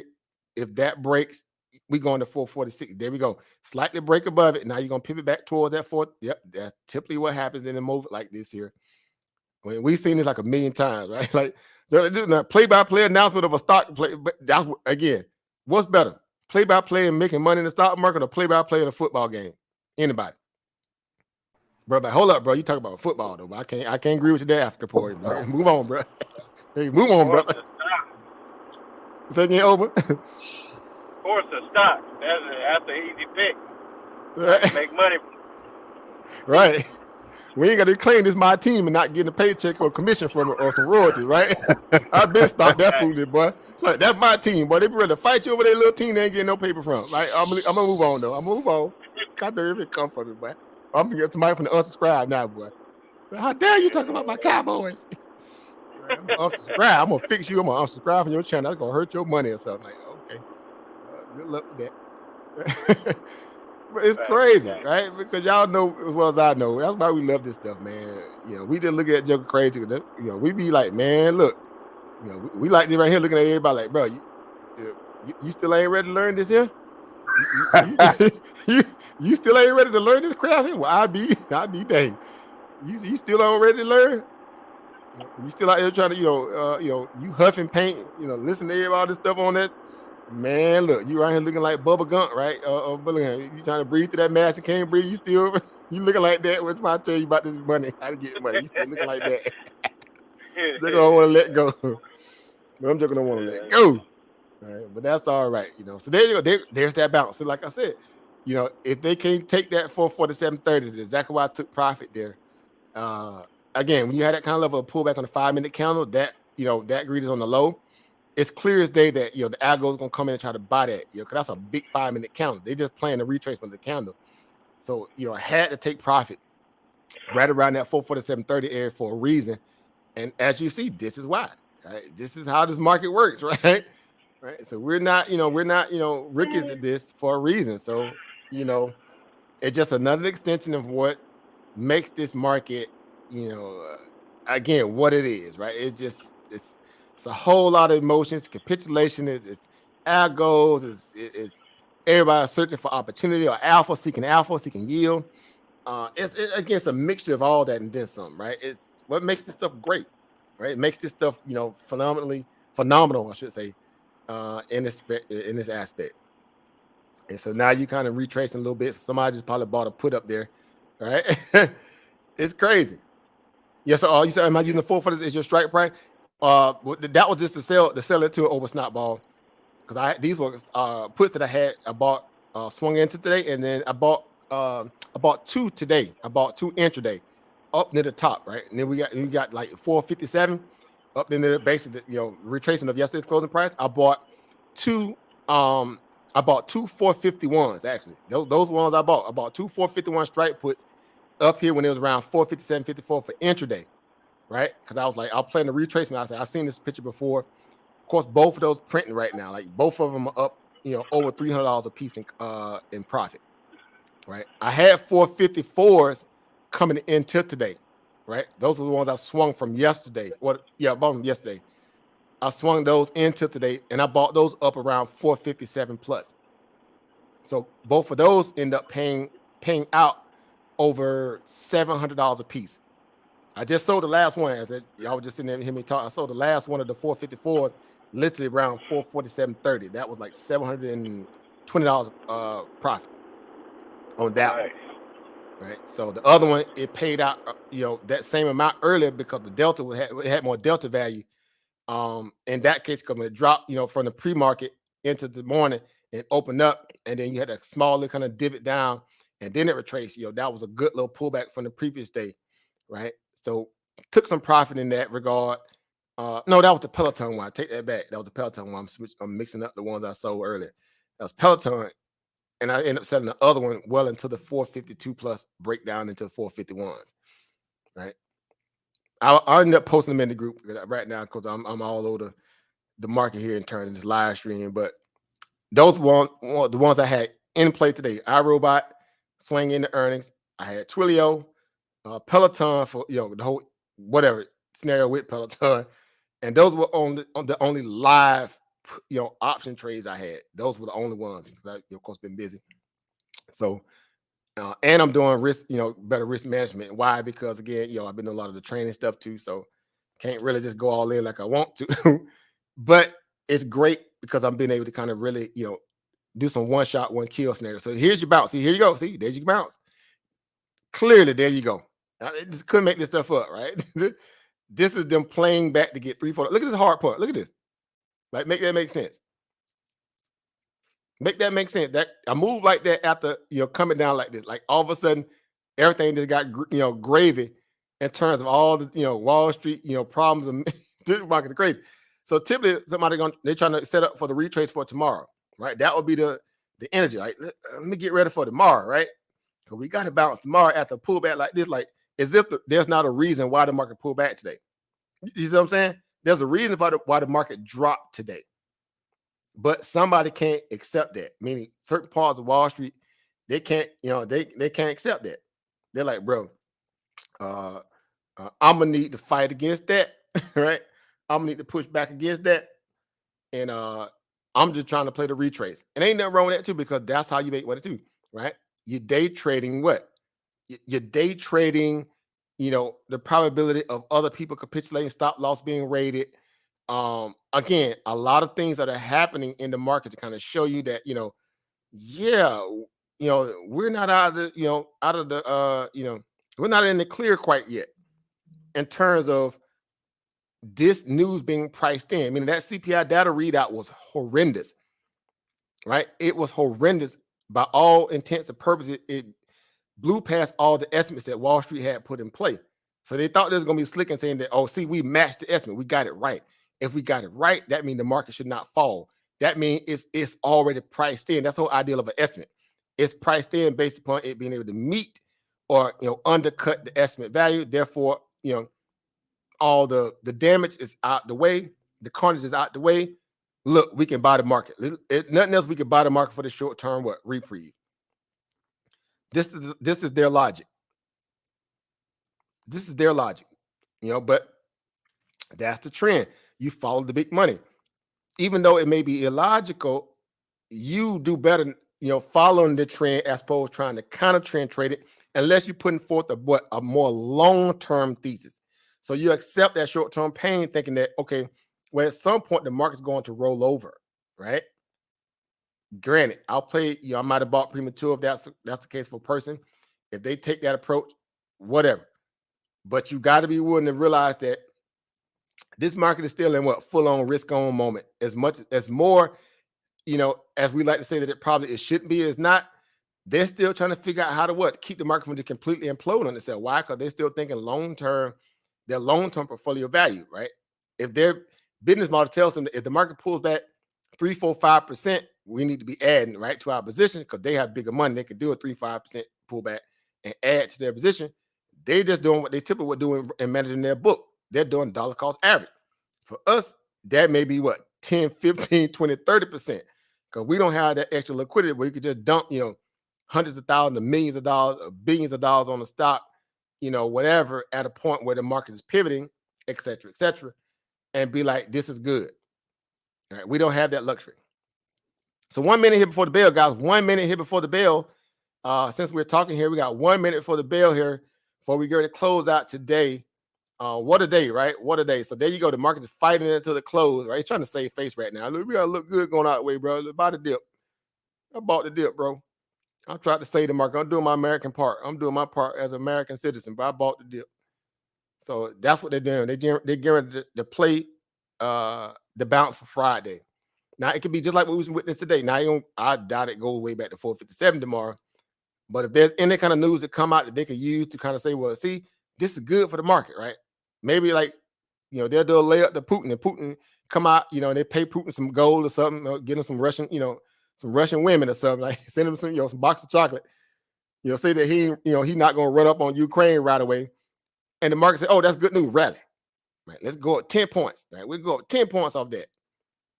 Wall Street will look for anything. They are cheap, thrill, y'all know what, right? That's what Wall Street is. And there goes the bell, right? 4 o'clock, it is over. Even though the market is still pumping and moving right now, but intraday, it is over, right? Ring the bell. Your puts or your calls, I hope they paid, because right now, this is how you feeling, one way or the other.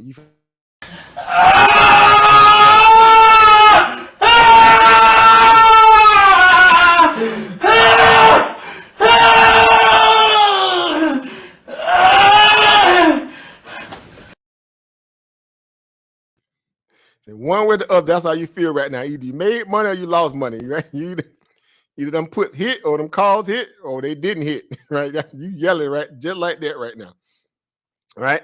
It might be one of them days you just feel like, man, throw it all in the trash, right? But just throw everything in the trash. But this market here just so trashy, throw everything in there. Even take a joke of mailbox, like, bro, I'm out of here, but I know I'm going to get fired, but I'm finna go out kamikaze style. Throw a joke of mailbox in the back of the garbage truck. That's what this market has been about today. And it's just, it's just crazy, right? Again, they tried to save the market, and it was just all a big farcical fugazi move, and the market just trailed and gave all those gains back, showed to be a dead cat bounce, and gave, lost more than the end than it did, tried to just get it way out there early. So I don't know. Markets are crazy. They tried to save the market, didn't happen. So right, Wall Street trying to save their portfolio just like so for the save, right? For the save, right? That's your goalie there, right? Where my sports fans at. But yeah, this market here is just crazy. So real quick, let's get over to Affirm, right? Even though Affirm dropped the number, let's see Affirm real quick. What is Affirm doing now that they've already dropped their numbers and they got to officially drop them after hours? Polar Affirm, Polar Tink. Where Affirm at right now? It's sitting right around that 58. There you go. They put that thing in a straight line. Look at that. You couldn't make this stuff up. But they slammed the brakes on that thing. But they slammed the brakes on it. Right around $58 a share. And now again, it's a game of just drop the numbers officially and then make excuses for why it's already priced in, because that's what's coming. That's what's coming. It's already priced in, bro. We already know that what's going to happen. We already we're accepting the pain now for the value of that. It's still the growth. Now, officially, the numbers come out at 4:05 p.m. and it had them slated to post a negative 44 cents on EPS and a revenue number of 330 million. Now, the numbers already leaked, like some of the guys were saying. I don't even know what they are still. I still don't know. But that was slated to come out today. They were supposed to post a loss of 44 cents on EPS, which is typical for a startup company, right? They're playing for the negative. And revenue of 330 million, right? 330 million, right? So again, 4:05, you got about 2 minutes for the numbers officially drop, right? I don't know if it's going to do anything different than what we know, but it could. Again, the idea that 448 point that was been down there before, a lot of people, again, who are still at work, may say, well, if they didn't have options in terms of hedging their book or their portfolio, they may do it through dumping the shares outright. I don't know. If was a fifth, we all be drunk, but we do know that just because it dropped thus far, don't necessarily mean it still can't drop anymore. Just because the numbers have already dropped doesn't mean that it can't rocket back up and maybe go test a $64 point or a $70 point, right? As if the numbers didn't change any difference since then, unless they cook the books, right? That'd be on the difference, right? Since then, they didn't cook the books a little bit more and put out maybe some more information that they wasn't going to put out earlier. They're rerouting that information now. So that's pretty basically that's the only thing they can do, right? They're going to cook the books a little bit. It's just going to be through their commentary. They're going to say things a little different than they would have said possibly before now, right? That's the only thing that they can do. They say that save face at this point, the numbers leaking out, all right? But that's Wall Street, right? It's good old-fashioned Wall Street. Right, good old-fashioned Wall Street, right? You gotta love this stuff, man. You gotta love this stuff, right? That's why I love it, right? See, those are two huge red candles, man, ain't it though? And that's on a 5-minute chart, bro. That's a lot of money. That's what you call some serious outflow there, right? That's some serious outflow there, right? Sonny said he bought some Afurakan put. See, now you gonna get in trouble over Sonny. I hope it works out, bro. I hope it works out for you. All right, you jumped out there over Sunday, so you bought him some puts on a firm. So hopefully it works out. Again, that's a big move. It already didn't happen. It already didn't drop. A lot of money there. So again, so it's 4:05 right now. So let's see if they drop the numbers officially still. I mean, they got to obviously, but let's see. They might have pulled a Peloton move. Peloton dropped that earlier when they were supposed to give earnings after all. They did it during pre-market. Excuse me. They did it pre-market to kind of stop, spike the market, spike the stock. Excuse me. So, people do weird things when they feel like they're trapped, right? And that's what that whole move and Peloton situation was based upon that. So there it is. Now it just dropped, and they dropped the 8K, so that's different. They just dropped the 8K. What is the 8K? They did what? 8Ks are more like dealing with hold up, let's see if they got it. So it's basically any kind of financial change or news that's happening around the company. That's typically what the 8K is, right? And updating shareholders. And it just showed they dropped the 8K early. So it could be in essence to that of the earnings. Representation of warranties. It's a long one. I ain't got time to go through all that. Representation, it has something to do with the warrants, I think. Administrative agent. Let's see. Need administration of blah. Agent. Yeah, so this has to do with some warrants. Land announcement. So that's what this AK about. Right. Okay, here we go. I was like, man, will this thing get to it? So yeah. And it's also situated around the earnings too. So GMA Rev 325 330 million. So they came in somewhat right around in line to the revenue, saying here 325, 330. So that's saying that's not definitive. That's not definitive. I'm not going to play that game because I know how Wall Street be doing that. Let me go over and show y'all what I'm looking at. Because Joker like, what is he talking about? What is this Joker talking about? Like, bro, we came here to see some numbers, right? Show some numbers. So I'm looking at the 8K that they just dropped. So this is the financial outlook. So it's just summarization, right? But it has to deal with some warrants and stuff too. So this is not the definitive readout. This is just them putting out an 8K. They still a young company, so they doing stuff wrong. But see right there, the revenue is what they had guided for the value of that into this quarter, right? So this fiscal Q3 2022, well, that's a guidance for 2022, of course. It's not really statutory to what the numbers are supposed to be like now, unless this is their readout. They're doing a 22 readout in terms of their third quarter, as opposed to what it'll be on a regular fiscal calendar. The company's financial outlook for the fiscal third quarter full year 2022 now includes estimates for the GMV revenue transaction costs related to rollout of Amazon. So that's them pricing in the whole Amazon deal too, right? Meaning, Amazon allowed them to be a use case on their platform. So they're factoring in that. So this is an arm value of that. They're showing you the expected revenue within that as well. So not necessarily a full earnings report. Like I say, it's just an update. That's what the 8K is. SEC 8K form, AK, right? 8K, excuse me. 8, number 8 in the letter K. That's what this is here. So assets, so this just as, okay, so cash and cash equivalency to, okay, so yeah, so that's 2.5 billion. All right, cash and equivalent. So rich. Okay, so total liabilities and stock economics. So it's around about 6.9 billion. Merchant revenue. So this is baked into this a little bit. It's not the definitive numbers, and I don't want to sit here take all the time going through all this here. All right, because I'd rather be following the stocks and what's going on, and just give you one of those quick little readouts so we can get to the meat and potatoes. Because clearly not sitting there just focusing on a firm and the firm only, right? As if all of us sitting here waiting on the firm is my point, meaning the actual stock itself. So there it is. So now it's starting to kind of, trickle down a little bit, right? Slightly, but the numbers are out. Let me see if I can find a better readout without sitting there trying to go through that 8K line for line. Where we at? Man, a lot of 8Ks dropping tonight. All of it makes sense. Let me see who else. Forgive me, guys. FDA denies citizen petitions filed on behalf of short selling. Oh, that's interesting. 1 second, guys. Cardinal Hell. So Dexcom had earnings tonight. So that's interesting. They missed on the EPS. They missed bad on EPS. The estimate was 85 cents. They posted 68.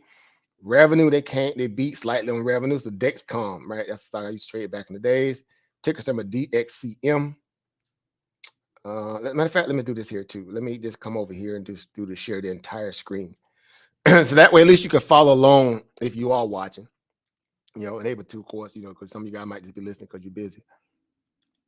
Let me just do this here. So I'm looking at the news feed coming down here through right here. So let me pull it up some. All right. So right now, just looking at the companies that had earnings, they're seeing this. So like I say, Dexcom, they dropped earnings. So you see right there, they beat on EPS, they missed on EPS and beat on earnings or revenue, I should say. Right. So I don't know what the stock doing actually right now, of course. Urban Outfitters, they reported sales. So Urban Outfitters had earned. I've traded the brakes on Urban. I just tear them up. So they say reports Q4 sales of 1.33 billion, up 13.9% for Q4. So I don't know if that's just an update or they had earnings tonight. So Urban Outfitters, URBN is that ticker symbol, right? They doing an update. Zillow Group, Zillow posted revenue of 3.88 billion, right? It beat the 2.78 billion. That stock got cut in half. So yeah, they were already had low estimates coming in. So Zillow beat on their revenue. I don't know what the EPS is. That's a beat about 39%. So the housing market is just still, battling from still being overvalued. But again, low expectation coming into the print. So Zillow get a chance to get a reprieve, coming off the dip. Let me see. I can come over here real quick and check. Let's just put over here. Let's see if the stock is up or down. See that it's moving up. So apparently Zillow beat because it's up right now. It's moving as you see the numbers changing. So Zillow is moving a little bit here. It's flipping all over the place. We'll see where it lands. Matter of fact, let's go here. Let's put in. Let's see what Urban Outfitters, right? Because if they did have earnings, it should be flipping over here too. It's just sitting here at $29. So for Urban Outfitters, they ain't doing that. Dexcom. Let's see what Dexcom doing. DXCM. Is that stock? Oh, it's that thing down $22. It's a big stock, of course, but it's just sitting there. So I don't know what that's about. Let's see. Yelp had earnings. So Yelp, the online, review company that rates, restaurants. Yelp, they quarterly earnings of 30 cents per share. It beat estimates of 14 cents. That's a big 114% move. Beat, I should say, excuse me, on earnings per share. They had obviously low interest coming into this, meaning low guidance. 237 million, which beats the estimate of 272. So barely beat on revenue. So barely beating revenue right now in this marketplace. Yeah. You gotta knock it out the park, bro, because if not, it can get real ugly quick. All right. So let's go see what Yelp is doing over here real quick.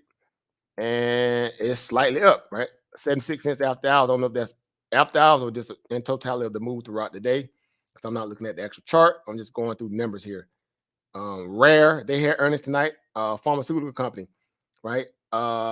They missed on their earnings. They had a $1.79 miss, negative $1.79. The estimate was a negative $1.34. That's an ugly miss. And they missed on revenue, right? Slightly, but they missed on revenue as well. So company Rare, what's the ticker symbol? It's RARE, Rare. All right, so let's see what they're doing. Man, Twilio gave all its gains back. Twilio went up to like 260 something today, last night in earnings, 270 dang there. It's sitting at 205 now. Now bought puts in the earnings, of course, but whatever, right? yeah, whatever. So yeah, Rare pulling back a little bit. It's down $3 after hours. I don't know if that's in totality. GoDaddy had earnings tonight. GoDaddy beat EPS 52 cents over 41 estimate. Sales 102 billion over 970 million. So they beat on top and bottom GoDaddy. Of course, I use GoDaddy for my domains. I have coupled with them. I actually sell domains through GoDaddy too. That's another little side hustle I do. I've showed you guys that before. No secret there. So GoDaddy got a little print tonight. Let's see what they're doing. Stock wise, it's up. So it must be up. So it's only $3.82 as of right now. A few different companies, of course, that's still dropping earnings and updating. I'm trying to see if I can find some more information on a firm. I know I done missed a lot of stuff because I just, at the rate that it was just, we just dropping them so fast. Matter of fact, let me blow it up. That way I catch more stuff that I probably already missed. Is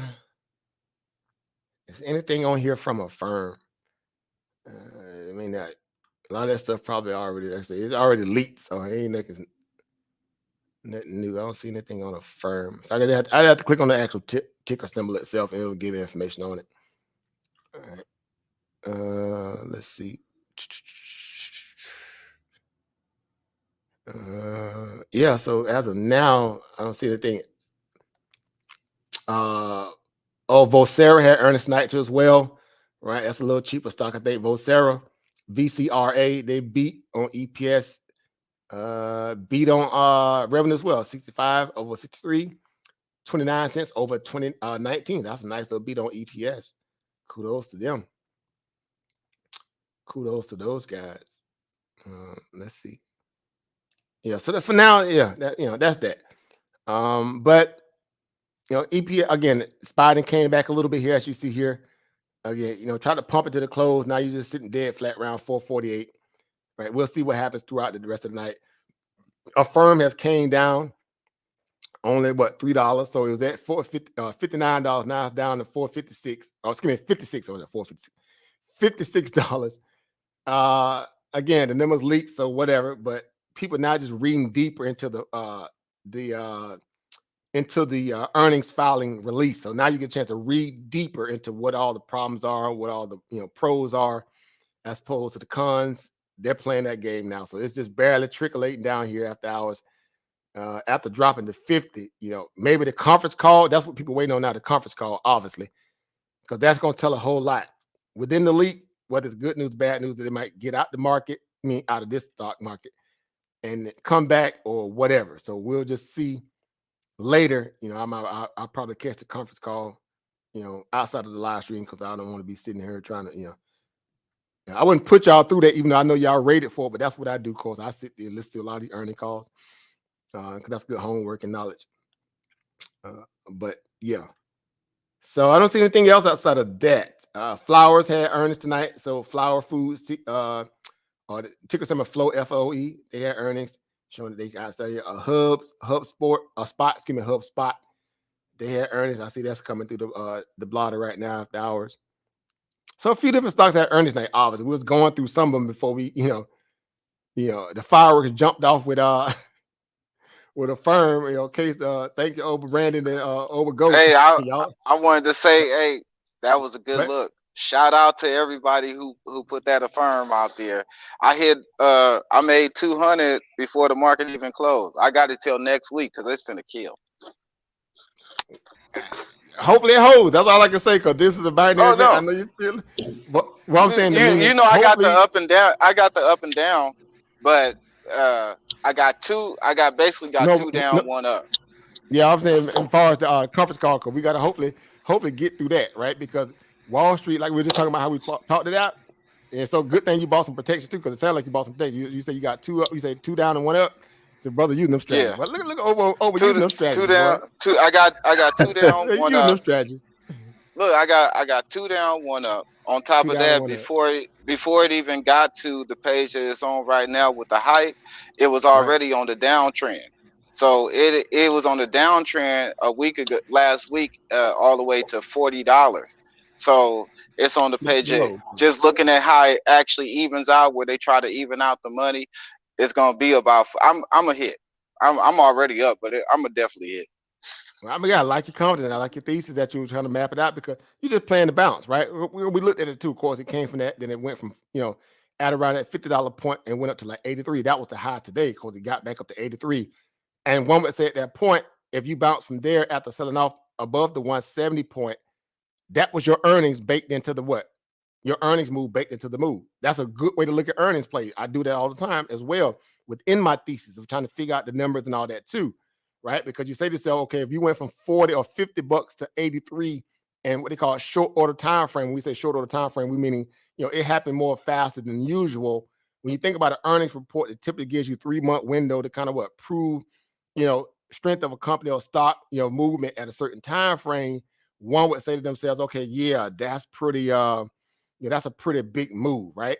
So again, look at this on a bigger picture. You'll see exactly what I'm talking about.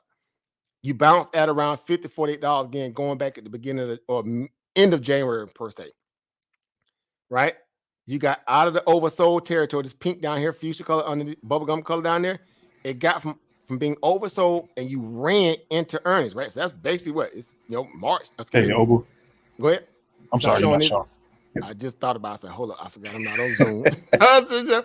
I'm not on Zoom, bro, because this thing ain't gonna sell itself, right? It ain't gonna show itself. Right, you got to get over there and click on it. All right, so let me get over here. All right, so looking at this chart here again, that's that bounce going back at the end of January. $40-$50, like Obersana was saying here, because we looked at it earlier too. When this all fireworks broke out, you bounced since then, went from 50 to 83. You hit 83 today. The high today was like $83 and change. Clearly, you see here on the previous candle to the left, right? We always say look to the left, right? That tells you where your resistance point's at. Clearly, that was a resistance today before the news leaked. Now, whether they timed the leak, I don't know. But the stock hit $83 today at the high. Look at the resistance over here to the left. 83 back on January the 12th. 83 back on what? January the 5th. Clear as day, that's a big level of resistance because it tapped it twice, 3 times, of course, taking this candle into consideration. It tapped it 3 times. Failed, you broke, you made new lows, of course, in this case, coming out the 176 area. You got all the way back up, so you baked in from 50 to 83, almost basically 100% retrace. People like, bro, that's your earnings, bro. Get excited. You ain't gonna get to more than that, bro. Not in a high interest rate environment. You buy now, pay later. The business model. I mean, we was talking through that, right? We talked about that stuff, right? We were saving that bacon. Right? Wall Street says, okay, man, drop the press release, bro. Just get on out the way. We're not going to get our calls, trapped in this because we can't sell them after 4:30.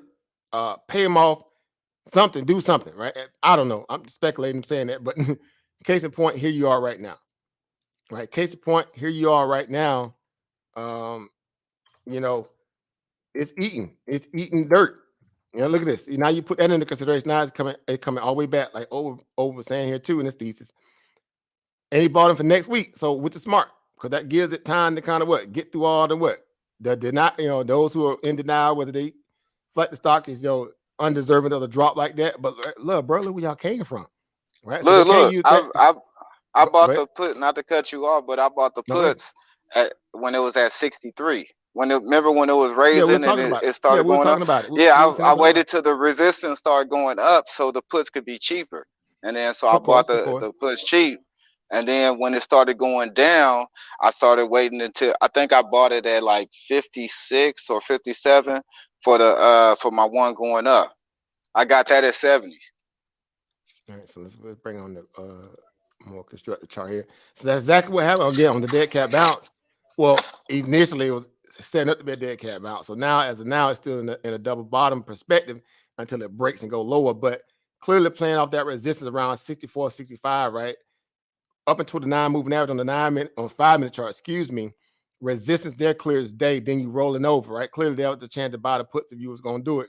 I mean, as you hear him say, he put that thesis into play, and he was able to capture that premium up there at that 64, 65 point or 63 point.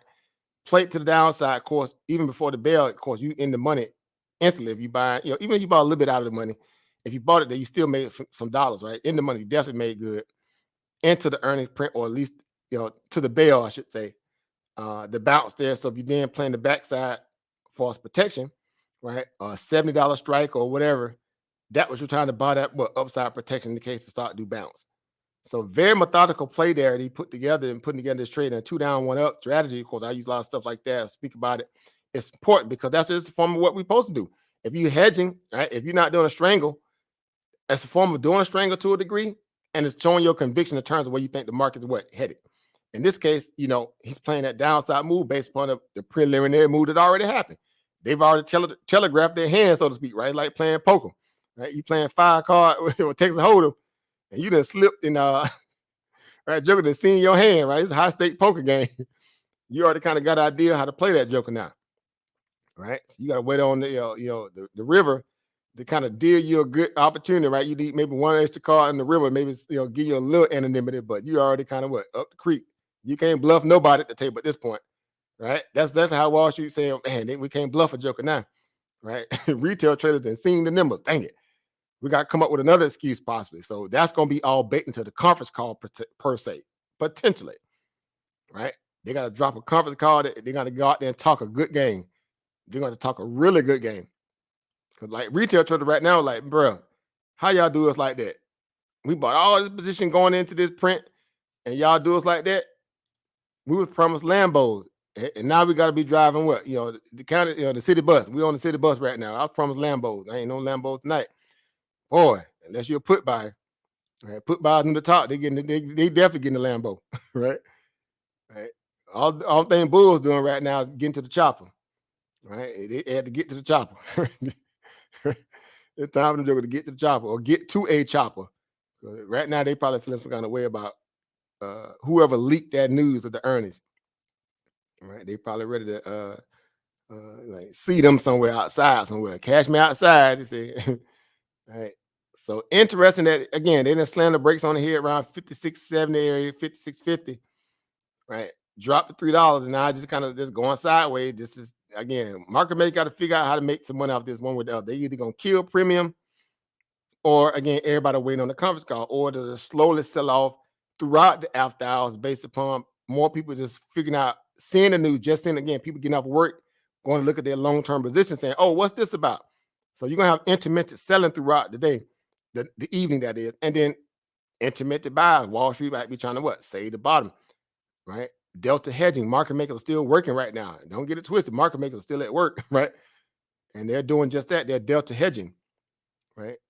Such a big move already. They've already lost. If they was, unbalanced in this position, which they are, obviously, you had that kind of drop like that means market makers lost some money. Clearly, they lost money, right? Because it was a one-off event. It caught them off guard. They weren't able to hedge against this for the balance into the book.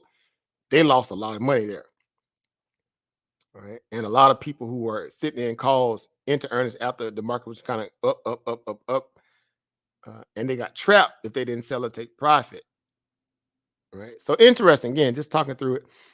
Tomorrow, again, is going to be wild. Now the SP 500 is kind of slowly trickling to the downside. Now we're back at the 440, 15, 16 area. Again, after spiking up around about 450 before the bell, again, it went up and hit like 450. Again, that's just algos. We've seen this before. We know exactly what goes on when that happens. So, yeah, that was a fool's gold pump. That's all it was, a fool gold pump, or they call fake pump, right? They were fake pumping it. They was capping. That's what the SP 500 was doing. And that's it, guys. So that's just the majority of the fireworks for the day, guys. Get excited. What a day, right? Like I say, joking like what a day.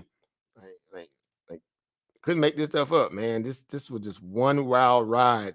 Again, we set the tone for the day, right?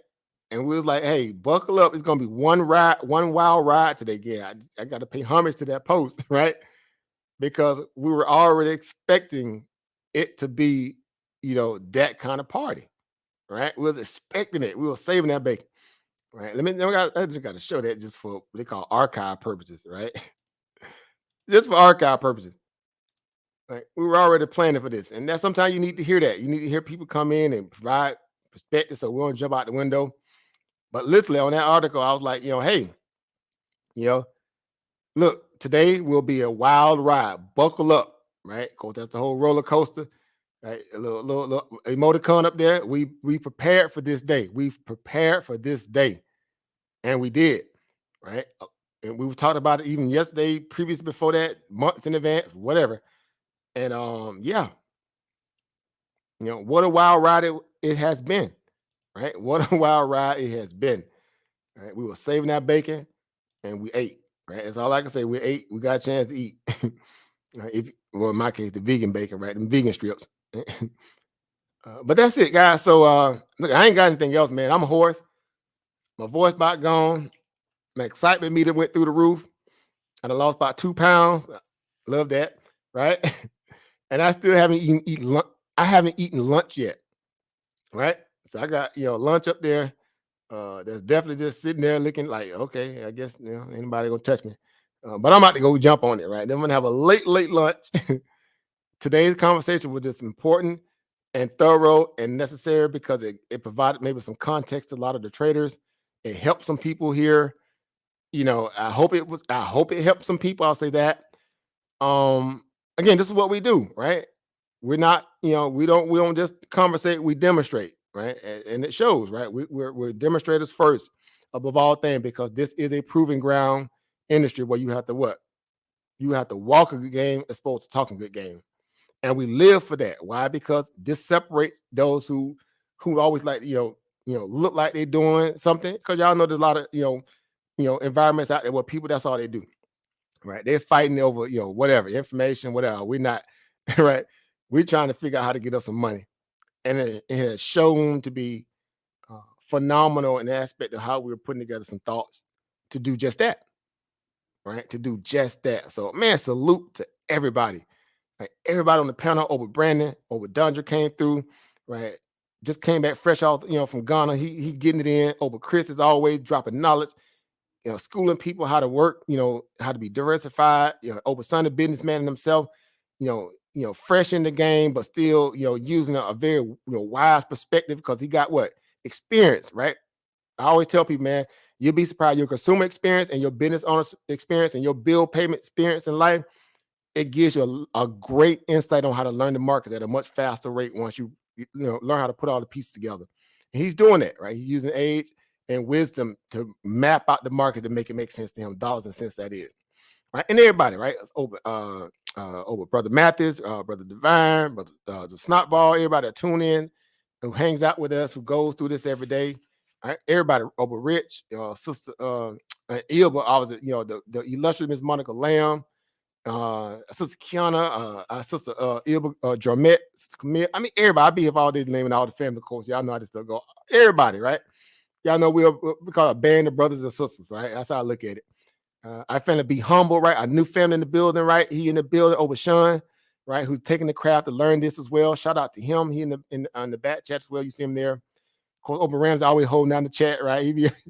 He go from talking about stock, then he go in on some other stuff sometimes, But as long as he stay on course, and keep it clean, we appreciate him as always too, right? Again, everybody that's tuned in, the whole family, we appreciate you guys, man. That's what this is about, right? We're here to equal the playing field and get us a bag, right? We're working towards our opportunities for growth and opportunity, right? That is again, preceding us through the equity markets or just the global financial markets as a whole. Forex, crypto, we don't leave no asset untouched, right? We got people in their own properties who really in the real estate game. You got people who own businesses on the product or the service side of the things. I mean, the whole nine. We cover everything, right? So we're not we're not slacking in that regard.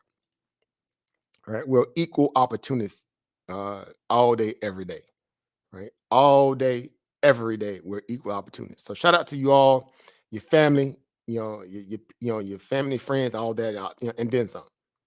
All right, so that's all I got, guys. I'm gonna go up here and get my lunch, man.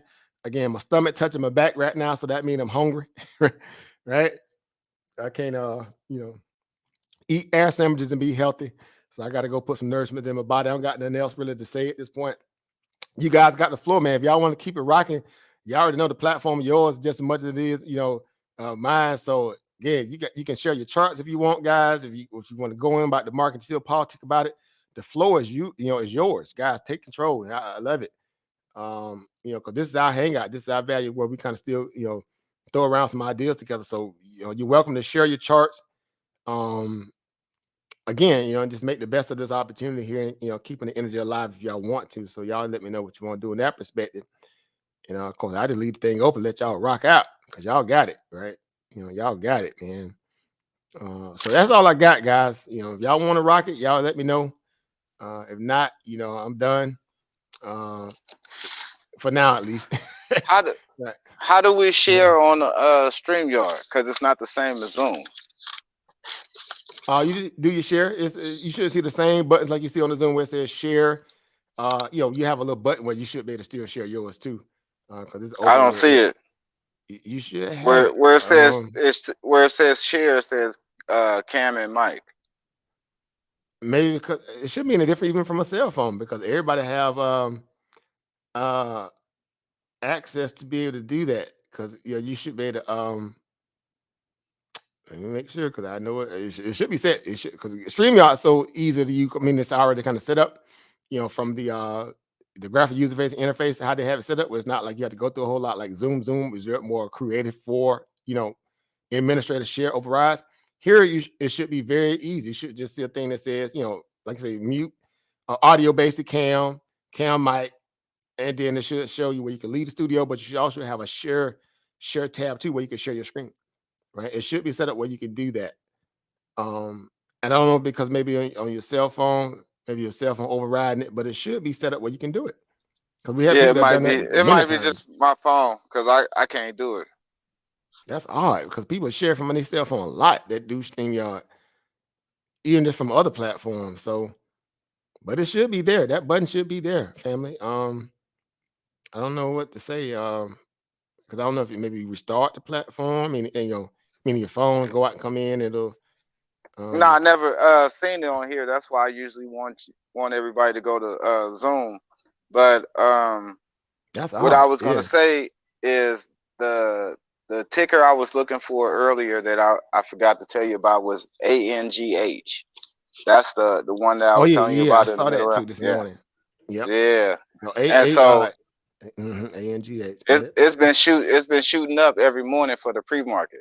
So everybody that's into the pre-market, the pre-market junkies, just jumping in the money and getting right out the money, making like your percentage is a difference. So Just another layer of opportunity, guys, and guys utilizing it to their benefit. So the strategies that the market offers up in so many different ways, man, it's a plethora of ways you can make money in this. And it's all about your time, right? So we use this kind of a very basic rubric, right? Time over money, right? The market is open basically from what? 4 a.m. to what? 4 a.m., right? It's 24 hours, Monday through what? Obviously, in this case, in most cases, Monday through Friday. In that regard, then you open up, Sunday, 6 p.m., I should say, because the futures are Sunday, until Friday, 8 p.m., right? So inside of that window is a 24-hour marketplace. Retail has, access from 4 a.m. to 8 p.m. on equity side. Options have access from 9:30 to 4 p.m., or I should say, to 4:15, given that if you buy the SPY or the ES future, you get 15-minute buffer on the SPY contracts, but only on SPY. Futures, obviously, that's 4 p.m. essentially, all the way into what? 4 a.m. the next day. And of course, it's continuation because the futures are always running ahead of the market. That's why you people watch the futures more so than they even watch the SPY. You'll hear that sometime when Bloomberg or TD Ameritrade, CNBC, all that, they'll say, yeah, the markets will be at this price. And people are like, no, it's not. The SPY looks like this.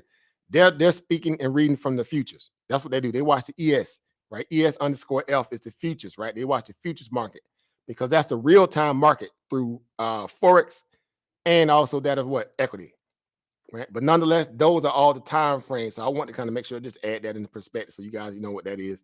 But that's what's happening in the market. So you have all that time to figure out within that time, those time frames to make you some money, right? Let that marinate. So over Sunday, he's exploring one part of that through the future. The pre-market.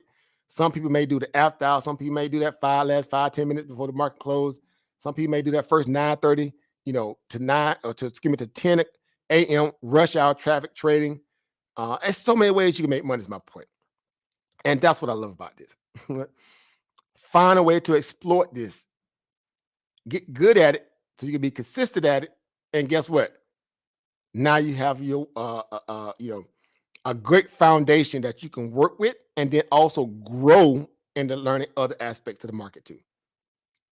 That's what makes this stuff exciting, man. And man, it's like none other. It's none other, right? So you guys have access. I appreciate you all, guys. It's just been a great.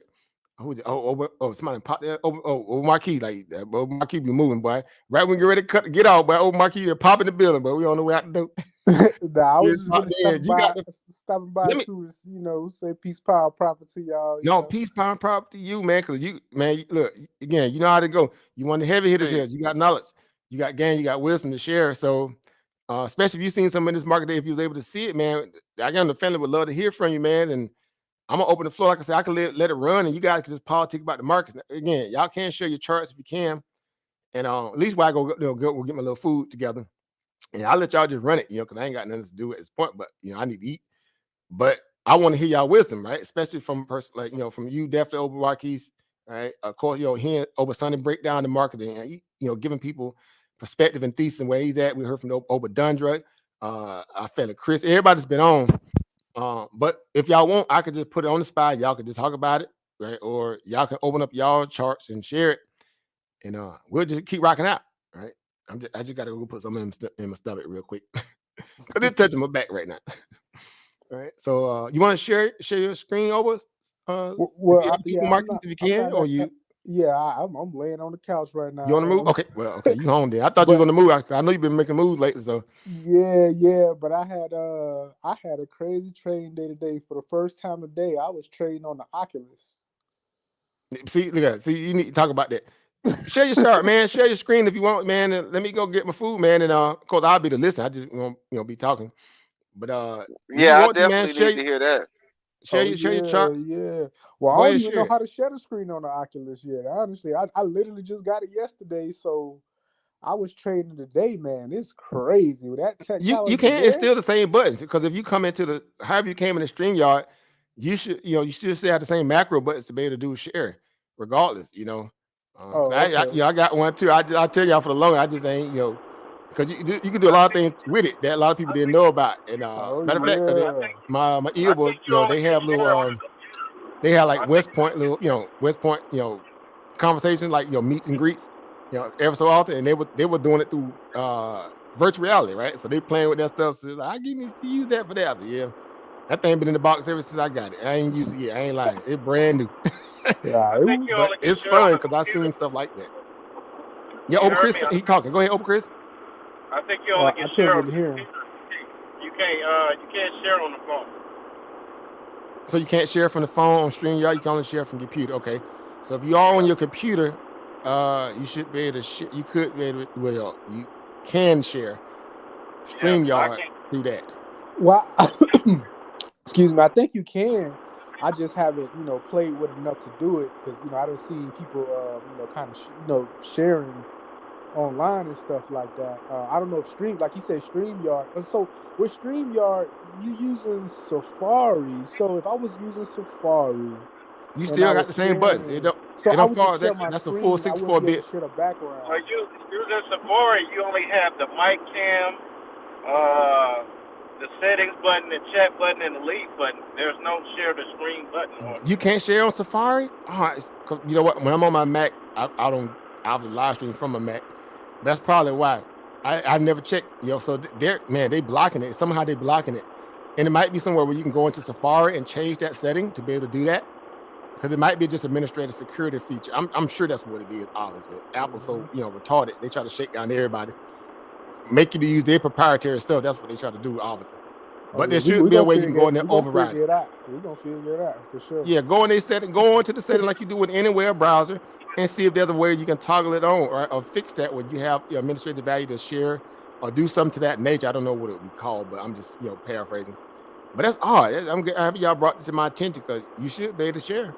Matter of fact, because I don't have anything, because obviously it ain't me, because I like, if there's a setting that I didn't see on here that will, give people the ability to share, that's not the case because I don't see nothing, unlike, with Zoom. So, yeah. So yeah, man. I'm gonna look it up and see what to do. We gonna figure it out. Figure it out, yeah. Yeah, eventually we'll get to it. Ain't no harm, no foul. No, we trying. We working on the fly. That's what we do. All right. So again, if anybody else can't share their screen, if you want, I just put up mine and y'all can just talk through it. I don't know, because outside of that, I don't know what else we can do at this point. Unless y'all gonna go, onto like the browser, Internet Explorer, something like that, possibly. Which is great because again, you can go through, you can go through Google. If you got an app, or just use Google Browser. Right, you come online through Google Browser and click on it. You should have access to do it as opposed to Safari. That's just another way. I'm gonna try Chrome. I'm gonna try Google Chrome. Yeah, go through Chrome. Chrome, you should be able to do it. That's just the web browser. Whenever I try to use Stream on Chrome, it make me go to Safari. Yeah, that's override because you might have it as a default. Yeah, open the link and and select open other browser and just select Google Chrome. Google Chrome, right? Same way you do like Firefox. Yeah, or you can just copy the link and just paste it in Google Chrome, and it should work fine too. Yep, I was gonna say that's jailbreak way. That's what I do a lot. I be jailbreaking the mess out. I copy a URL quick and throw it in another browser, right?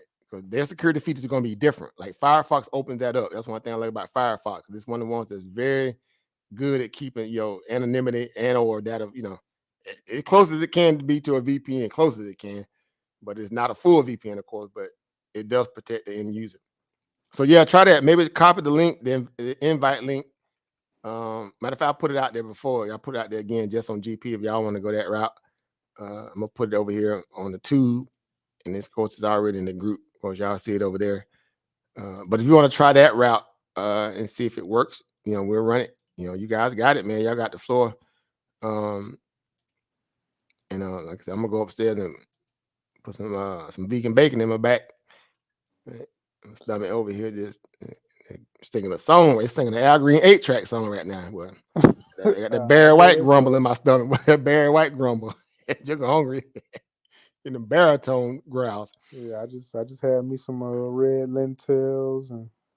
So you're talking food, man. Let me get out of here. Don't do it. Don't even do me like that. Like, but don't you do me like that, Ricky Bobby? Don't you put that on me, Ricky Bobby? Don't you do it, Ricky Bobby? I ain't ate. Bobby, boy, I'm gonna ask you and hungry. So y'all tell me what to do. Y'all want me to share my screen, or y'all gonna try to do y'all's and then y'all figure it out? Either way, y'all let me know. How about you get something to eat and then come back and while we're having the conversation? I can still, y'all can keep talking, but if you want me to share my screen in the mix of that, well, at least y'all can still look at the market. I can do that because, again, I won't be able to say, y'all just better run up there real quick and come back just in case I have to stop. Because I think the way StreamYard is set up, if someone do share the screen, the administrators have to be there to actually hit the button to allow them to share it. And that's why I was trying to wait to see if y'all gonna do that first. So if y'all do that, then at least y'all be pop it. Yeah. So if you give one of them the driver's seat, and maybe I can try to get it together, then they can give it to me. Once I get it together. I don't know if I could do that in real time. Let me see if I can do that. Because I don't think StreamYard let you do that without starting a new one. I mean, you get somebody like 2 seats, administrative seats. Well, I mean, give one person the administrative seat, then they could, pass it in your absence. Let me see if I can do it through that. Nope. See, StreamYard didn't change. I don't know if y'all noticed that, but they didn't change some since we first started using StreamYard. They done moved a lot of stuff around behind the scenes, and Joker did and jacked us up. So it don't got none of that. You don't even have that administrative. Just throw on your chart then. You probably could just throw yours on in the background, or Oh, but I fell off. But how's it going though, fam? How y'all doing, man? How y'all doing today in these crazy markets? Wait, Obo went off? He probably hit the wrong button trying to figure that out. Yeah, I got a few things I was gonna talk to people about. Does anybody have like their own lives that they do, or a show that they do? Well, I was about to start one. I got a some nice little stuff brewing right now. Just trying to get the curriculum, everything together. But I definitely have one that's gonna be coming. I'll be on Clubhouse like crazy. We'll be trading on Clubhouse like crazy. Let's do Tesla. Okay, yeah. So I have a few stocks. So if y'all got any particular stocks y'all want up, I'll post them inside of those charts. And I'm gonna go grab me something. So I just got Tesla, Disney, and get AFRM, obviously, Peloton up. If y'all want to put up AMC or any of those, y'all let me know. Yeah, I could probably talk about the AMC as far as this week. As well. So AMC is up for what's been going on this week. I could probably talk about that. Let me go to the daily chart on that then. So open that up. Yeah, and possibly you could throw the Nasdaq 100 on there. That's what I was trading today. The Nasdaq 100 is what's that? That's gonna be the it's the Qs, but the straight Q. You want to use straight Qs itself? Okay. So I know they got the futures one too. I usually I'm always watching the Nasdaq, even if I'm trading the Qs. Right. So yeah, because it's synonymous, same way you do like the inverse TQQs or SQQs. So I switched from doing the SPY with the SPX to the NAS. Now I'm exclusive NAS now. I went from trading straight SPY to straight NAS. Man, you just being multiplicity in your way to get that bag. You know how we do. I love it because I tell you, man, there's so many ways you can make money. You just keep building on your skill set. Hey, people, man, you gotta love this stuff. You don't understand how. All right, let me be quiet. Y'all get it, but I get excited like a kid on Christmas every day. And I figure out other ways to keep making money. That's just me. Right? I just speak for myself on that regard. But I love it, man. And I love to hear other people talk about it too. All right. So those are up. Yeah, it don't. Yeah. You can't screen share on mobile devices. I just looked it up. Yeah, so mobile is out. So the only thing you got to do now is try to copy the link, and put it in a different browser. So I would say either use Firefox or Google Chrome. Even if you got a MacBook and they're trying to, if Safari is your default browser, go to the Google portal. If they try to override you and send you back to Safari, do like Ober Chris said, go within the Google browser scenario, and then put in again, copy the link and put it into that browser like that way, and try that. All right, so maybe that is so that's it. So earlier, brother, be home. I already put in some information about the pump protection team. Look at pump protection team. Look at, see, I look, man. See what? I tell you, boy, I go to war with nobody else, boy. Y'all, I go to war with y'all, boy. You better be on it. So he got the link in the back of the YouTube. You go check it out. Go click on it, guys. We ain't just talking. But yeah, so that's it. So I'm just gonna share mine and let me go eat, man, because I know about time we figured out. But I'd be about 20 minutes more in the hole. That means I lost about an extra 3 pounds. But I can't. I gotta get some calories. You Remember, get some calories. You about to fade away on us over Oh, here. to my nigga, fade the black, away boy. like Like that Jordan. little video when brother was like going in, lost his money, but nigga and killed this and faded the black. And white went right after him. Like you went after them, I'm coming to get you too. You can't escape me. All right, so let me put it over here. Where we at? Yep. Share entire screen. All right, guys. Y'all got it, man. I'm out, man. I'm gonna mute my mic and I'll be back here shortly. Mute my mic.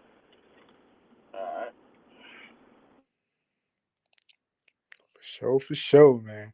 So tell me, that's what I want to figure out is how can I be able to stream my entire background and everything on the Oculus.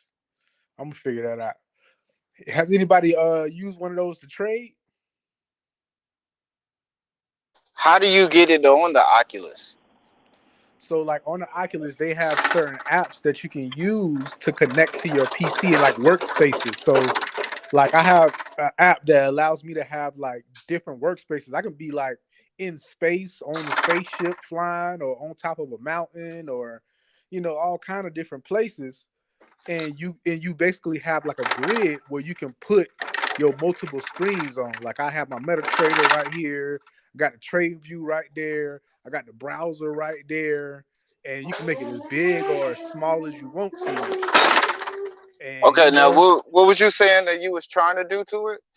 I wanted to see how I could, stream the whole thing, because I can use my browser and stream that my desktop, right? I know how to do that.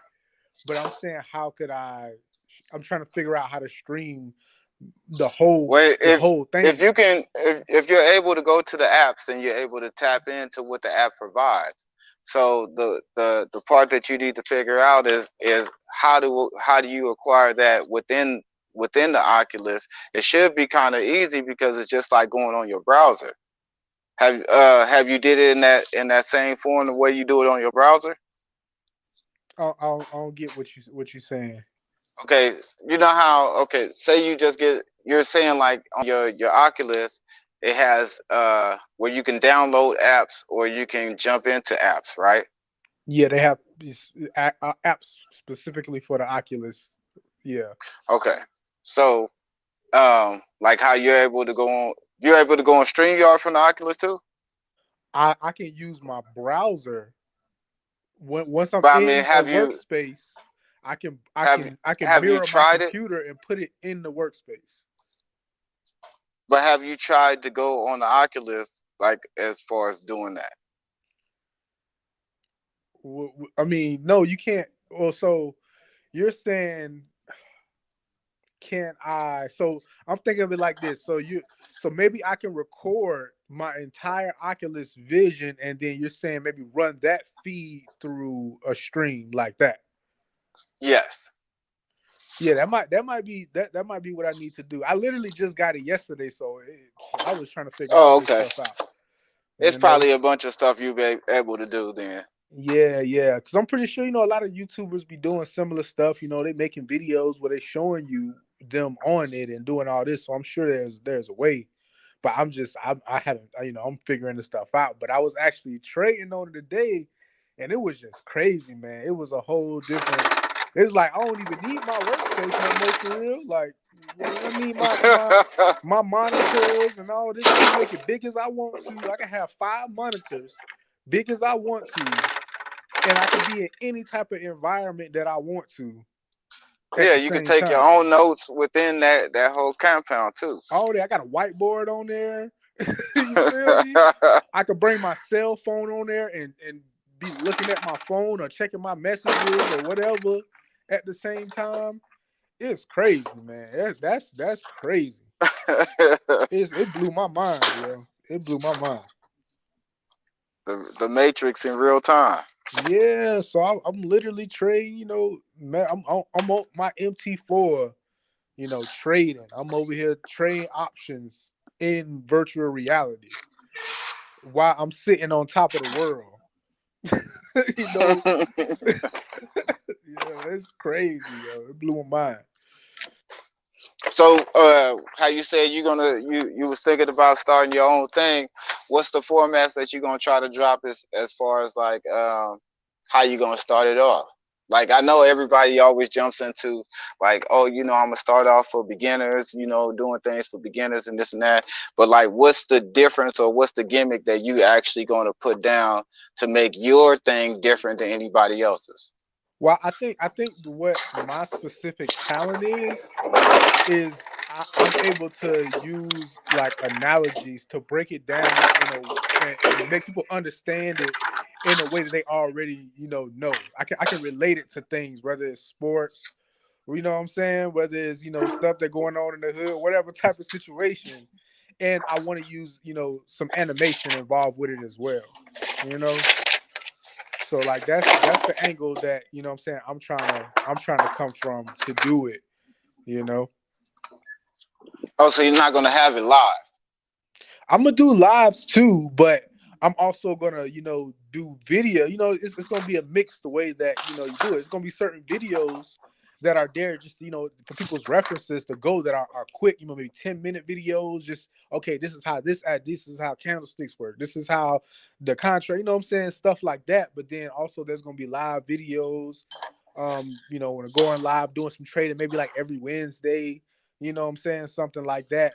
But I actually want to record videos. My initial video I'm gonna do is just gonna be really just breaking down how our education system works and why people have to trade, why you need to invest or trade in order to beat inflation. And it's gonna be an Mm-hmm. animated video. You're gonna put how the education system works? Well, as far as how our education system is conditioning us, to be workers. Oh, okay. How it You know, works? Like what? Yeah, okay, yeah, I get. yeah, I thought you yeah. was meaning like how it's working for us. If it wasn't for the way the school board teaches, that I wouldn't have made it this far in trades type Oh thing. no. Certain things in school were useful for trading, but again, they don't make it. They don't make it like relatable. You know what I'm saying? A lot of things that they teach you, you don't even feel like it has no real application. Like they never made me feel like I really needed like how algebra related to my daily life. The So only thing that school really relates to your daily life is learning how to count and learning how to read, and everything else you actually learn in the streets, or what yeah, people will call the streets is like just on the whim without even being there. You could just learn it, what I'm saying, at home, or you could learn it in the field or wherever you at. Most of the things yeah, that you do on an everyday basis, the things that they teach you in there, as far unless it's something you into, like I was into science, you know what I'm saying. If you into stuff like that, then maybe it might be cool for you. So it's like an introductory, but nothing in there is to actually give you some kind of will to do better in life. It's just on the page of where you just here.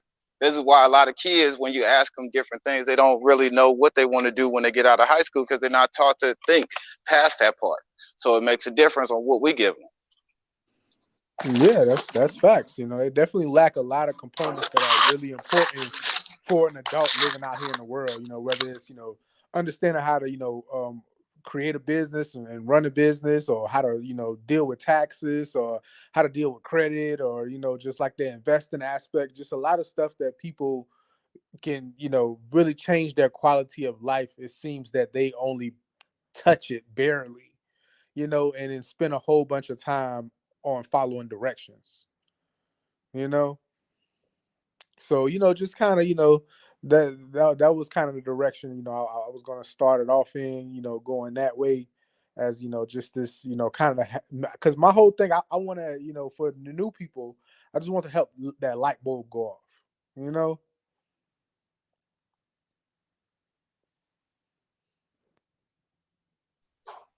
Can you hear me? Yeah, I hear you. Yeah. No, I hear you about the light bulb going off, because to be honest, I think that it takes different things for different people for it to set off.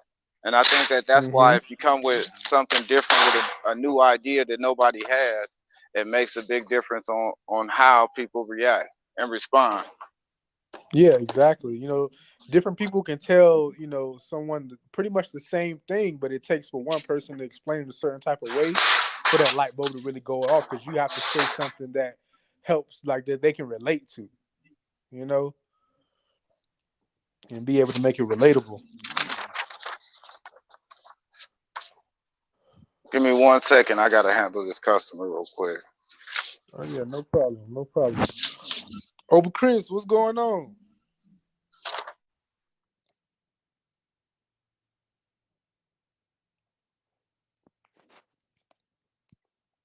They done fell asleep in the daytime. Yeah, I've probably been on here rocking out for a minute. I've probably been on here rocking out for a minute. I was just reviewing the market. Man, we had a crazy day today with these Qs, with that crazy, with the US 100. That's what I'm usually looking at for the Qs. Had a crazy, some crazy volatility today, with a crazy drop, and return back to that point of origin, and just that stair step all the way down just provided a lot of trading opportunities, especially if you're trading on an hourly. If you, of course, based on your high time frames, but there was just a lot of little setups, and these contracts were moving like crazy. I'm loving the volatility in this market, man, especially for options. Um, it's really providing so much opportunity, especially you go out of money on some of these contracts, man. Like some of these contracts going from 3-4 cents to being $1. You know, so it's been some crazy moves going on. Yeah, I think that in reality, whether the market goes up or down, there's never really no loser in this. It depends on how you play your part.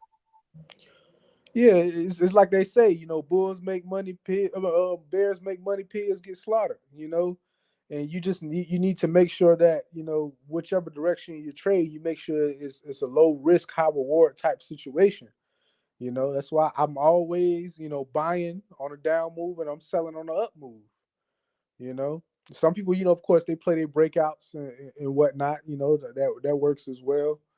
But just trying to give yourself that best risk for reward, and being able to kind of divide the market into a premium and a discount, whether you're looking from the upside or the downside, just gives you an advantage when it comes to playing either side of the market. But of course, it's better to be in line with that trend. And one thing I've learned, like one of my rules, I'm always trading in the direction of the seasonality, unless I'm trading with profits money. You know, and that's been my strategy. When it comes to like a Monday, Tuesday, I'm trying to make my week's money, and at that point, once I'm trading with profits, I can have a way better psychology when it comes to trading going into like that Wednesday and that Thursday, because I'm trading with profits money. This is not affecting my initial you know um capital. Yeah, I used to look at it like that until we had when we had the class a couple weeks ago, I think, or 3 weeks ago, on compound interest. So now I Hmm. basically do compound interest, and every day is a new day. That's my money. I changed my habits of that, because the way that I do the market, if I keep doing it like that, I'm a win some and lose some. And even though I have more wins than losses, I don't want to lose anything when you really don't have to. Oh, okay, yes. I haven't figured that one out, man.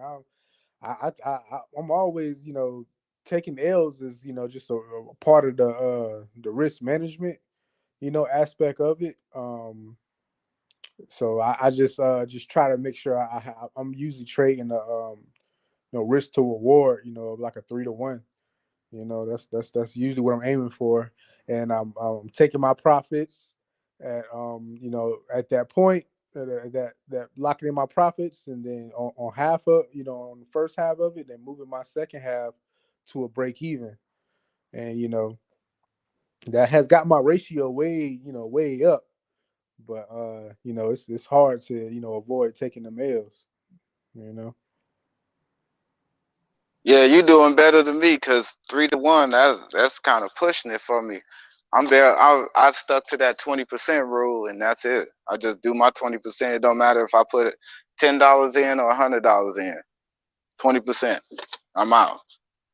Today, when y'all brought up a firm, that was the only thing that pushed it. And I was like, man, okay, well, I'm going to just take my winners and put it back in there. And I did that, and I'm killing right now. But it was just the fact that I went outside of what I was supposed to do, and I really don't want to do that. Yeah, that's important. Just having that discipline, man. Like even if I make money, I still be upset at myself if I break plan. You know what I'm saying? If I break my strategy and my discipline, and you know what I'm saying, I might go out and go on a run. You know what I'm saying? Just to kind of try to create a more better reinforcement of that, and I'm gonna put it big on my whiteboard to not do that. Even if I make money, because that consistency will carry you.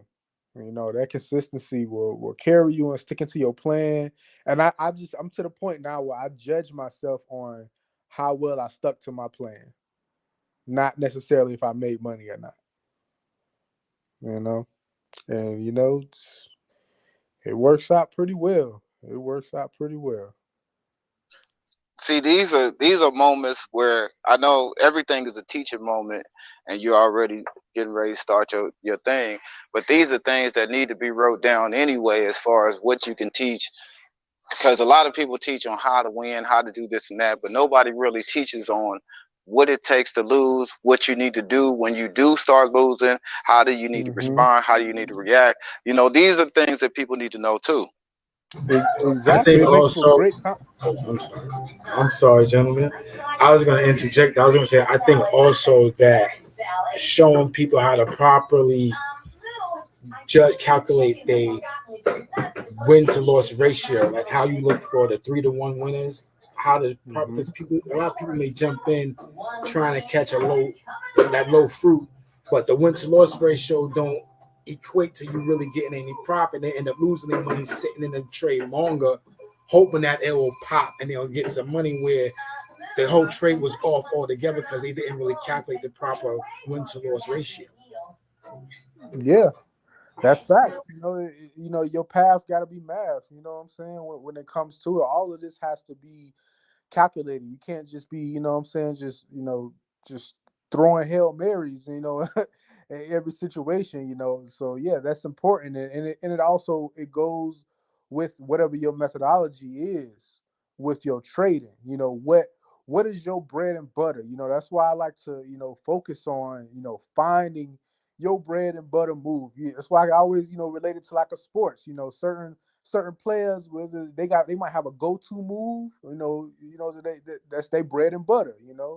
They might have a certain skill that's their bread and butter, and you have to spend a lot of time really working on your bread and butter and figuring that out, so that even if you start venturing out trying different things, you can always revert back to what works. That fundamental thing that made you that and the also the aspect of the journaling. A lot of people just don't put enough into journaling and really going back and seeing what played out. What was the things you did wrong, what was the things you did right, how was you feeling it. It's just like it's just like with the whole scientific methodology. You're going to falsify data, and it's important for you to do that. And that's annoying for a lot of people. A lot of people don't really want to, what I'm saying, I don't want to sit and write this journal every time. I want to take all these screenshots and be plugging this data in and all that. I just want to get in and out of my trade and get on with my life. But I always ask myself, every day I ask myself, are you, or do you want to be an amateur or do you want to be professional? And then I ask myself, how people say, what would Jesus do? Like what would a professional do? What would a professional in this field do as opposed to an amateur? And if what you're doing, you feel like it reflects what an amateur does, then, you got some work to do. There's always some room for improvement. There's always room for improvement. All the greats, just going back to sports, they always understood they always had room for improvement, And yeah, to your point, Open Sunny, like, yeah, I agree. The trade psychology, honestly, it doesn't matter how good you become at technical analysis, your fundamental and all this. If you're talking about, trading, you're gonna have to get that psychology down pat. All that, everything else is moot. Honestly, you're gonna make it all just to give it back. And until you figure that out, that's gonna be the outcome. No, that's facts. Because that's another thing I wanted to get into. Well, I was gonna ask about as far as doing the as far as the brother doing the shows. It's on the page of getting to the page of where you learn the company or know the companies, to where when people do ask you certain questions about it, it ain't on the page of where I gotta go look this up or this and this and that. You already know what's popping in the market, or you have a good idea or good intentions on what's popping in the market. Yeah, I mean, it's like you said, it's to the point of you really, studying that. Like me, I'm a one-trick pony. Like I ain't, honestly, me personally, I ain't trying to be looking and studying all these companies, trying to be jumping from here to there. Me personally, I'm gonna figure out one thing at a time. Like I'm gonna keep it simple. I'm trying to keep it. I'm gonna study this one thing very, very well. I don't want to be a jack of all trades and a master. Now I want to master this one thing, so that, like you said, if someone asks me a question on it, I can speak from a place of authority on it. And it's a lot harder to do that when you're working with a lot of variables. And and it also depends on yourself and your personality. Me and my personality, I just know that's what works best for me. When I just isolate and focus on this one thing and just have tunnel vision, because in my head it's like, if I get this one thing right, because there's so many traders who have came in the past who did this one thing really well and they made a living off of it from doing this one thing very well, and that's just how I look at it. I just want to master, that one thing, understand every component every day. I'm watching it in and out until I feel like I'm becoming one with it.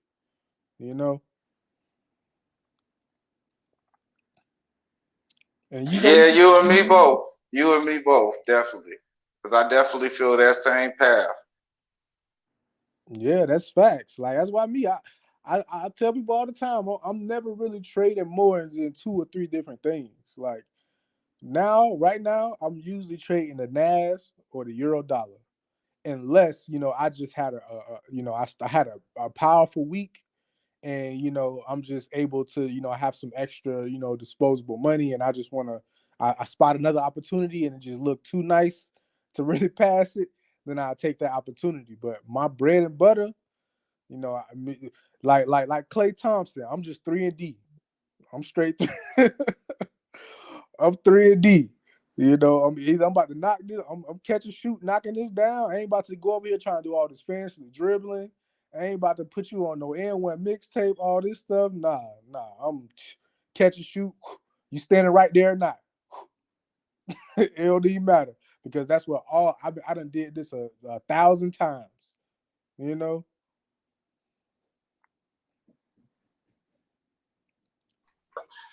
What do you think that is wrong with, or I ain't gonna say it's wrong, but what do you think that it is that makes people not really as interested in the stock as they should be?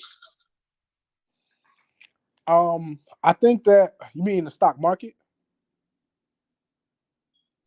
Yeah, stock market. Yeah, I think it's just, distractions, man. It's just, not really understanding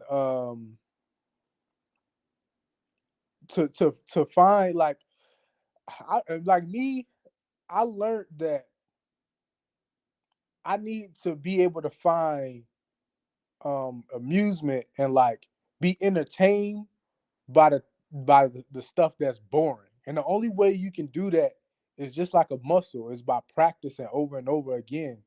And one of the easiest ways to do that is like, all right, if people in the stock market, and that's when I'm telling people, introducing them into the stock market and telling them, how it works, I try to figure out what they do and what they're into, and then show them to if they get into the market, like get into stocks that reflect what you're already interested in. So it's not work. You know what I'm saying? You already, like dealing with this on a daily basis. So, you should have some natural interest in this. So I think that's a lot of people's, probably issue, is that they don't really trade or interact with the things in the market that they already find interesting. But ultimately speaking, it's just, we have so many distractions. People, it's, people don't want to, strain themselves. They want just to relax. Honestly, a lot of people don't want to strain themselves and really focus on these things. So that's why it's really, good to be able to make something fun. You know what I'm saying? Be able to find the fun in the situation. And I don't know. I guess for me, I'm different because I already found it fun. I just don't. You know what I'm saying? Like I love understand. I love demystifying things. That's why a lot of us came from from the conscious community, because we have all these questions that we won't answer, and studying or learning from other people, your peers, is how you get these questions answered. So I try to find the communities and stuff that, and things in the stock market that I already have interest in. That's why I trade in Nas. I love technology. You know what I'm saying? So I focus on that. So I think that a lot of people just don't know how to find the fun in something. That's one of the main issues. Yeah. Um, hold on. Let me handle this real quick. Give me 1 second. Yeah, no problem. Guys, that you mentioned that you be on Clubhouse. What would you say are the best platforms for trading on Clubhouse? Because I just recently installed it, but I ain't know where to go for the content that I'll be interested in. I ain't want to just type in stocks and see what came up. Yeah, that's the thing, man. You definitely have to watch with Clubhouse, because man, it's a lot of the gurus on there who just be out here trying to just sell this or sell that. So it's really you follow, you try to find the people that you already admire in the market. Try to find them on Clubhouse. Once you find one or two of them, and then you start following the people that they follow, because how Clubhouse works, whoever you follow, whichever room they're in, then you're gonna see those rooms in your hallway, and you're gonna be able to go into those rooms. So it's really about following and finding the people that you're already interested in. My name on there is the same. It's my name on there is Savvy FX. The same. So you can definitely look me up and follow me on there.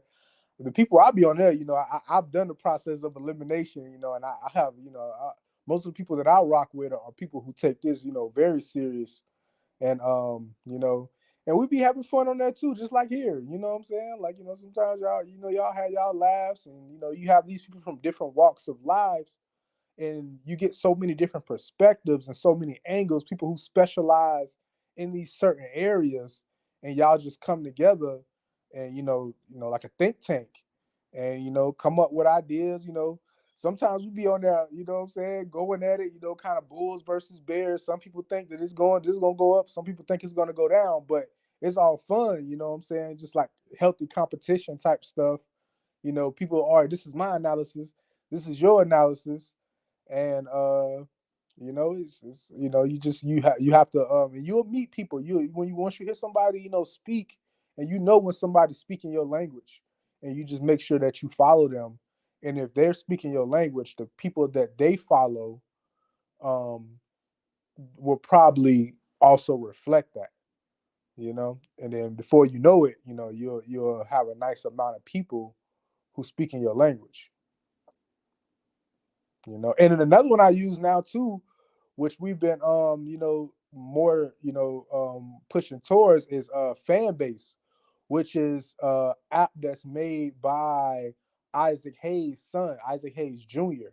And it's pretty much like Clubhouse and like Twitter put together, you know, same type of format, but you kind of get paid to speak. Like people can, like, you know, give you something called loves.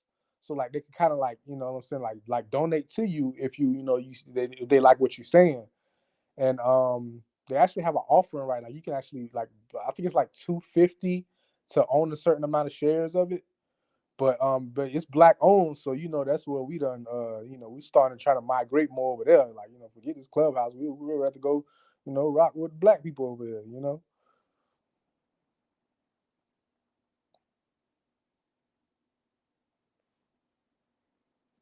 So yeah, that's what I definitely say. You know, you just, you know, networking, you know, following the people, understanding how the platform works, and, you know, understand how to you know, make those links. I've met some really dope people in there. You know, I met up with them in real life, all kind of stuff. You know, If I'm not mistaken, didn't Master P own it at one time? what's that? Clubhouse. Oh, I'm not sure. I'm not sure about that. Yep, that's that fan base. I see Oberdon brought it up. You see how everybody here is in tune? As soon as you said fan base, I went right on this computer, looked it up, and I went to start entering. As soon as I clicked on it, oh, I already had it up. That's Exactly. how in tune everybody is on the channel. That's real. That's real. I mean, yeah, and they have a, you know, you can. This is a project that you can actually get in, and, you know, Isaac Hayes, he does a lot of, you know, you can ask him questions. He be running rooms. You can go talk to him. You know, they have a lot of information about how it's gonna work and what their plan is, and you can get in here at the ground level for you know, as low as $250. You know, But it's not an IPO project though, right? I don't think it's IP. I'm not 100% sure if Yeah, it's an because IPO. at the time when I had, this was like a year or so ago, when I had Mm-hmm. found out about it, and then they were saying that Master P had owned it.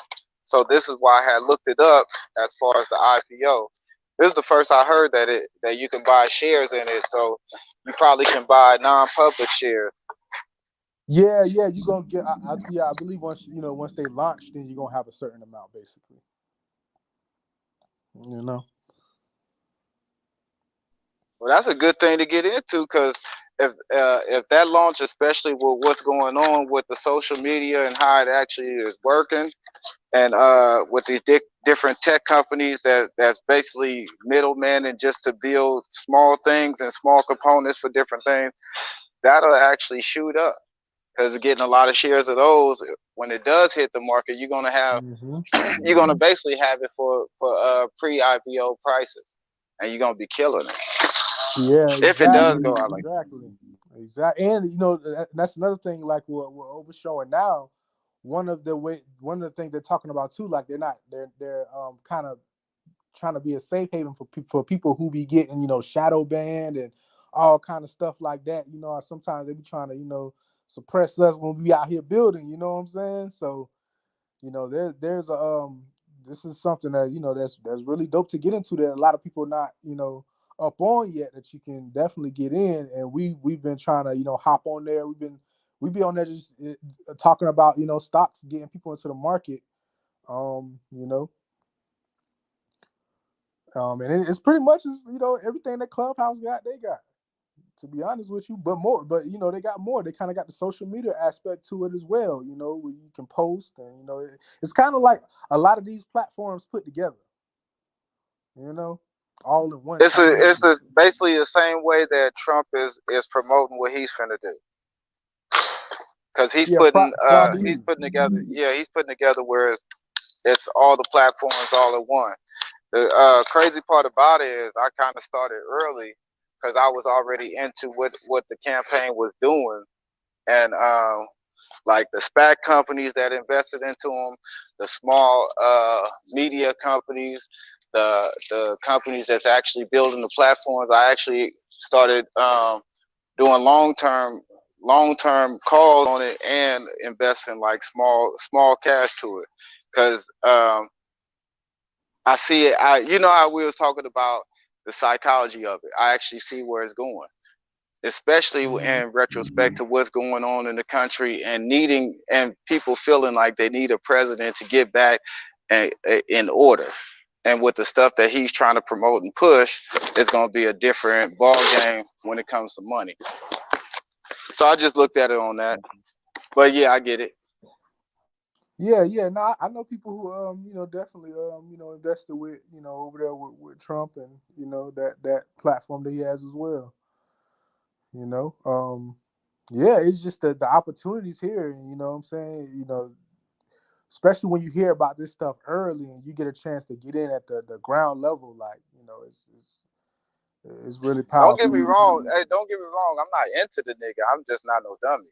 I just see what's really popular. Yeah, no, I'm not saying. I mean, yeah, you get your bag, you get your bag. Like I said, I know people who invested into, who invested into this stuff too.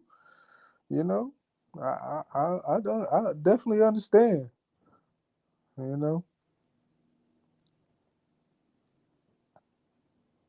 If Biden would have had the same thing, I would say I would have invested it, but I probably would have put a shitload of puts just based on the way he think. You know what I'm saying? So he gonna makes have a big difference. If you don't have this app, you ain't black. No, you know how you got to come to work with a suit and tie. Everybody got to come with a crack pipe. Oh man. Lying with brother Sonny.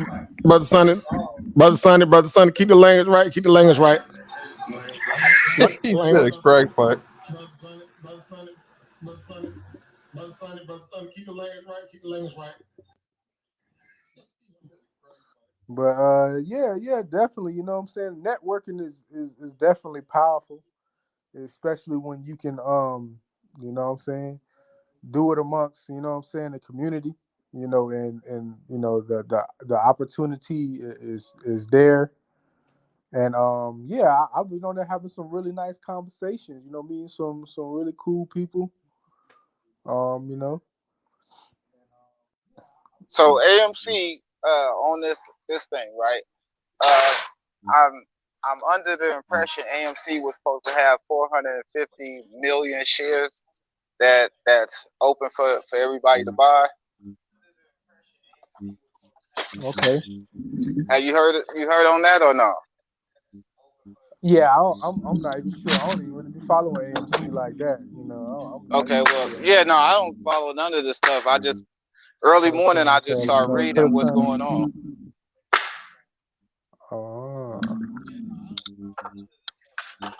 Yeah, so early morning I just start reading on what's going on before I start the pre-market, so I know what companies to jump into, because some of them will fool you, especially if you're really not savvy on what's going on.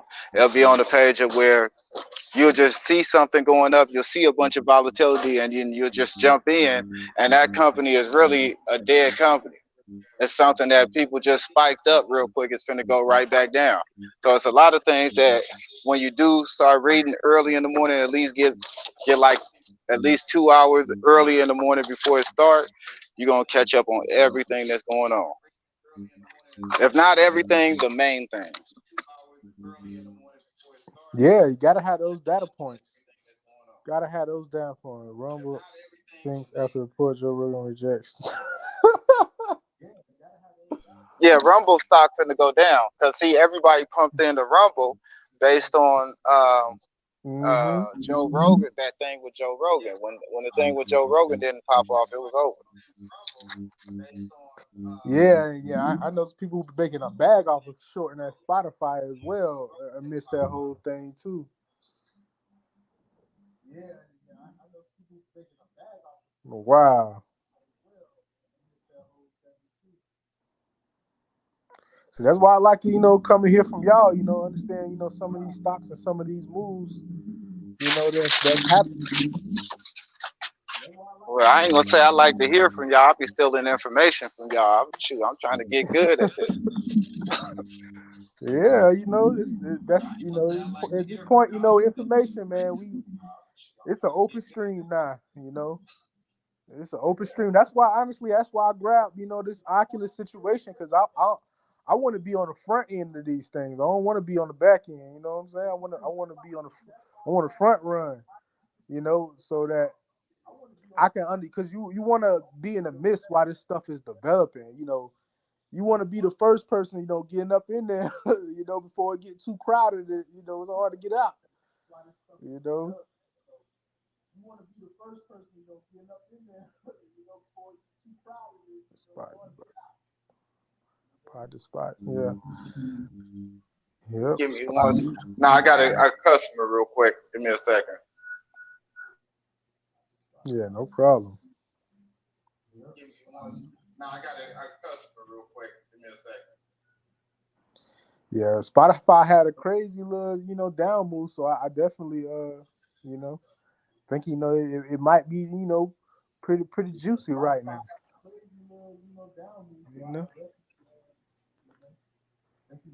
It might be, pretty juicy right now. Think it might be over for Spotify? Nah. I don't think it's over. Nah, I don't think it's over.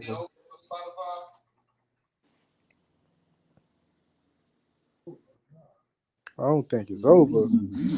I think, certain people just gonna see these things as, big money, gonna see these things as opportunities, to get this at a discount. They got, a lot of time when I was gonna say it's an opportunity, but it's basically an opportunity for the next man to step in. So like if you start looking at this like sports, right?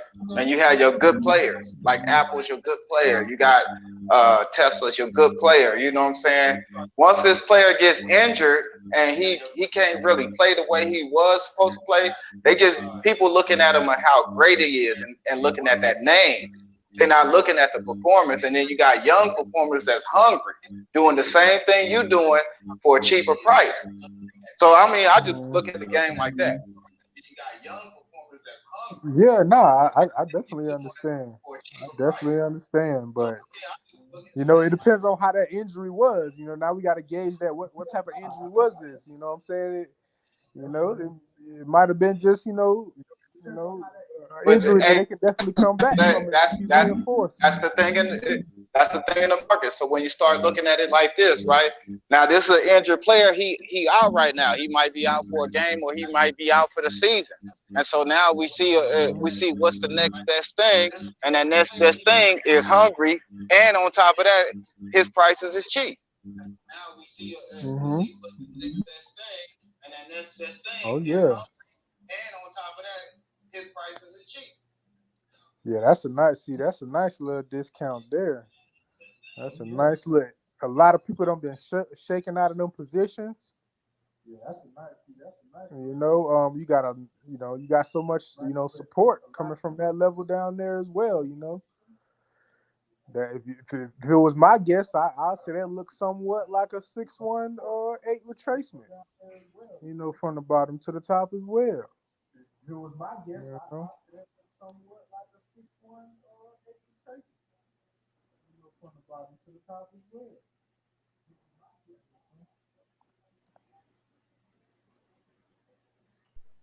Hey, go left, real quick. Nah, that looks kind of. That's iffy. Scrumptious. That look iffy right there. Look at the. Okay, go across. What's that at the bottom?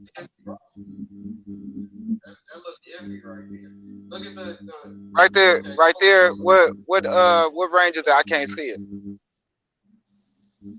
I think that's a gap right there. But I'm saying, what's the price right there and the date? Let's see the date.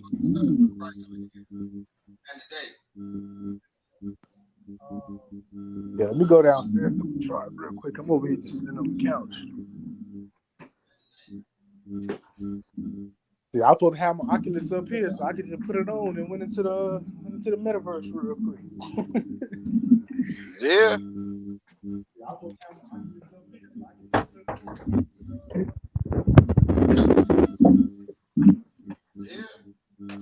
Let me check it out.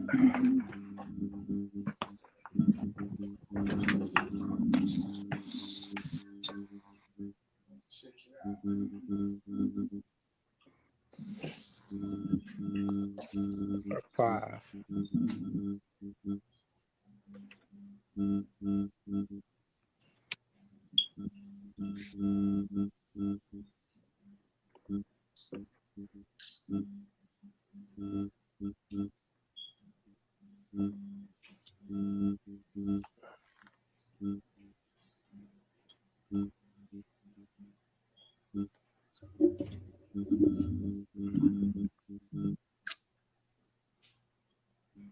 It looked like it dropped to a resistant level right there. So, the way I would be looking at this, let me see. So when I look at this as well on the monthly, there's this strong consolidation range from December 2018 going into May 2020. The strong consolidation area right here. If I take the field and draw those out, especially using the bodies of the candles. But then you got to look at this too. So when we was talking about the psychology of it, so you got to learn on why it started rising like that. And at the time when it did start rising like that, other companies started rising like that for the same reason. So you can't look at the trajectory to be the same. I mean, well, if you're using tactical analysis, you can't. Sometimes you can, but you can't use it automatically thinking that it's going to be the same thing based on the inflation money that they got. Because when everybody started getting that money in 2000, all the companies went up. Even the sorry companies went up. So you got to you got to kind of figure it in. That's why I was asking, what's the date and what's the price? Yeah, well, the price for that consolidation area is at around like call it 150-ish.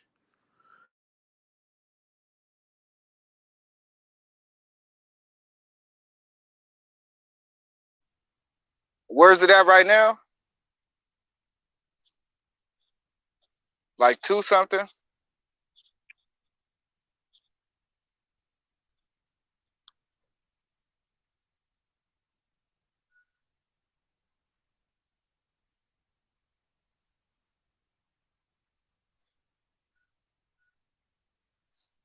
$160.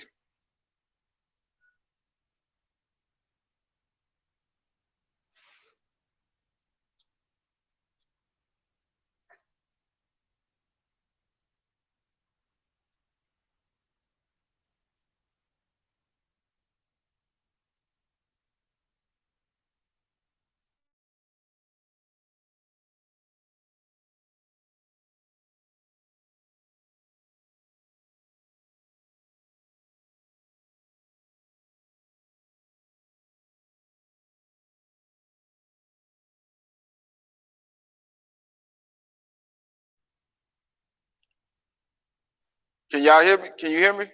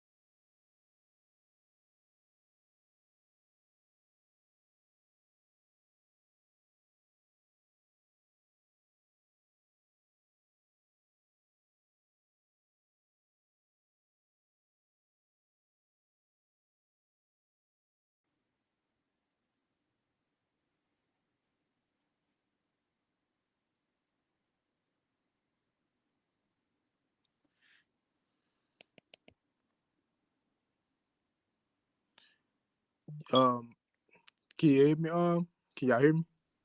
Yeah, I can hear you. Yeah, my phone call had knocked me off.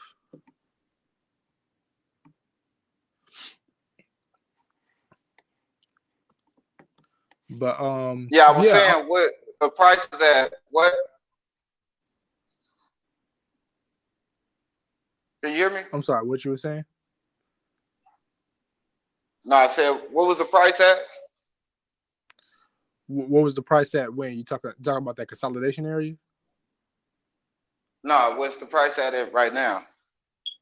Oh, the price right now is at 167. 167. Mm-hmm. So that means it still got room.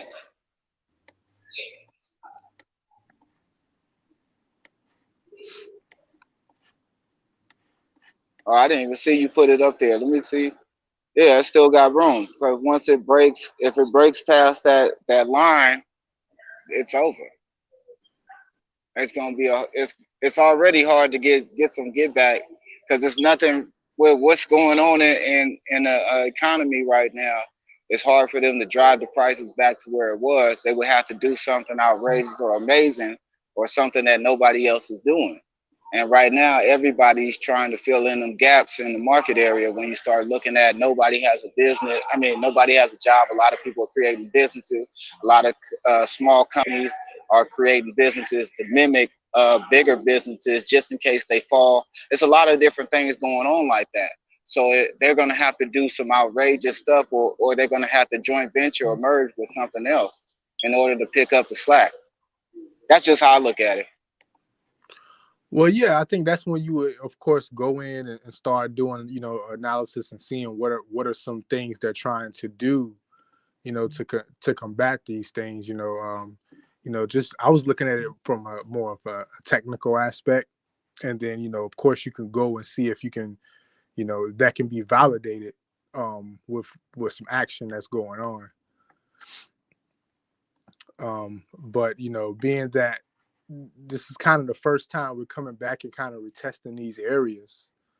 And, oftentimes, when we come to a consolidation area, that often acts as a support area for potential buying, as well, when, with big money seeing that, okay, we can, get this at a discount and drive it up, especially if there is some type of news or something behind it, you kind of, wait for some type of catalyst, this, which I would say, this is something to be, looking at, which you can either, like you said, be to the upside even or to the downside.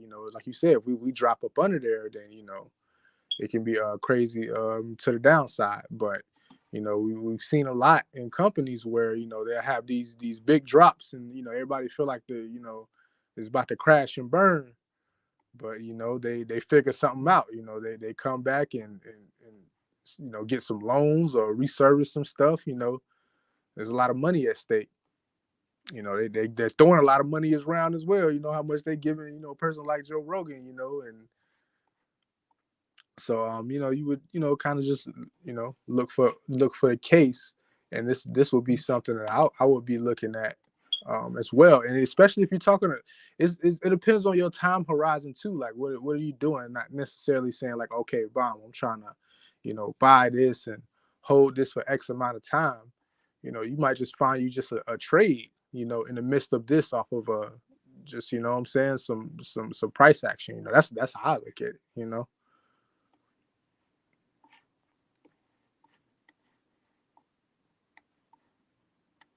Definitely feel it. You ever been where? Well, what's the biggest hit you ever had? You mean like a loss? Yeah.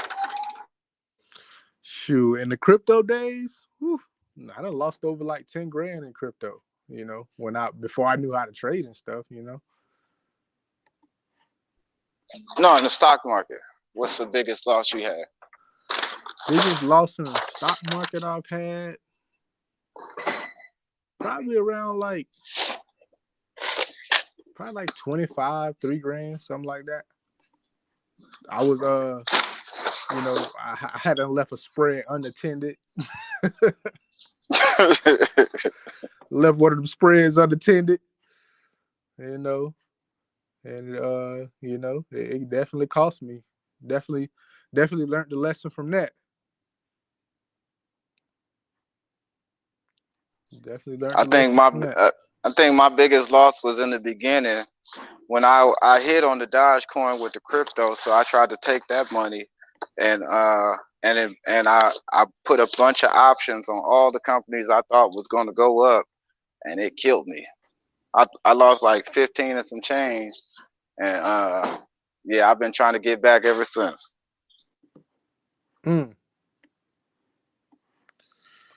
Yeah, that's all right. So, but you know, And so let basically me you say took an this. L Let from me some say money this. that you made though. Hold up. Let me say this. 1,500. You know, I'm broke. I ain't got the money Oh, like that. okay. 1,500. Yeah. Yeah.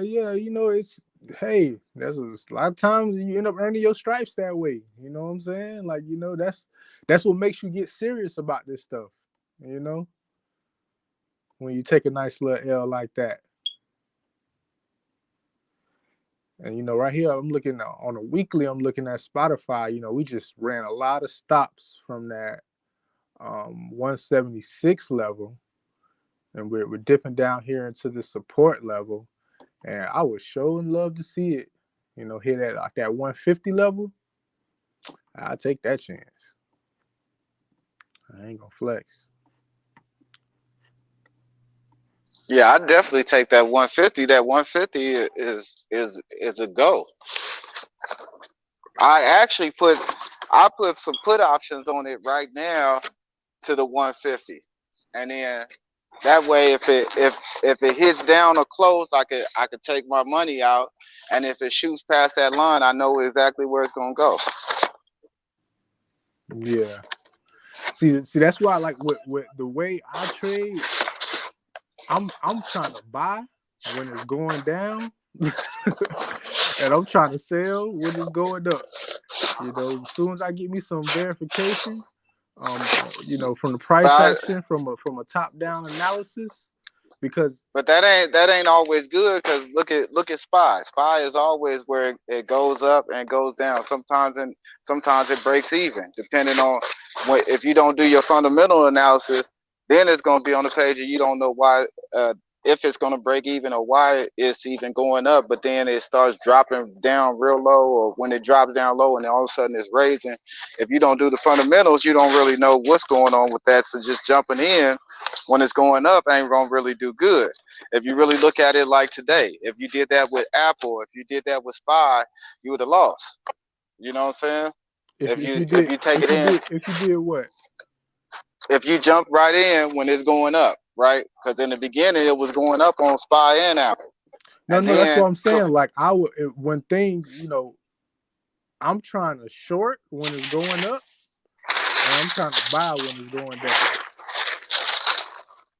Oh, okay, yeah. You see what I'm saying? Oh yeah, definitely. Yeah, that's a definite. You can't lose with that, because it's only so high it's going to go before the resistance hits and brings it back down anyway. Yeah, I mean, yeah, it's all within your risk management. You know, it's all within your risk management. You know, you don't, of course, you don't want to, you know, try to buy the bottoms and the tops. But you know, once you get some confirmation, you find a top or a bottom, and then it comes back and it kind of gets retested. That kind of gives you some confirmation.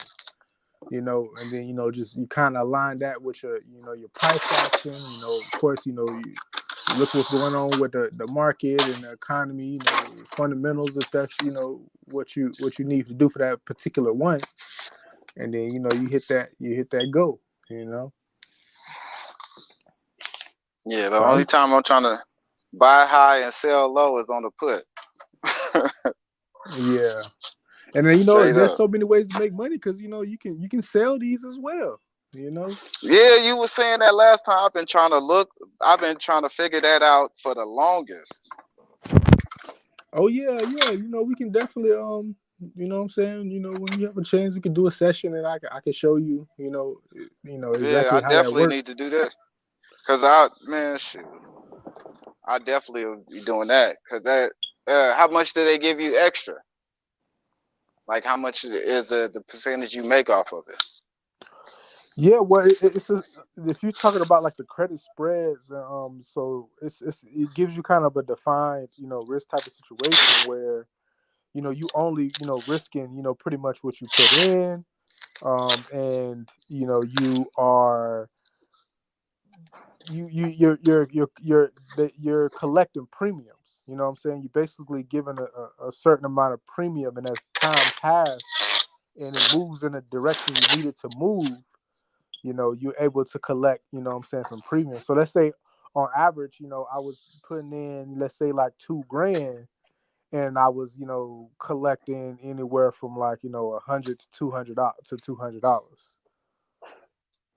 But it will cap out how much you can make on a trade, but at the Well, how same much? I time. mean, like, say if you said you would put in 100 grand. No, I was saying I will put, let's say if I put in $2,000, which Uh-huh. is usually a lot of platforms kind of require you to have that much to even do the spreads. And let's say you put in that $2,000, make anywhere from like $100 to $200, depending on how wide your spreads are. So you could put it. You could sell the premium for like for puts and options. Yeah, for puts and calls. I'm gonna read this. Open I and put mean, it I right on the said puts and. screen for us. So, in the world of buying and selling options, choices are made in regards to which strategy is best when considering trades. When considering a trade, investors who are bullish can buy a call or sell a put, whereas if they are bearish, they can buy a put or sell a call. Um, I hear are many reasons to choose each of the various strategies, but it is often said that options are made to be sold.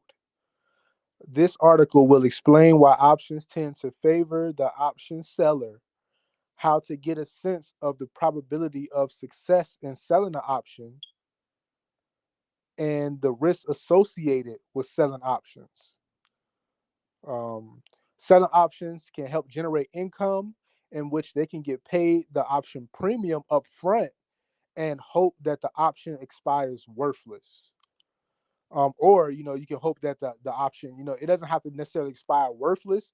It can expire 50% of it, and you can collect 50% of those premiums.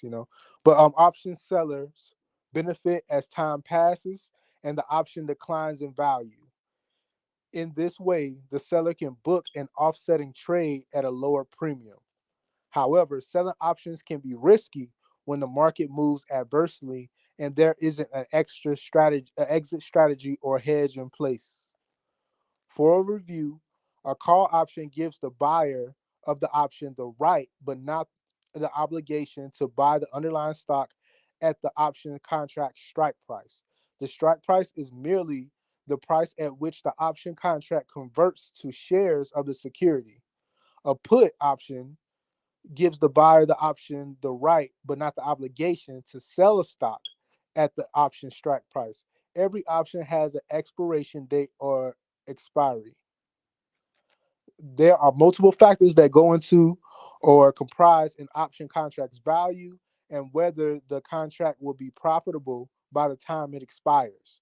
The current price of the underlying stock as it compares to the options strike price as well as the time remaining until the expiration play critical roles in determining an option's value. Intrinsic value. An option's value is made up of intrinsic and time value. Intrinsic value is the difference between the strike price and the stock's price in the market. The intrinsic value relies on the stock's movement and acts almost like home equity.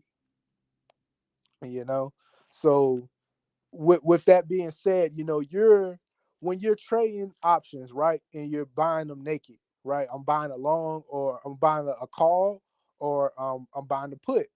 When the market moves against, let's say you're buying a call and that market starts moving down against you, or it just stays still, you lose value, as well as the time decay can also make you lose value, because this contract has an expiration time, and the closer you get to that time, the more you lose of your premium that you're paying for that option contract. So when you're selling options contract, you on the other side of that, and you're collecting. Like, I like to think of it like Uber, right? If you catch an Uber and you're buying an Uber, and you want them to stop here, stop there, and you want to run in the store and get this, as time passes, that Uber is going to charge you, right? For the time that you spending in the store, because that's time they can be out there making different rides. You're taking away from their opportunity costs, so you kind of got to pay for that. you know so it kind of works the same way with options. If you have someone's options contract, and you're trying to make money, you're taking away their opportunity to be making other moves with it, so you have to pay them for that. So if you're the seller of that, or like if you're the Uber driver, then you're gonna be the one collecting that time decay. you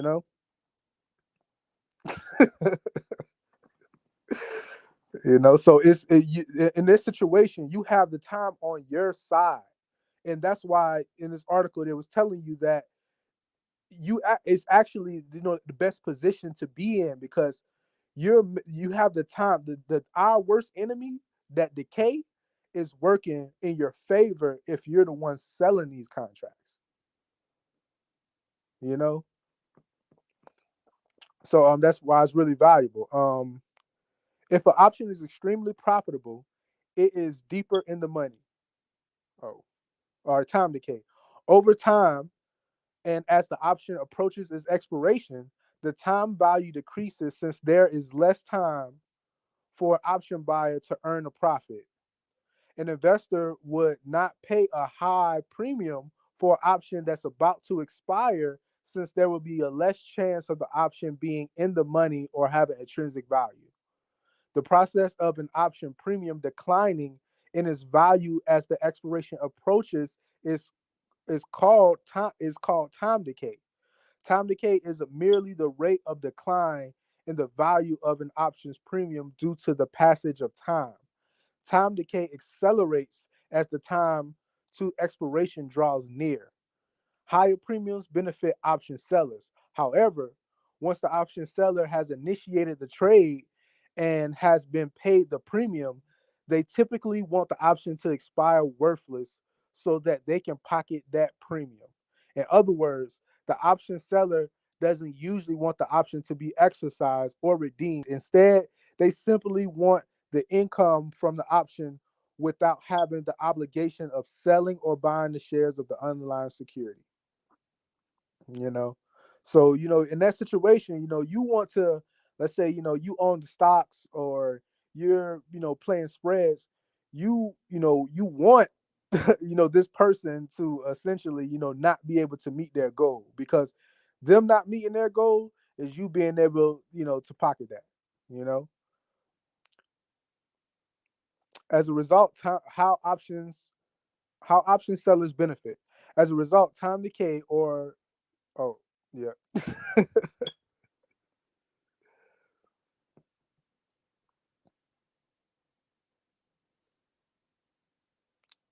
Time decay. Okay. As a result, the time decay, or the rate at which the option eventually becomes worthless, works to the advantage of the option seller.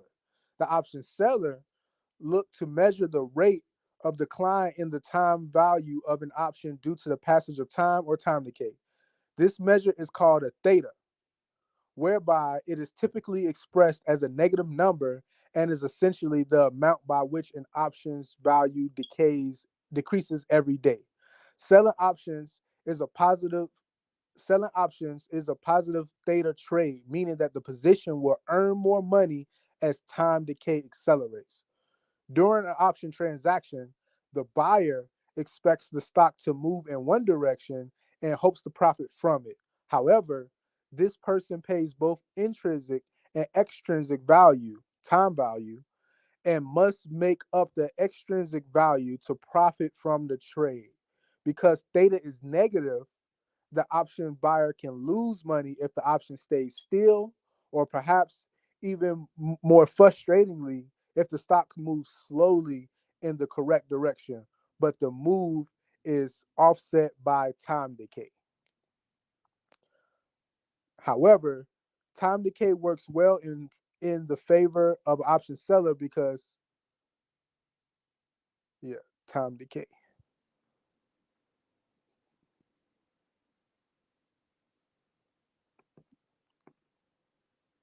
Yeah. However, the time decay works well in the favor of an option seller because not only will it decay a little each business day, it also works weekends and holidays.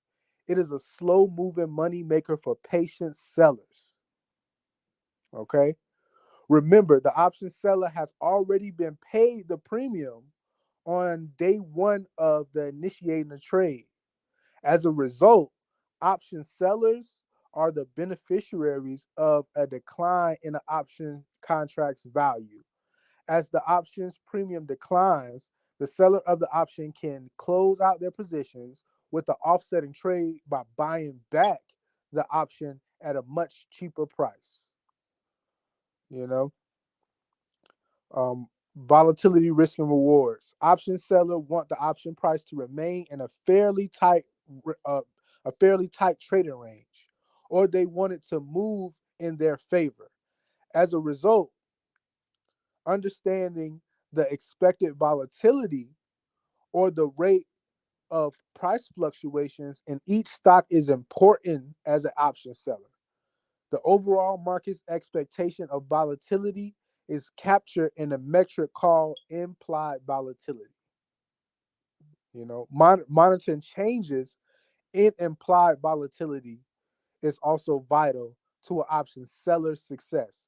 Implied volatility is essentially a forecast of the potential movement in a stock's price. If a stock has a high implied volatility, the premium or the cost of the option will be higher. Implied volatility, known as vega, moves up and down depending on the supply and demand for options contracts. An influx of options buying will inflate the contract's premium to entice option sellers to take the opposite side of each trade. Vega is part of the intrinsic value and can inflate or deflate the premium quickly. And when I hear that, it makes me think of how bonds work and the interest rates. How they increase to entice people to buy their bonds or the boons. you know, an option seller may be short on a contract and then experience a rise in demand for contracts. Might experience a rise in demand for contracts, which in turn inflates the price of the premium and may cause a loss, even if the stock hasn't moved. Figure 1 is an example of implied volatility graph and shows how it can inflate and deflate at various times. Let me read that again. An option seller may be short on a contract and then experience a rise in demand for contracts, which in turn inflates the price of the premium and may cause a loss, even if the stock hasn't moved. Figure 1 in an example is an example of implied volatility graph and shows how it can inflate and deflate at various times. In most cases, on a single stock, the inflation will occur in anticipation of earnings announcements. Like right there, those are the type of situations where you get those implied volatility, to move like that. In most cases, on a single stock, the inflation will occur in anticipation of earnings announcements. Monitoring implied volatility provides an option seller with an edge. By selling when it is high, it will likely revert to the mean. Okay? It will likely invert to the mean. You want them, if you're selling, contracts, you want them to get juicy. you want them to get nice and juicy, because if it's more than likely it's going to revert to mean or return to equilibrium or return to my eye. That point of balance. At the same time, time decay will work in the favor of a seller too. It is important to remember the closer the strike price is to the stock price. The closer the strike price is to the stock price, the more sensitive the option will be to changes in implied volatility. Therefore, the further out of the money or the deeper in the money a contract is, the less sensitive it would be to implied volatility changes. Probability of success. Options buyers use a contract's delta to determine how much an options contract will increase in value. I'm going to read that again, that part again. Therefore, the further out of the money or the deeper in the money a contract is, the less sensitive it will be to implied volatility changes. Okay. Options buyers use a contract's delta to determine how much an options contract will increase in value if the underlying stock moves in the favor of the contract. Delta measures the rate of price change in the options value versus the rate of price changes in the underlying stock. That's letting you know how much money your option contract is going to change per unit change of the stock. However, option seller use delta to determine the probability of success. A delta of 1.0 means an option will likely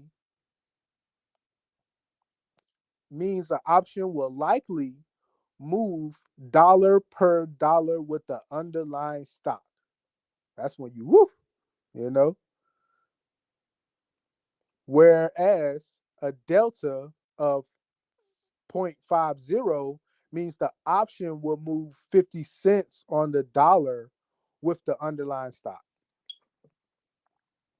That's the delta. An option seller would say a delta of 1.0 means that you have 100% probability the option will be at least 1 cent in the money by expiration. And a 0.50 delta has a 50% chance the option will be 1 cent in the money by expiration. The further out of the money an option is, the higher probability of success is when the higher probability of success is when selling the option without the threat of being assigned if the contract is exercised. So when sellers of these contracts, they're looking, at the delta to gauge their probability. And this is a chart showing the probability of expiring and the percentage showing the delta, the bid, the ask, the expiration, and the strike price.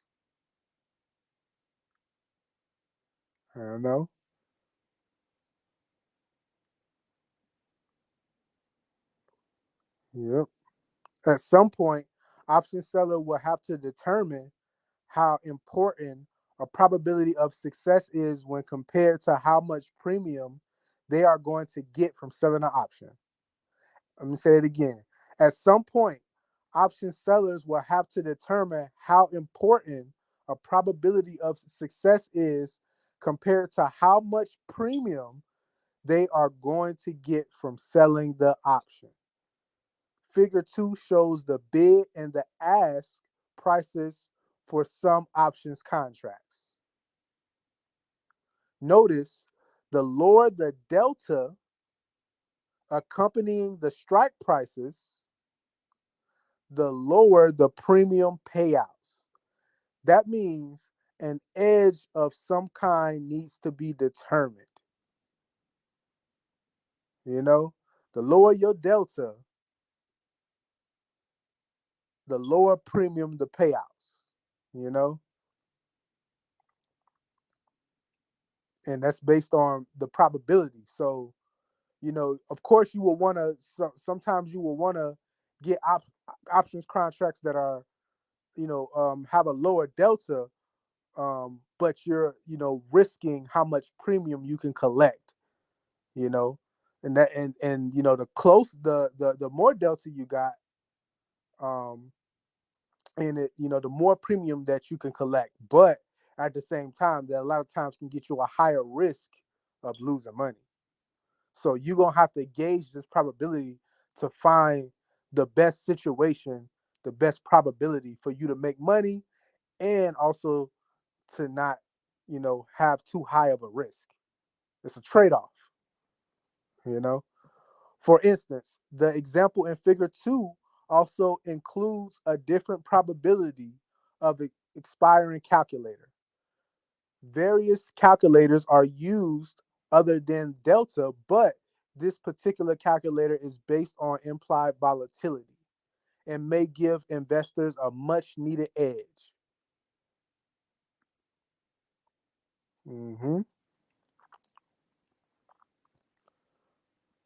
Much needed edge. However, using fundamental evaluation,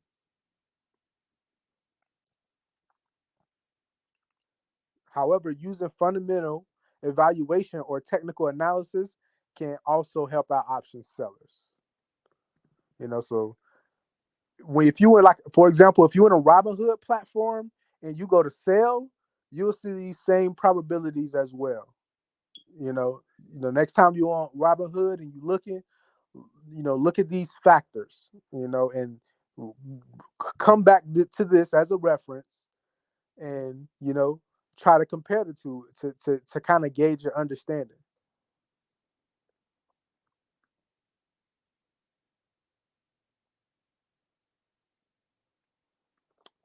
But yeah, worst case scenarios. Many investors refuse to sell options because they fear the worst case scenarios. When I told you one of my biggest L's in an option, that was one of those worst case scenarios. You know, the likelihood of these types of events taking place may be very small, but it is still important to know they exist, because when they happen, they happen. You know, first, selling a call option has the theoretical risk of the stock climbing to the moon. You know, stocks can only go down so far, but they can go up to the moon. You know, while this may be unlikely,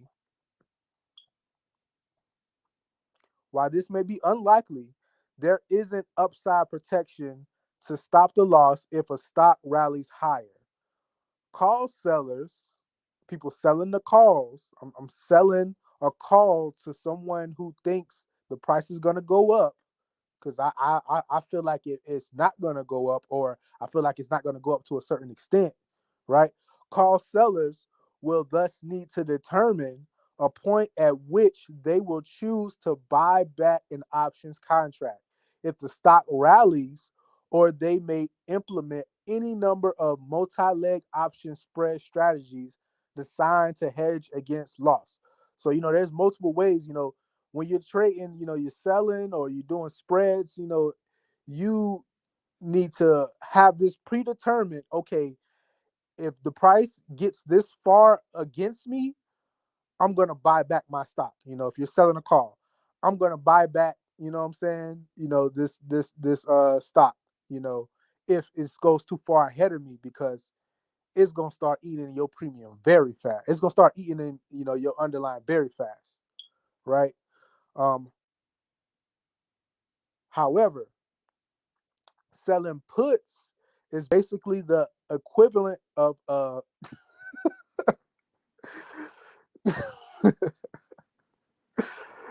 facts. That's how I was feeling. Woo. However, selling puts is basically the equivalent of a covered call. When selling a put, remember, the risk comes with the stock falling. In other words, the put seller receives the premium and is obligated to buy the stock if the price falls below the put stock price. So in this situation, you risk getting assigned the shares. So, a lot of people use these type of strategies as well as the cover calls, and a good way to, kind of use this strategy is if you're willing to be assigned those shares, you can collect some premiums if you don't mind owning this stock long term. I know a few traders that kind of do that because that is the risk. If this stock falls too far, you risk getting assigned these shares. You got to buy it back. The risk for the put seller is that the option is exercised and the stock price falls to zero. However, there's no infinite amount of risk since the stock can only hit zero and the seller gets to keep the premium as a consolation prize. So when you're selling the calls, your risk can be everything, almost infinite, But when you're selling the puts, the lowest it can go to zero if you get assigned these stocks and the stock price goes to zero.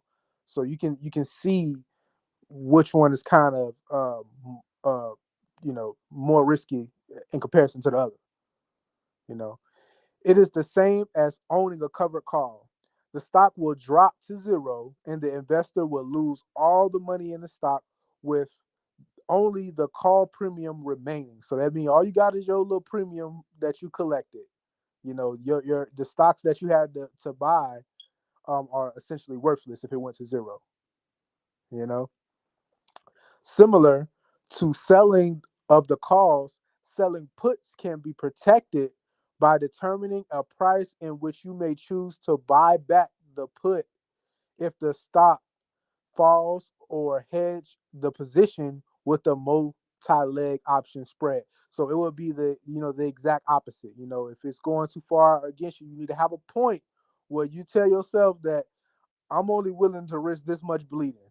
So that's where your stop loss at, or this is when you implement one of your other strategies with a multi-leg option type of situation.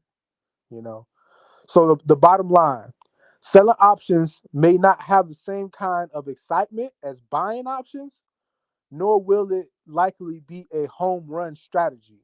In fact, it is more akin to hitting single after single. Just remember, enough singles will still get you around some bases. Ain't that the truth? And the score counts the same. In fact, it is more akin to hitting single after single. So again, that's where I was saying, like, you're limited, to how much you can make, but you still able to, low risk, low reward type of situation, especially if you're using proper risk management. There's a lot of people, a lot of even institutions, what I'm saying, market makers, a lot of them are using these type of strategies because it's the risk is so defined, so it's a low risk situation, and some people just earn income just collecting those premiums that type of way. Especially if you have stocks, and there's a lot of strategies that you can use to capitalize off of this. That's why it's really important if you want to trade options to really dig down and understand how these Greeks work and understand these different option strategies, because you will see that every scenario, there is a strategy that works perfectly for that scenario where you can make money. Somebody making money in this scenario using the appropriate strategies. It's like having the proper tool for the job. You don't want to be out here just with a hammer or just out here with a wrench. You want to have a whole full kit, a whole tool belt, if you really want to understand these options.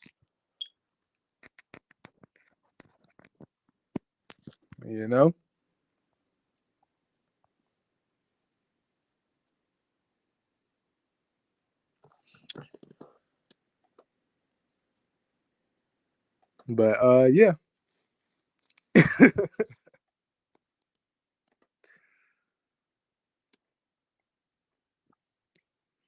That's facts. Did that help you though, Oba Sonny?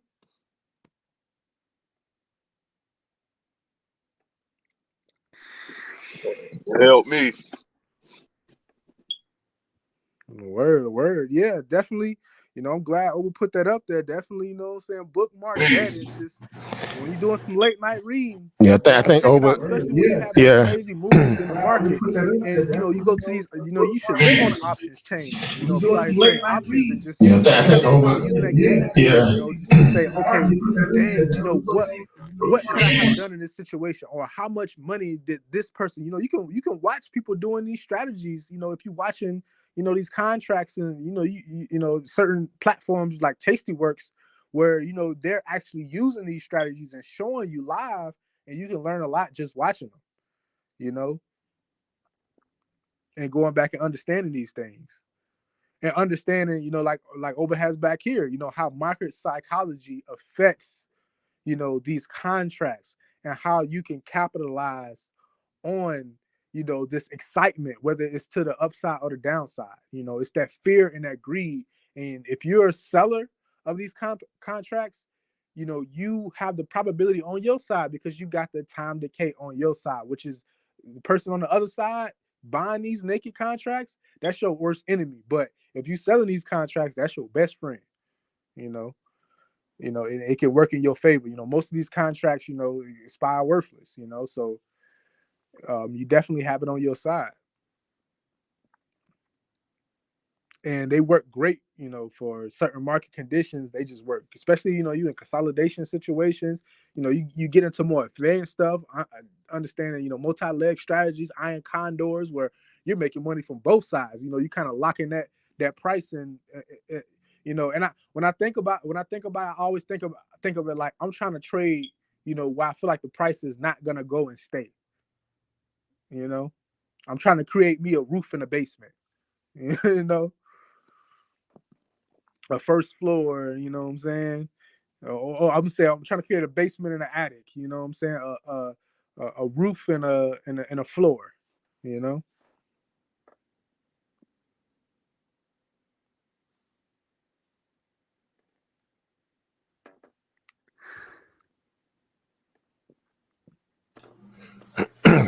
$100%. That definitely helped me. Thank you. Yeah, no problem too. No problem. And thank you, Oba, for playing that wingman.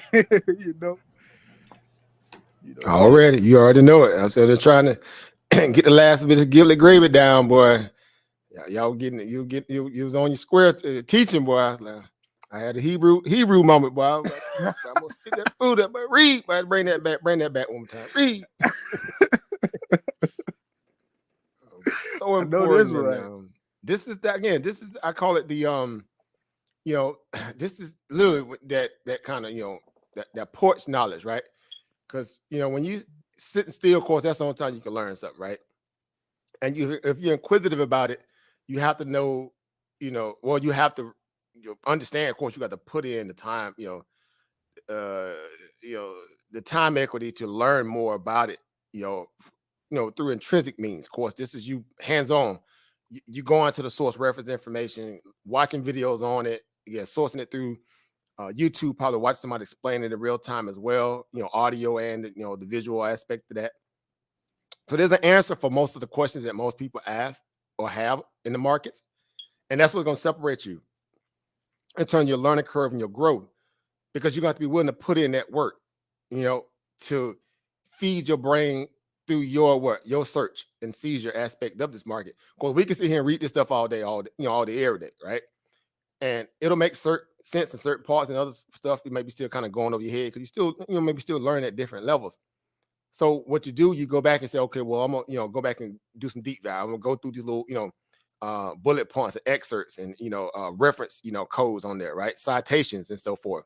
Like you do, like if you're going through a Wikipedia, publication, this is how you go deeper, right? This is the rabbit hole aspect of what this stuff, provides you and it gives you, right? You have unlimited source reference information. Depends on your interest in it, right? It'll get you familiar with it at some point, right? At some point, you'll become more familiar with it, and you just notch another pretty much a level on your belt to say, okay, man, this is great. That was great. Now, if I ever go into a market and I have to utilize that at some point when I feel comfortable in being able to implement it, well, at least I got that, right? Or I know this, or I know that, right? So, that's what it takes to be, successful in this. That's why we say things like what? Investing in trading is not a lazy man's game. Right? If you ask a question for something that you can look up yourself in 2 seconds, that means you still have really, truly taking responsibility for what? Your craft, aspect of the knowledge, right? Because it's only going to make sense to you more so when you put your hands on, is my point. Meaning when you go through the publication, you pulling these articles, you pulling up, videos on this stuff. Again, if it gets to a point where it still stumps you, then that's when hey, I was looking into this, I was reading that, man, I'm still stuck, then at least you have an underlying knowledge, an understanding of what you're trying to accomplish, within that. But you'll learn so much more when you go do that research and see it yourself. And so, of course, you got people like Oba Marquise and been down that road. He know what it's like to do that. He gonna go look. He know where to go look. Oba Brandon, he know where to go look. Oba Chris, many guys who have been in this for a minute and still learning. Of course, a lot of us I always tell people we newbies at this, man. It don't seem like it's a lot of ways, but we're newbies. And I consider anybody a newbie in this if you ain't been in the game at least 10 years. Why? Because industry change every 10 years.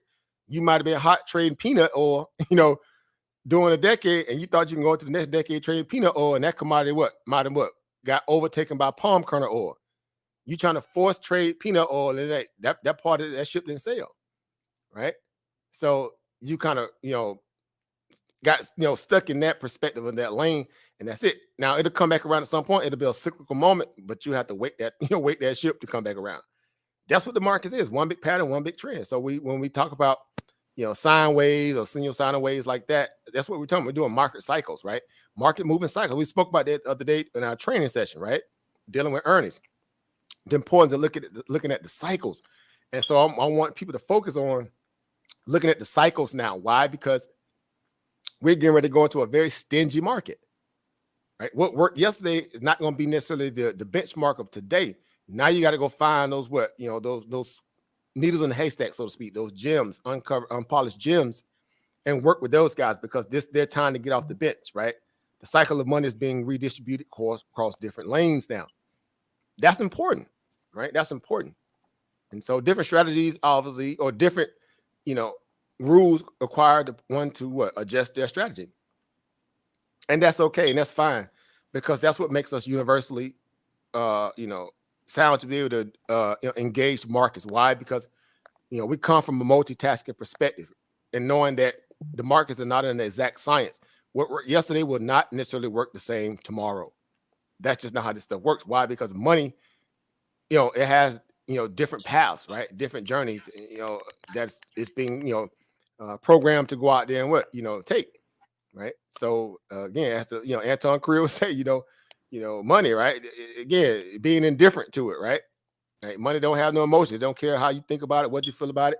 The only problem is when you don't have it, you miss it more when you do, right? Because for the value of what it can do for you is the point, right?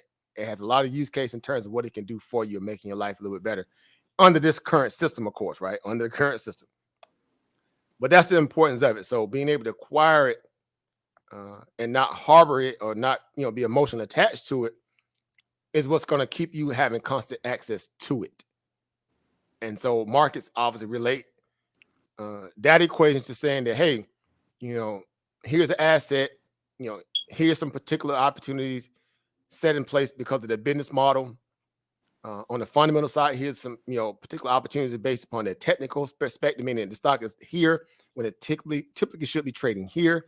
So you're having a spectrum of opportunity of a bounce or a pivot or a reversal or a retracement, a demand or a supply zone, right? Here's the psychology behind this, because guess what? This stock is also being looked at by other people who are thinking the same thing as you are, right? And they just drop news or this sector is starting to rotate and bounce. So this stock should get a sympathy run along with it. Right? That's the three henchmen right there. That's the technical, fundamental, and investor sentiment in itself, right? Because those are the benchmark things that you have to learn. Every investor and trader has to learn those three basic rules before they become well-founded in markets. You got to understand there's a technical story. There's a fundamental story, and then there's an investor sentiment story, or a psychological aspect or component to this. You get those three things in play, then you got a lot to work with. Then come all the intricate options and strategies like, selling premium if you buy options, which is the derivative, of course, over stock. Lease it before you buy it, right? That kind of, reality. Try it before you buy it. That's what buying options is, right? It's a derivative, right? Contractual agreement to hold it for a certain period of time. Hopefully it gains value, of course. And selling it in the same breath, right? You being the seller, that means you the wholesaler. You the wholesaler distributor of these derivatives. Most people who got big money sell options more so than buying premium. Now, they love buying too because there's more money made when you buy the option. If you get that directional bias right, it could be, it could be great in terms of the profit you make. Again, we've proven that, right? $5 turned into $250. $20 turned into $1,800. $100 that turned into like $5,600. $100 turned into $5,600 in one binary trade. I mean, that was less than 24 hours. Put by a drop on the stock, it fell. You collect all that premium. Like where else could you make that kind of money with that kind of binary event based upon research methodology? Of course, you still got to let the stock play out, but that's the risk versus reward that we all sign up for.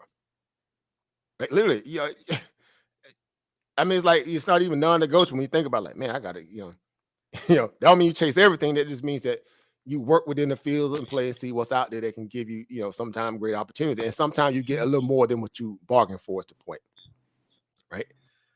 So it's exciting, man. And again, shout out to Over, going in and not only just reading, but explaining it. So again, it shows you his knowledge, that he knows what he's talking about. And he's getting stronger and better in it. And at a certain point, again, when he's moving, multiple legs and multiple opportunities like that as well, because, within that, the growth in the money size comes through, like you said, it's the base hits, right? Get on base enough to some point, those base hits are you're going to carry more value. Why? Because the lot size increases, right? He comes from a Forex market, perspective too. It's all about lot size, right? Lot size gives you a whole bigger bag, boy. When that thing, go from micro pips to big pip, right? Whole pips, right? I would say a whole pip. I got a whole pip today, right? Or 2 or 3 pips, that's a bigger bag, right? Because you had more value in play, and so the payout was that equal to that. And that's what happens in the option market. As he explained and read that, and we've shown that plenty of time when we look at the premium, right? The same way we did with a firm today. Well, what happened? It dropped on a pre-leak earnings report. The premium on the $60 puts that were dead because the stock was just going up, pretty much throughout the intraday, hit the top of the 83. So anybody that bought $60 puts ahead of the earnings was thinking they was going to hold it into earnings and hoping they get bailed out. Well, they got bailed out intraday. Like, go figure, right? That $30 put premium that was now 82 cents. I mean, 82 cents in the negative out of that intrinsic value on a delta of 100. Now they was getting basically, for every dollar they may get a chance to get back, 20 cents, whatever, right? $2, something like that. Now they just got a whole premium, flip, right? It basically went from being down, $100, whatever. So now they up $700 in profit. Like, it's crazy, right? That's premium, man. That's stuff that makes this stuff great. Right? No one wants to go through that course. That's heart attack. But that's the nature of how this stuff works. At least within the opportunities that it can provide, given volatility nature of markets, that they reverse, they pivot, peak to trough. Because we talk about that stuff for a reason, right? We love talking peak to trough, right? That's a lot of our talking points to a degree. So it's interesting, right? And it's great, for that very reason that these things can be useful. All right. So kudos again. Thank you, Over. For going in that, because I was eating that, of course I couldn't talk, but I could definitely move the screen the way I could or when I could to kind of help aid in that process. So that's the ins and outs of selling options, guys. If you're ever definitely interested, and no, for you to sell options, of course, you got to have some basic understanding of how to even buy options. So you don't try to put the cart before the horse, right? If you don't even know how to buy options, like buy puts and calls outright, you definitely ain't ready to sell options, right? So don't try to jump out there. Don't do it, right? Because there's a thing called, it's a naked position in some cases. As he read, the difference between selling puts and selling calls. Calls are definitely naked. Boy, they'll come for your house, right? If you own a house, they're going to come for your mama house, right? Somebody going to pay. If you leave an open-ended contract out and that thing keep running until they shut you off manually, you owe all that money back. You owe that money. Ain't no do-over, ain't no bankruptcy, ain't no I made a mistake. Can I get a do-over? No, that CUSIP tied to you, or that transaction is tied to you and your social. So don't do it. Get some knowledge first. Don't jump out the window. All right, that you got some real Superman powers, right? So kudos to him for that. We're indebted to him for that because, again, knowledge brings power. Power equals profit, and that's knowledge, right? That's just source reference information that's actionable that you can use, right? All right. So shout out to the family, man, coming through, right? So that's it, guys. I ain't got that much else, and I know you guys still coming in and got some more information, probably some more questions. Fire away if you can. Of course, we got a light session tonight in training. I know because I've been on the live stream. Of course, I would have rebooted and had it up by 6, but I just finished really eating. So just trying to get my body time to assess and adjust here. We might get, kick off a training session maybe at 7, 6:30 now? Probably 7:30 to be honest. Because by the time I put the information out, give people a chance to see if they can be accommodative to it. We'll run it. And it's going to be a short session night. Granted, for the fact that, again, tomorrow, I got 3 101s still lined up for tomorrow for the year recaps. And then I might do some impromptu ones after that. If I can fill in the schedule, if I got anything else going on. Because we're still getting through all those, all the people. All right. But today's live stream alone was just really good. Watching this thing play out for us market in terms of some good, visual information of being able to kind of monitor the markets and see what's going on. And the high CPI data and all this stuff. These people, boy, today was something usual. And literally right now, because we were talking about, after hours, what the after hour market may look like, right? Because that's what you got to see now. Now people got they're waking up, or not necessarily waking up, but I can say that to a degree. Well, people are getting off work now, going to look at the market that been working all day, right? They can barely keep up with it throughout the day, right? They coming home, checking their portfolios and stuff like that. And they're going to do one or two things, right? Panic, right? Get excited, or they're going to capitulate or something like that, right? So that's a whole nother layer of potential selling or buying that can come after the fact, right? So look at this right here. Look what the market doing literally right now. Now that future markets are full-blown open at 6 p.m., let's see what the future market is doing. Or basically, more important, what is it doing to the market right now? Here comes the firm coming back down finally. Just a few minutes ago, it was up here near $59 a share. Now it's down to 55. What changed? Possibly conference call. Possibly those same people I was telling you about earlier. When they come home and see this, figure out what happened. Like, man, this is just ragged. This is what kind of business they're running. They just dumping their reports out too soon. Oh man, I'm out. Right? They dumping shares. Like this bar right here alone, right? That was what, 74,000 shares traded in that 1 5-minute candle alone, right? And again, people heading for the exit. Now it's down to 55. So yeah, right? Again, couldn't make this stuff up, right? Couldn't make this stuff up. Markets off. Look at the futures. The SP 500, same way, right? 6 o'clock. We 448 for 448.92. Got up to 449.30. This big 5-minute candle here. Look at the outflow. 2 million shares. 2.6 million shares came inside of that candle. Somebody okay, I'm out, bro. I ain't finna deal with this. It's going to Friday too. A lot of contracts going to expire tomorrow. I'm out. Right? So yeah, that's a lot of, I don't know, human and maybe algos mixed all into that. But they up out of there, as they say. One would say out of there. Now it's back down to downtrending. Right? Things change, man, in a matter of 20, 30 minutes in market. The QQQs, same scenario. Look at the Qs. Right? Definitely tech sector. Tech sector is going to be on a lot of fire tonight because of what? The 10-year yield.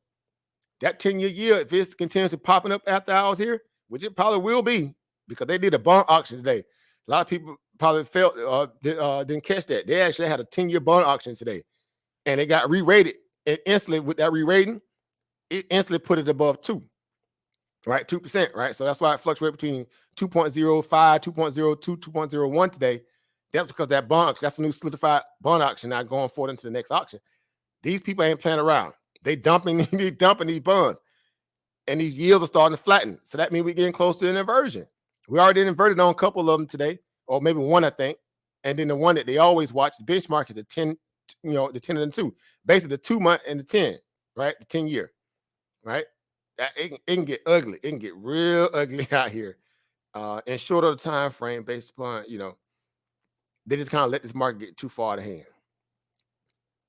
So yeah, we're watching it here. So a lot of these stocks here, of course, Zillow had earnings. You see that they're up about $7 here throughout the day, including after hours. So they got a little bump. GoDaddy up $3. They had earnings tonight. Urban Outfitters, I think they had earnings. It's actually a little bit down now, finally. Yelp, whatever, same scenario. Again, just throughout the day, we just saw some stock rare. So, but anyway, yeah, markets are, not too happy. Even though they tried to front run that the numbers would come in line, they got a big wake up call today. So much so that they didn't want to take that L. And guess what happened? They rallied off the bottom and went all the way back to yesterday's closing price. They let some people get out the door. Like these jokers, boy, they don't play. And I'm like, okay, this is great. I'm selling down here. I'm buying more puts up here. And I'm like, oh, this thing gonna roll over, bro. I seen this picture before. We gonna get that downside move. And not only did we equal that of the daily lows, intraday lows, we broke that and came down and hit some of the targets I was thinking about yesterday that we can definitely test the high 440 area, right? And we did that, right? We definitely did that. All right. As our firm here, constant steel is dripping to the downside. Interesting to see what that's going to do in the next, hour and 15 minutes that we have left here in the after our extended session. It can definitely trickle down towards that $50 area, possibly. And that means if anybody else has bought puts, I know Over Sunday was saying he bought, 2 down and 1 up. Yeah, he could definitely be eating tomorrow if things check out the way that they are thus far. Futures pulling back, it's pulling back, whatever, Risk versus reward, of course, you got to take it understanding what you know that you can, it can get a little ugly. Have a thesis, stick by it, take responsibility of your money, of course. But it's definitely interesting watching this thing play out. All right, so yeah, a difference of 20 to 30 minutes to hour, what it does in the market, right? Literally, right? Literally, out in this case, by that 30-minute scenario here. Even before that, of course, markets are up here just acting a complete food, right? Acting a food, right? They say, right? So yeah, say, what's going on, Robert? Robert Paulo in the building. He says, how do you follow and keep up on top of all the market news? Greatest thing to do is well, I have this thing that I do with falls that within my mentoring that I do in training sessions. What I do when I get a person who's new to this, or even people who've been in it for a while, the biggest thing that you have to realize that you're running an online business. So the best thing you can do is compartmentalize your handling of this new craft or industry in a way, same way you run a business. You wouldn't have your personal email tied to your business email, right? Because there's just too much to sift through to get to all the important information. Some of it might be more important. So the first thing you want to do is build your dummy email account surrounding your investment account or your investment business aspect of this. So whatever your name is, say your name is Robert Paulo, you may have what called Robert Paulo, Robert Paulo Investments at gmail.com. That dummy email account now becomes the container for all market-related news, publications, notifications, et cetera, et cetera. You go sign up to a lot of these websites like Market Watch, BenzingaInvesting.com, Business Insider, Investors Business Daily, Seeking Alpha, all the ones you can think about, the ones that we go over a lot here, Tip Ranks, Bar Chart, whatever. If they're putting out email notifications, notifications throughout the day of what stocks are doing, analyst upgrades, downgrades, special news that just came out, breaking news. Guess what? You're getting all that stuff in real time through notification, and it's sitting in that container of a file cabinet. That means you have constant access to raw information. That's a cheap way without having to sign up to pay for these publications, like buying the actual premium service. You can hunt and eat off the free stuff. I started out buying these things. I used to be my monthly bill when I really got into this and got really excited about it. I was paying out let's say on an annual basis. On an annual basis, like about 300-400 on what? TradingView, Bloomberg, the basic one, that was around about what? 100 plus. Trading, I had trade ideas for a minute. That was another 300-400 plus. Black box stocks, of course, that was at that time we was paying, $79. Same, I'm grandfathered at this point, but that's $79 times 12. You do the math on that. And I had others too. So I'm paying, upward towards, $1,000, $12, $13, $14, $1,500 dang near a year in these publications just to get information, stay on top of it, to be a better investor. These just tools are within your tool belt. The more knowledge I gained by learning how to fish better, I reverted back to the free services, because I figured out better ways to get information the way I need it without having to pay for premium service. That's what makes stuff great. You learn how to cut back, right? That's what we did. We did the R&D, right? We did some cutback on some mergers and acquisitions and save more money now. Now I got more investment money and still have the same ability to do it, to keep up with information in real time. Why? Because, the information made more sense to me as I grew. So I don't have to feel like I got to get every analyst perspective and at the tune that I'm paying them for that service when I know how to dissect it myself. So yeah, build your dummy email account, dump all those publications in there. Meaning, go sign up to them with your email, right? Don't pay for it if you don't have to. Of course, don't pay for it, period. And just let them send you notifications and emails about what's going on in the market all day, every day, right? Like the Django, all day, every day. You're going to work you from sun up to sundown. And when you get old, we're going to hit you in the head with a hammer and throw you in the dirt. That's essentially what we're trying to do here, right? Work this business best way you can from sun up to sundown, given the time that you have a lot to it. Make all that you can fall on the financial side of money, put some, money traps in play for your future generations, and go live your life, right? Go live your life, right? Because that's what, again, wealth creation is about, or the aspect of it is learning how to put your money to work for you and not be disorganized, because you cannot be a high profile trader and you disorganized. If your thoughts are disorganized, you're not going to be good at this. If you have a problem with multitasking, you're not going to be good at this. If you're a person who has a problem with reading a lot of articles and stuff like that, I forgot what's that term, the term for people who have a problem with reading a lot of long sentences. I forgot what it's called. But it's a phobia, kind of like to a degree. I don't know. Old folks tell you it's laziness, right? They say you're just lazy, right? You got a hard time being able to be in this craft, right? If numbers scare you, you definitely have problems being in this, right? So a lot of these things you can rebrand yourself to learn. Of course, a lot of this stuff is just, familiarization.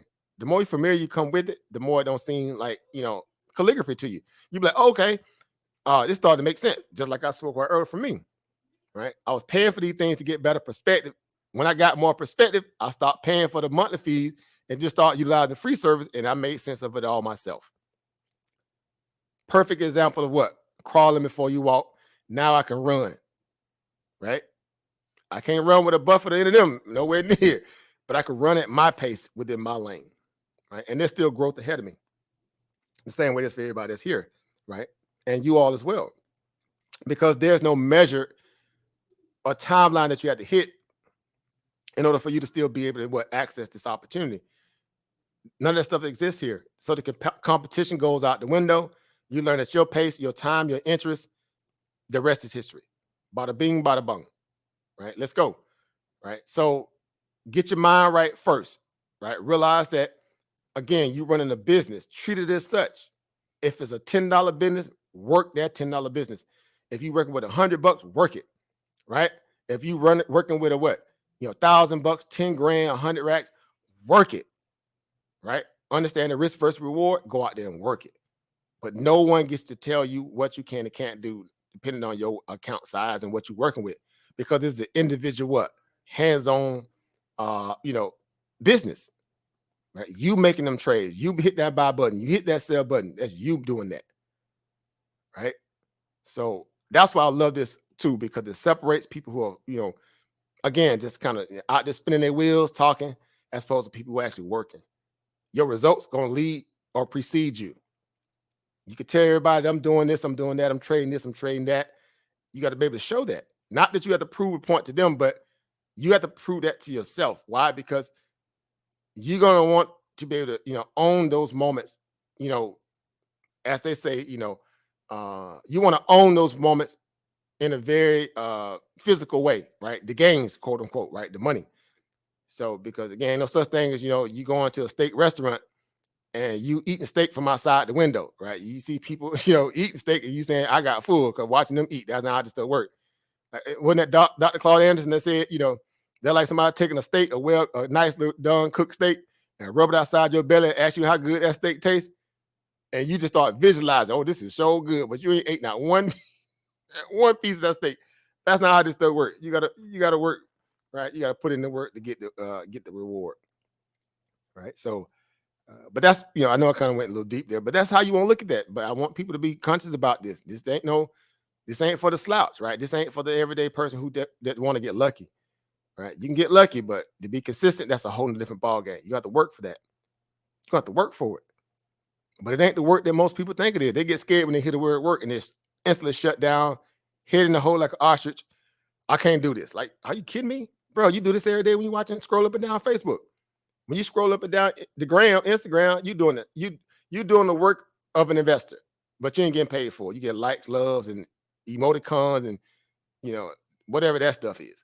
Twitter, same thing. We're doing this and getting paid from it, like money paid, right?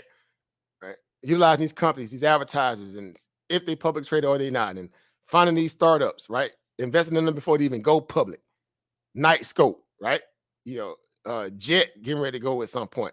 Many others, right? We've been doing this for a little minute here. This is what makes this stuff great. You're thinking like an investor. You're moving like a person who's putting their money to work properly. So again, you have everything you need if you have the interest to want to learn, because it's going to force you to get better. It forces you to, right? It forces you to get better. If you're really serious about it, it's going to force you to.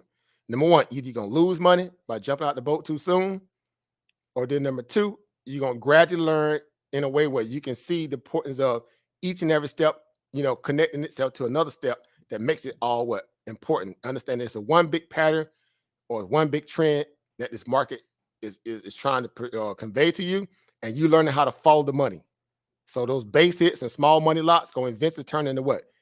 Big money and bigger lot sizes and trades that you're going to take. Meaning more shares here, whatever, right? That's how this stuff works. Right? So crawl before you walk. Don't try to jump out there too soon.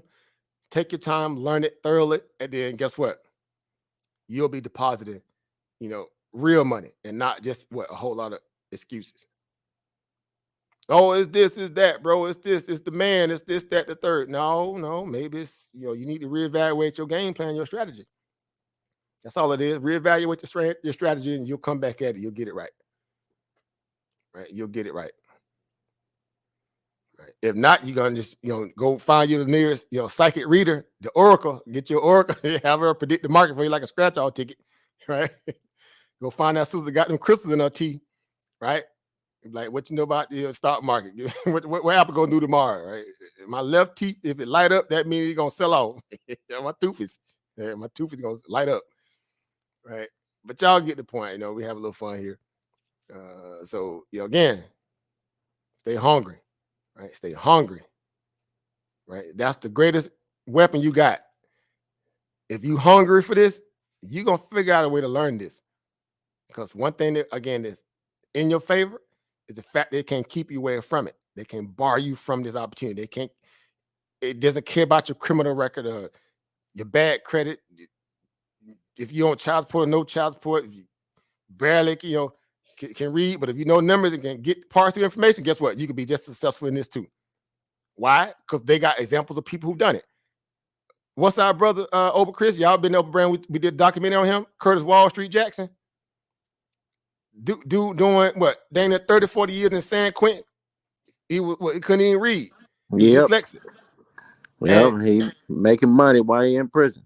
Wall Street bankers and hedge funds go to his cell to get his information from him about the stock market. True story. Facts. He was doing so good from inside of the prison TED Talks did a special, and he did a TED Talks inside of what? In prison. He should be out now, huh? Yeah, I think he is now. That's what I was thinking. Update like, on it. Yeah, he's out. He Yeah, I should know be what out you're by talking about. now. He's out. Yeah. Went from what they call rags to riches. Ain't that something? Facts. So the excuse is, if he can do it, what's your excuse? Facts. He did that and barely could even read. And he didn't have a computer like we got a cell phone. He had to get the Sunday paper and set trades in advance, old school style, Wall Street style, by watching the Wall Street Journal and placing his trades to get through the week, the month, right? He was killing the market like that, locked up. Yep. What's our excuse? We got these smartphones. All we use it for what? Trivia things. Scared to even open Google and put in stock market stuff. Oh, that's gonna hurt, boy. I'm gonna break a fingernail or something if I do that. Right? You're gonna find excuse not to put in that work. That's the white man stuff. Yeah, I can't do that, bro. That's too much for me. But that's only old white men to do that stuff, bro. Whole entire life is tied to that what? That stock market dang there. Yeah. Think about that. That's crazy, ain't it? Right? It's like we always spend our whole life trying to get to the promised land, and here it is, a lot of it right in front of you. Meaning, at least I did what they're controlling a lot of your opportunity through. We bypass that to go do it the hard way. Nothing wrong with everybody go through the different lanes to get where they need to go. I get that too. Right? I'm not a person to tell people how to live their life, but I will say if one thing about you being able to, put a better, maybe a little better understanding of what success may mean to you in terms of being able to acquire income or opportunity in life to live a better life, comfortability of life. A lot of that is going to be based upon you understanding that the least path of resistance rule. People who have experience in life and done things the hard way, the first thing they're gonna tell you is what? If I can go back, right, I do 100% different. Of course, we all say that hindsight, right? But what they realize going forward with the experience is that now they figure out let me be very patient and use the least path of resistance, right? I don't need to just test everything. Let me focus on things that I know that give me a better a better chance at hitting my goals than wasting time and money and sleep and brain cells chasing all this other stuff. Yep. That's the difference. So I mean, these guys get it. You guys are definitely who follow, y'all get it. We're not sitting there trying to and tell people to do us and try to copy it. No, find your own niche, but still from everybody. That's one thing this channel does, is separating itself from a lot of other channels. This is no slight against them because everybody has a place where they want to be entertained and learn. Right. But we're not a pumper channel. We're not going to tell you just go buy this stock because it's that. We're not going to just because you like that stock like an AMC, we're not going to say, yeah, bro, you doing it right. No, if you're losing money, if you bought in at $50, $60, $70 a share and you waiting for it to go to 100,000, I'm gonna look at you like, bro, are you serious? I'm not gonna tell you that no, it's gonna do that to make you feel good about your losses, right? No, that's not how this works. What was your whole game plan? What was your interest? What was your exit strategy? What is your exit strategy? Right? Make it make sense, essentially, right? So, hey, that's the difference. We don't do echo chambers over here. We don't, because that's not gonna help you be better, and making good decisions. Right? Just how this stuff works. It's not how this stuff works. Right? So we gave out a lot, man. We said a whole lot. Again, that's why, man, band the brothers, man, band the sisters too, because we got the sisters in the house too when they come through. But that's what makes this stuff great, guys. You can't sit on the couch, doing it right here saying I'm finna make $1 million. Right? Just can't be watching workouts and not doing the workout, right? You have the chicken and the donut, that ain't gonna get it done, right? That's not how you lose weight. that ain't how you lose weight, right? You got to put in that work, right? But jokers like, man, no, bro, you ain't got it. You good, People tell you anything when they want you to stay right where you are. That's what we're not gonna do. We're gonna challenge you over here. All right, so that's it, guys. I ain't got nothing else, man. Before we get ready to do this little, do the powwow session. Great bill, great information. Watching this crazy market go up, down, sideways, up, down, left, right, right. it's tomorrow should be very interesting. So it's payday in the stock market, and those who out there in the workforce. So markets are always, and on such a big event like today, CPI data. Yes, the market's definitely gonna be a little weird tomorrow with a lot of contracts that's going to expire, right? So a lot of people are feeling that a little bit, and so the future markets are already, kind of feeling like, right? So it's best that they sell off in the future market, so at least they can have an excuse to try to rally it tomorrow a little bit, right? Because as of now, the future markets are definitely down about almost 100 points in the Dow 30, roughly that of about what is it, about 12.16 on the 12.6 on the SPY basis, US 500. And tech, you see tech is down, of course. Again, VIX is waking up again. Again, bottom out around $20. Yeah, we was kind of watching that area anyway.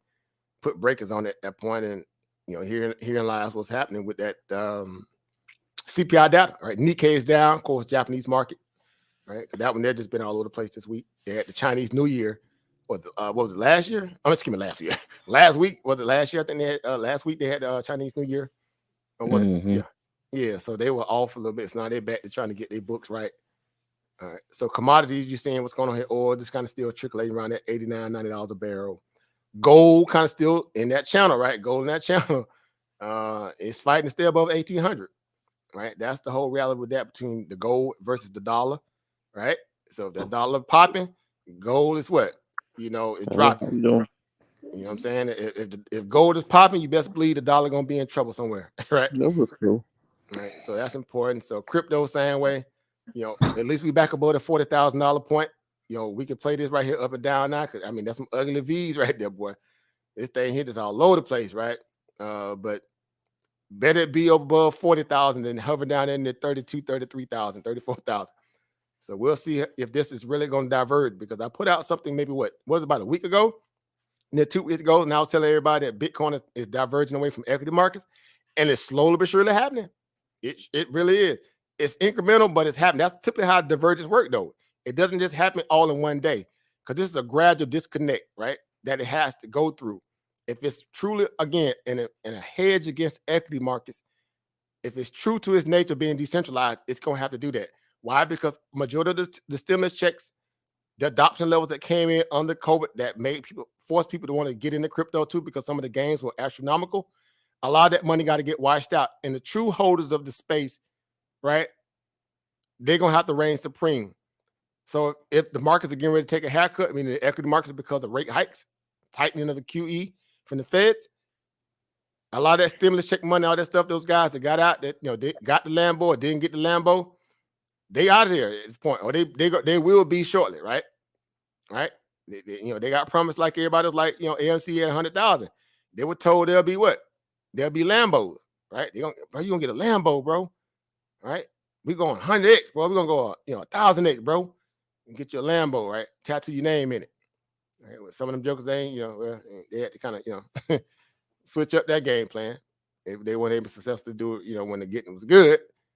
But that's the markets. Right, so that's the market. So we'll watch this here. So as of now, again, future markets are slowly but surely starting to kind of fade to black. Right, it's doing this kind of better get Mako move. Right, so Jet Token got his ticker, by the way. See, PJ. Yeah, but they're gonna be PJ. Yeah, I think I saw something on it probably somewhere earlier too. But I'm happy you brought that more attention, because we talked about some of these stocks, or these companies private before they go public. Again, we watched that with Nightscope. And now here's Jet, right? Jet Holdings. We spoke about some of you guys speaking about Fanbase earlier. I remember I seen Fanbase, a couple of weeks ago, same way, because y'all know I troll Start Engine a lot, right? I've been messing with Start Engine, 5 years? I've been messing with them for a while, so I guess I could be kind of part of that beta side of them, right? The beta testing side of them. I've been much messing with them for a while, but just they've grown substantially, and now. Kevin O'Leary from Shark Tank, he took over the role of acting, CEO just at 30. He bought into the idea of it, right? Because this is the best way he can get startups early, right? Before you even make the Shark Tank. So smart move on his part. There's some good companies that come out of there at some point that go on to be what? Exemplary, right? So, if you guys not familiar with Start Engine, I would say definitely check them out. Of course, we've been, matter of fact, let me do that real quick. On the way out the door, right? Let's run over there one more time. All right. So you see what I'm talking about. Start engine. This is how you get into the pre-investment game without having Series 6, Series 7 license. You get to come in at the crowd level, right? At the crowd level, right? So, yeah, let's go, right? Let's find these opportunities. So again, since he didn't, took over the company and bought into it, to become majority share owner, now he's the face of it, Kevin O'Leary. Before he used to just troll it like all of us did, right? Looking for opportunity. So he saw this is a great opportunity. At some point, they're going to go public. They've already got, a pre-val. I think they got a pre-val of, gosh, I seen that a while back. Gosh, I want to say about a quarter billion, maybe 250 million. I think they got a valuation thus far. Could be more, but they got a pre-valuation on them already, right? Mm-hmm. The money they've raised thus far, invested through Start Engine, is over 500 million. That's a lot. Those are good numbers. Over 600,000 invested as of now, and 500 plus offerings funded, right? So a lot of growth is starting to really come into this as a startup. People starting to realize that in case some of these companies before they go live. It happened with Nightscope. Nightscope, had the shares at I think $3 or $4 at $500 tranche value for 100 shares. It opened up around $5, $6, whatever. And then y'all saw what happened. We were trading it. It went to like $30-some odd dollars.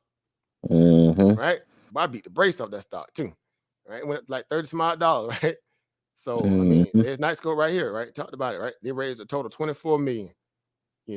Average investment between 500 to 1,000. They're showing 1,000 minimum now, but that thing end up, to them, it was success. Obviously, the stock is publicly traded now, but it's a success. It's a success. So now they're publicly traded here, right? So again, shout out to everybody who took a chance and realized that. And there's so many others, of course. We'd be here for days, but yeah, so it's a lot of opportunities through here too. One of many different things. So that's why I say, guys, just sign up for them and just get them publication notifications. You got extra $200-$300 sitting around, extra $500,000. You can come on here and search. I call it the Chitlin Circuit. You come search the Chitlin Circuit, and there's some great tech in the Chitlin Circuit, right? Eventually, you're gonna get their ticket punch. And these companies gonna be publicly traded, and you can getting in early, right? That's how you got to look at it. 75 cents a share, man, for Jet token. Yeah, see, Jet was matter of fact, let's go over here. We were talking about Jet. It's still open. It's still open. Yeah, they just increasing it more and more. They already got the prices starting to move now. So it's at 75 now. Of course, in the very beginning, I think the first Reg A, the first Reg A offering was what? Gosh, I want to say it was like, implied value of like 10, 25 cents, somewhere around there, give or take, 25 cents, maybe a quarter. That was the offering for the par value for those kind of level of shares, of course. Now you're talking about looking at 75, right? So it didn't increase, 200%, since then. Somewhere around there, give or take, if my memory serves me right? And they just got a official, ticker symbol, right? So you see, token has reserved PJ on the Nasdaq, and they come in Nasdaq, of course they would, right? So they're not doing OTC market. If they come to Nasdaq, that means they got to have their money right, because it costs to be listed in the Nasdaq. So that means they're gonna fall in that tech sector, right? 200 billion private jet industry, putting control back into the hands of the traveler, right? Y'all come in and do the back end test. We've done it several times on here before with jet token, and they still taking regular investment offerings, still going forward right now, right? Minimum, 350, that gets you 100 shares. It's about 100 shares so. Around there. Yeah. So base case, you get your 100 shares stalled out, and you can sit on it, right? Again, that's the idea. If you got that money sitting around, if it's sitting in a savings account, it ain't doing that anyway. Stop playing, right? You ain't making no money on that thing in the money market account.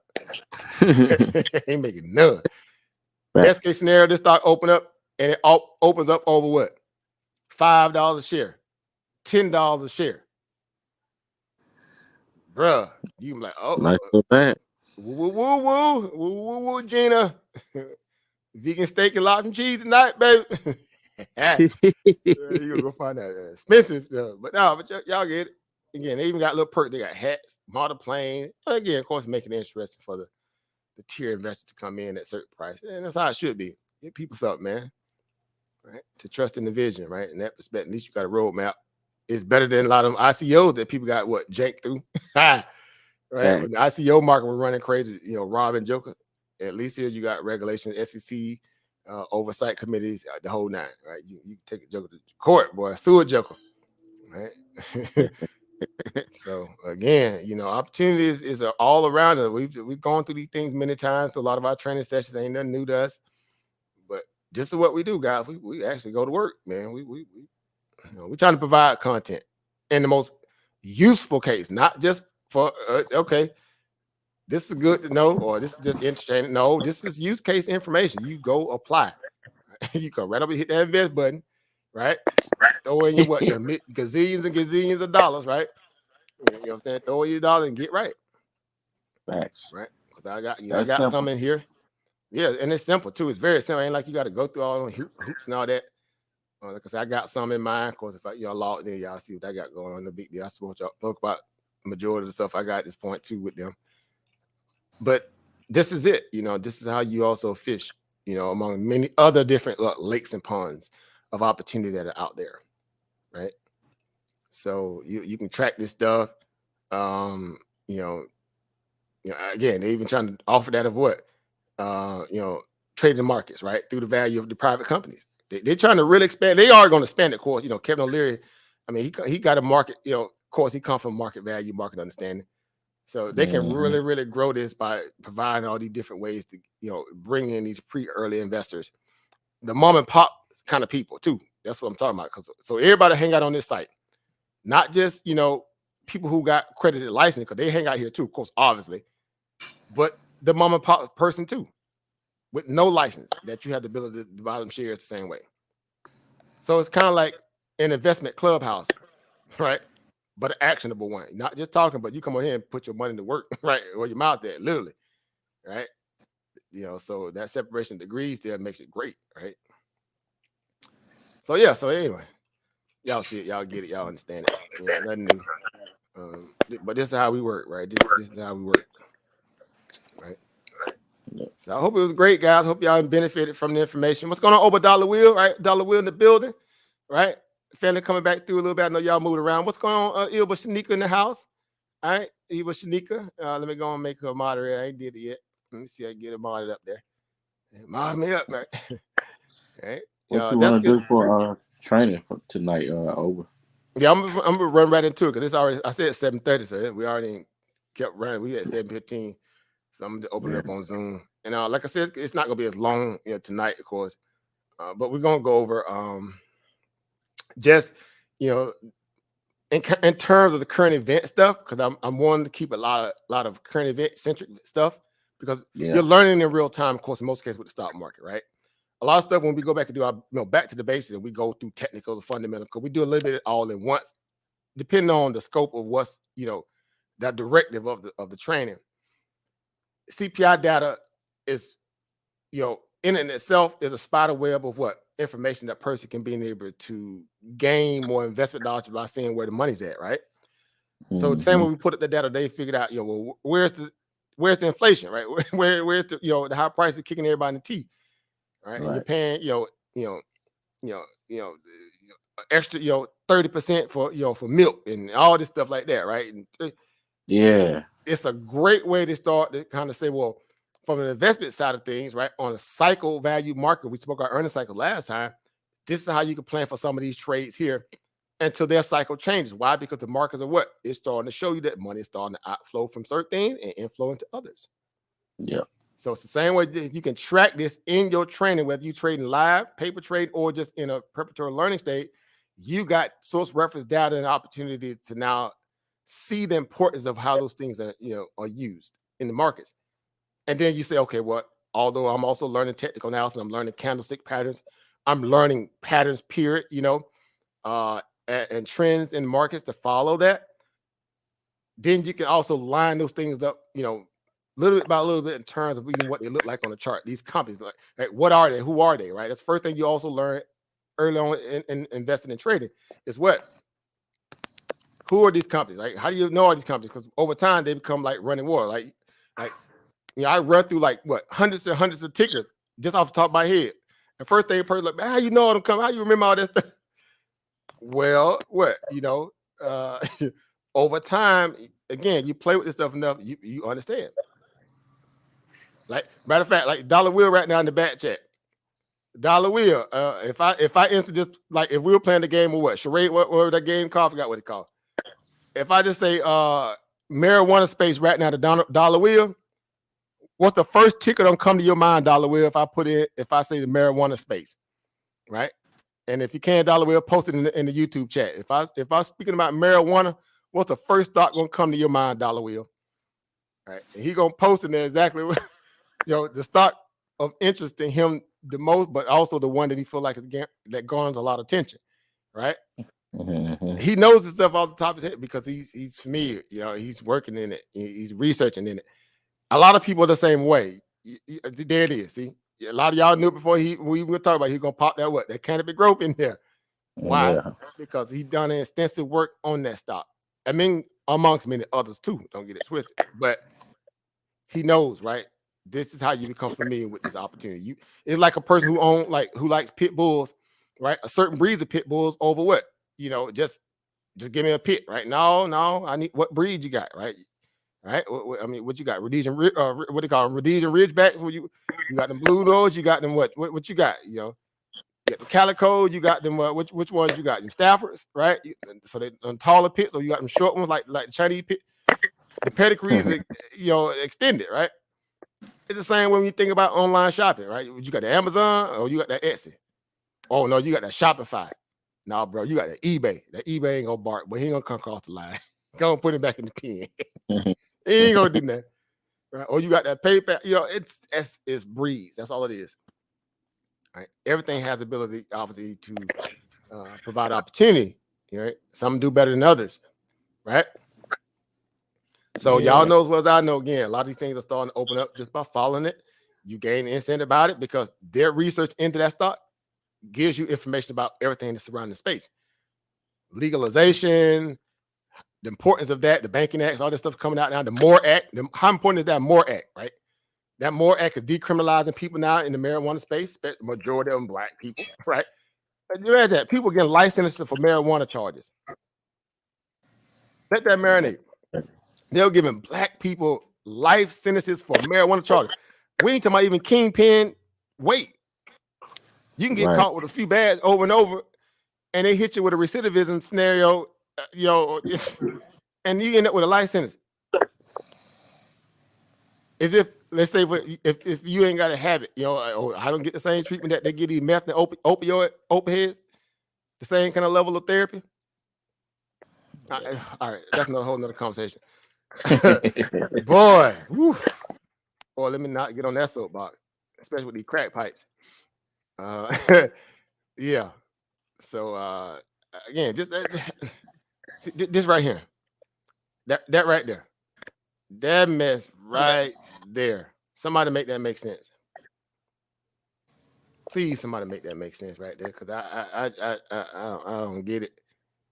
How I don't know if it's a company I can invest in who make crack pipes, who publicly traded. Anybody know crack? God, and it's an amount of money. It's only 30 million, but it's more than that. Of course, to us, it's principle. It's disrespect. But yeah, these people that lost their rabbit mind, man. These people that lost onto my completely.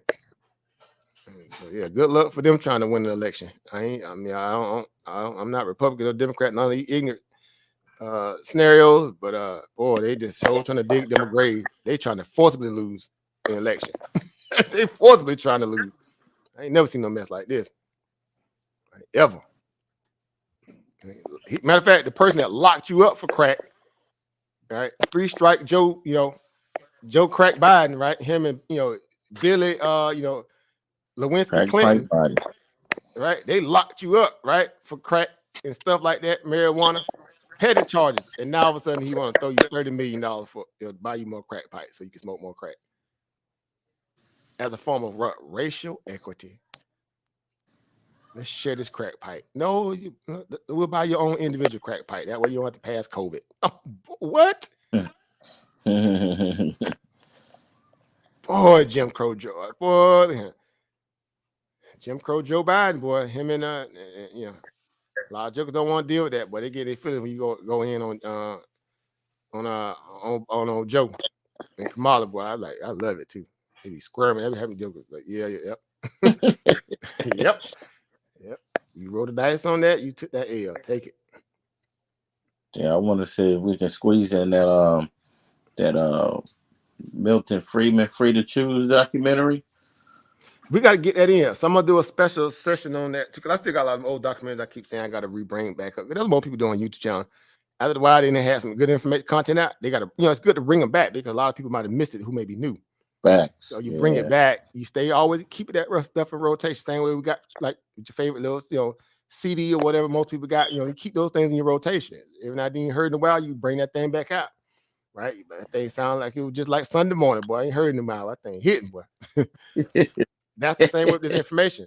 Think about it. We get excited. We go back and get that, refresh your course and knowledge. So we'll bring the Milton Friedman's out. Bangers, man. Yeah, the monetary systems and so many of them, again, just wealth of knowledge and information.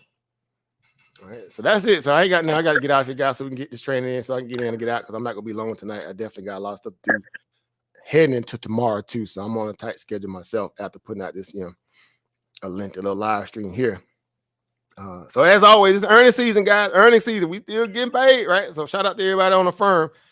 Because right now you feeling like, you feeling a little bit like this right here. Calm down before you stress up the groove. The energy a little different when the blessings accrue. Hey, who you talking to? Just know I ain't no regular fool. Could be anything in the world, but I can never be you.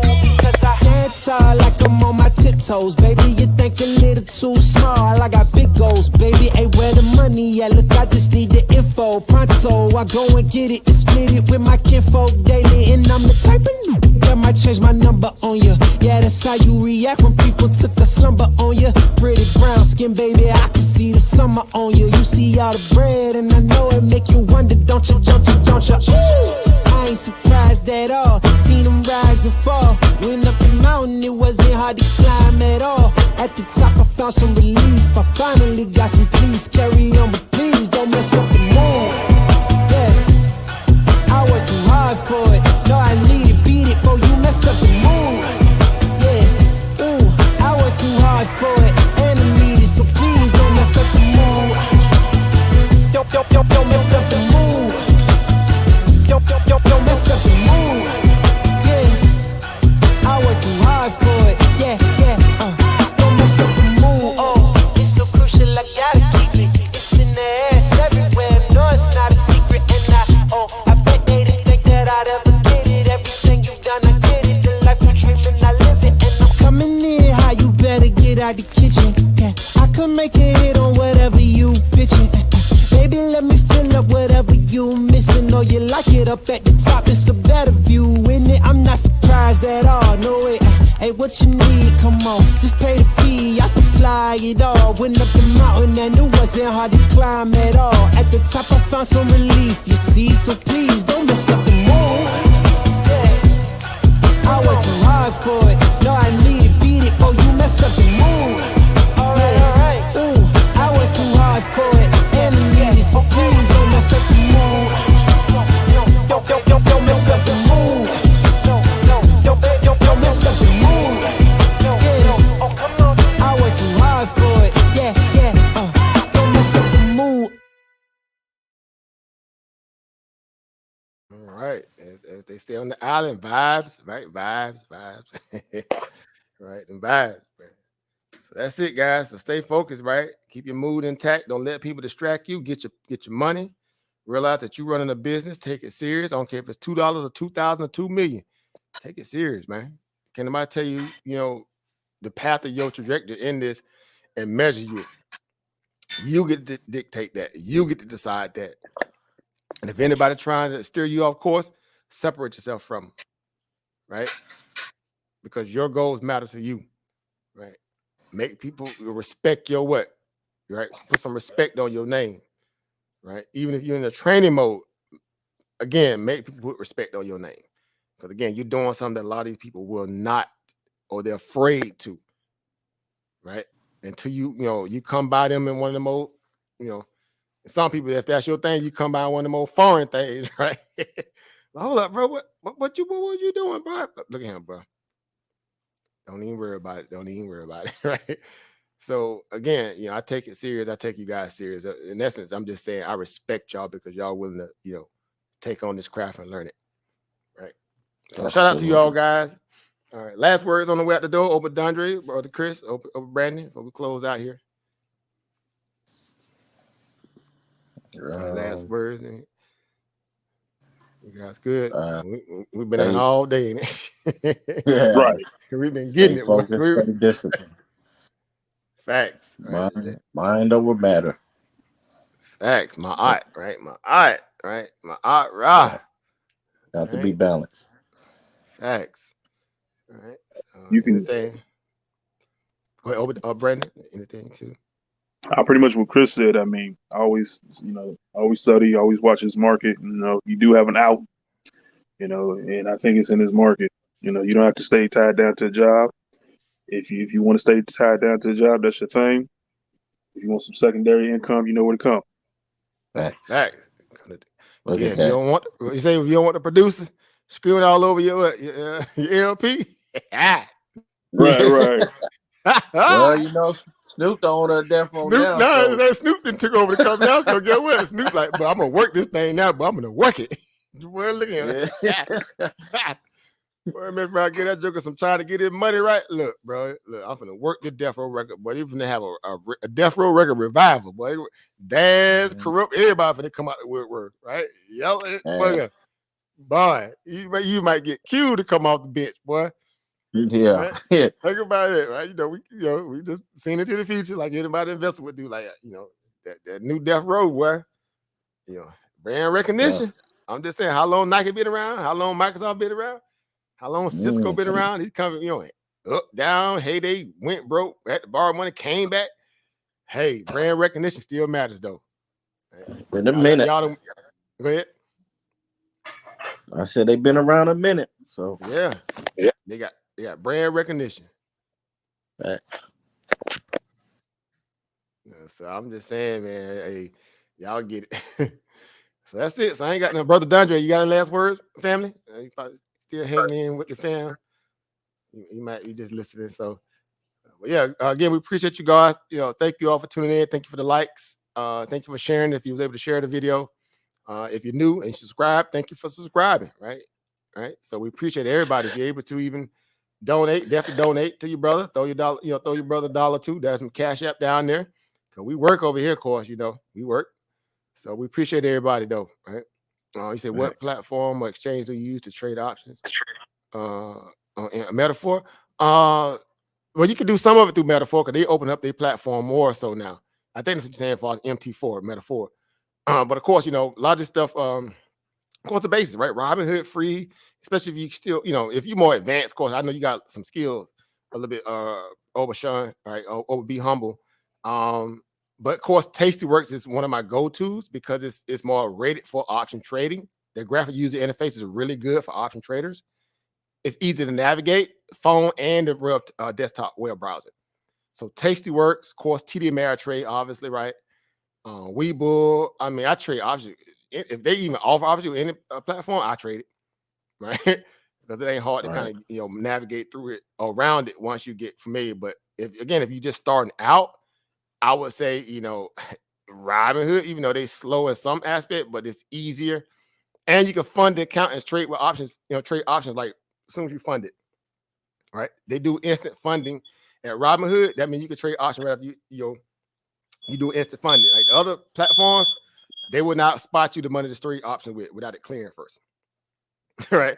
And we know why Robinhood do it now. Since they've been exposed, right? They selling order flow. They go like, look, we already spot you that money. City, they already put the funds up. Right. But nonetheless, if you got a good strategy, they can't stop you making money. That's one thing option is great for than buying a lot of penny stocks, where they can, shadow your order flow. They can't do that with option because guess what? It's a bigger machine that options are tied too, right? So they can't mess you up with that one. So yeah, they're the cheapest. They don't have fees. Again, you have to pay 65 cents in or $1 in or whatever, or 0.006 on the way out, like some of these platforms do. And again, you can't use the instant funding. Right? If you got instant funding for Robinhood, you can trade options right away, right? And you can do it in real time. Right? So I've been in some options. I'm, got so much money out there working, I might be up, $8,000-9,000 plus $2,000, and I still trade to come around all together. Here it is. I ain't got no more buying power sitting in there. Let me instant fund this thing real quick. Go right up there and trade that one too. So that's what Robinhood gives you for all as that. But there's other platforms. Of course, Webull is really good because they have a lot of good metrics tied to their platform, and Webull is growing too. But anyway, we'll be on for days. But definitely, Robinhood is really good starter. Webull funded, let the money clear, like that, then taste the work. So a lot of these things I'll give you. If you don't have them, I give you my referral code, and you can just sign up through my referral code. That way, you get free perks. I get free perks. Y'all know how this stuff work. So we'll help you out with that too.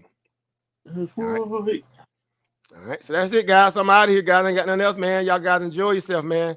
We'll see you guys on the next one. I'm getting ready to set up this this Zoom for our meeting here for tonight. Matter of fact, I'll go out with vibes. Yeah, I'll see you in a minute, Oba.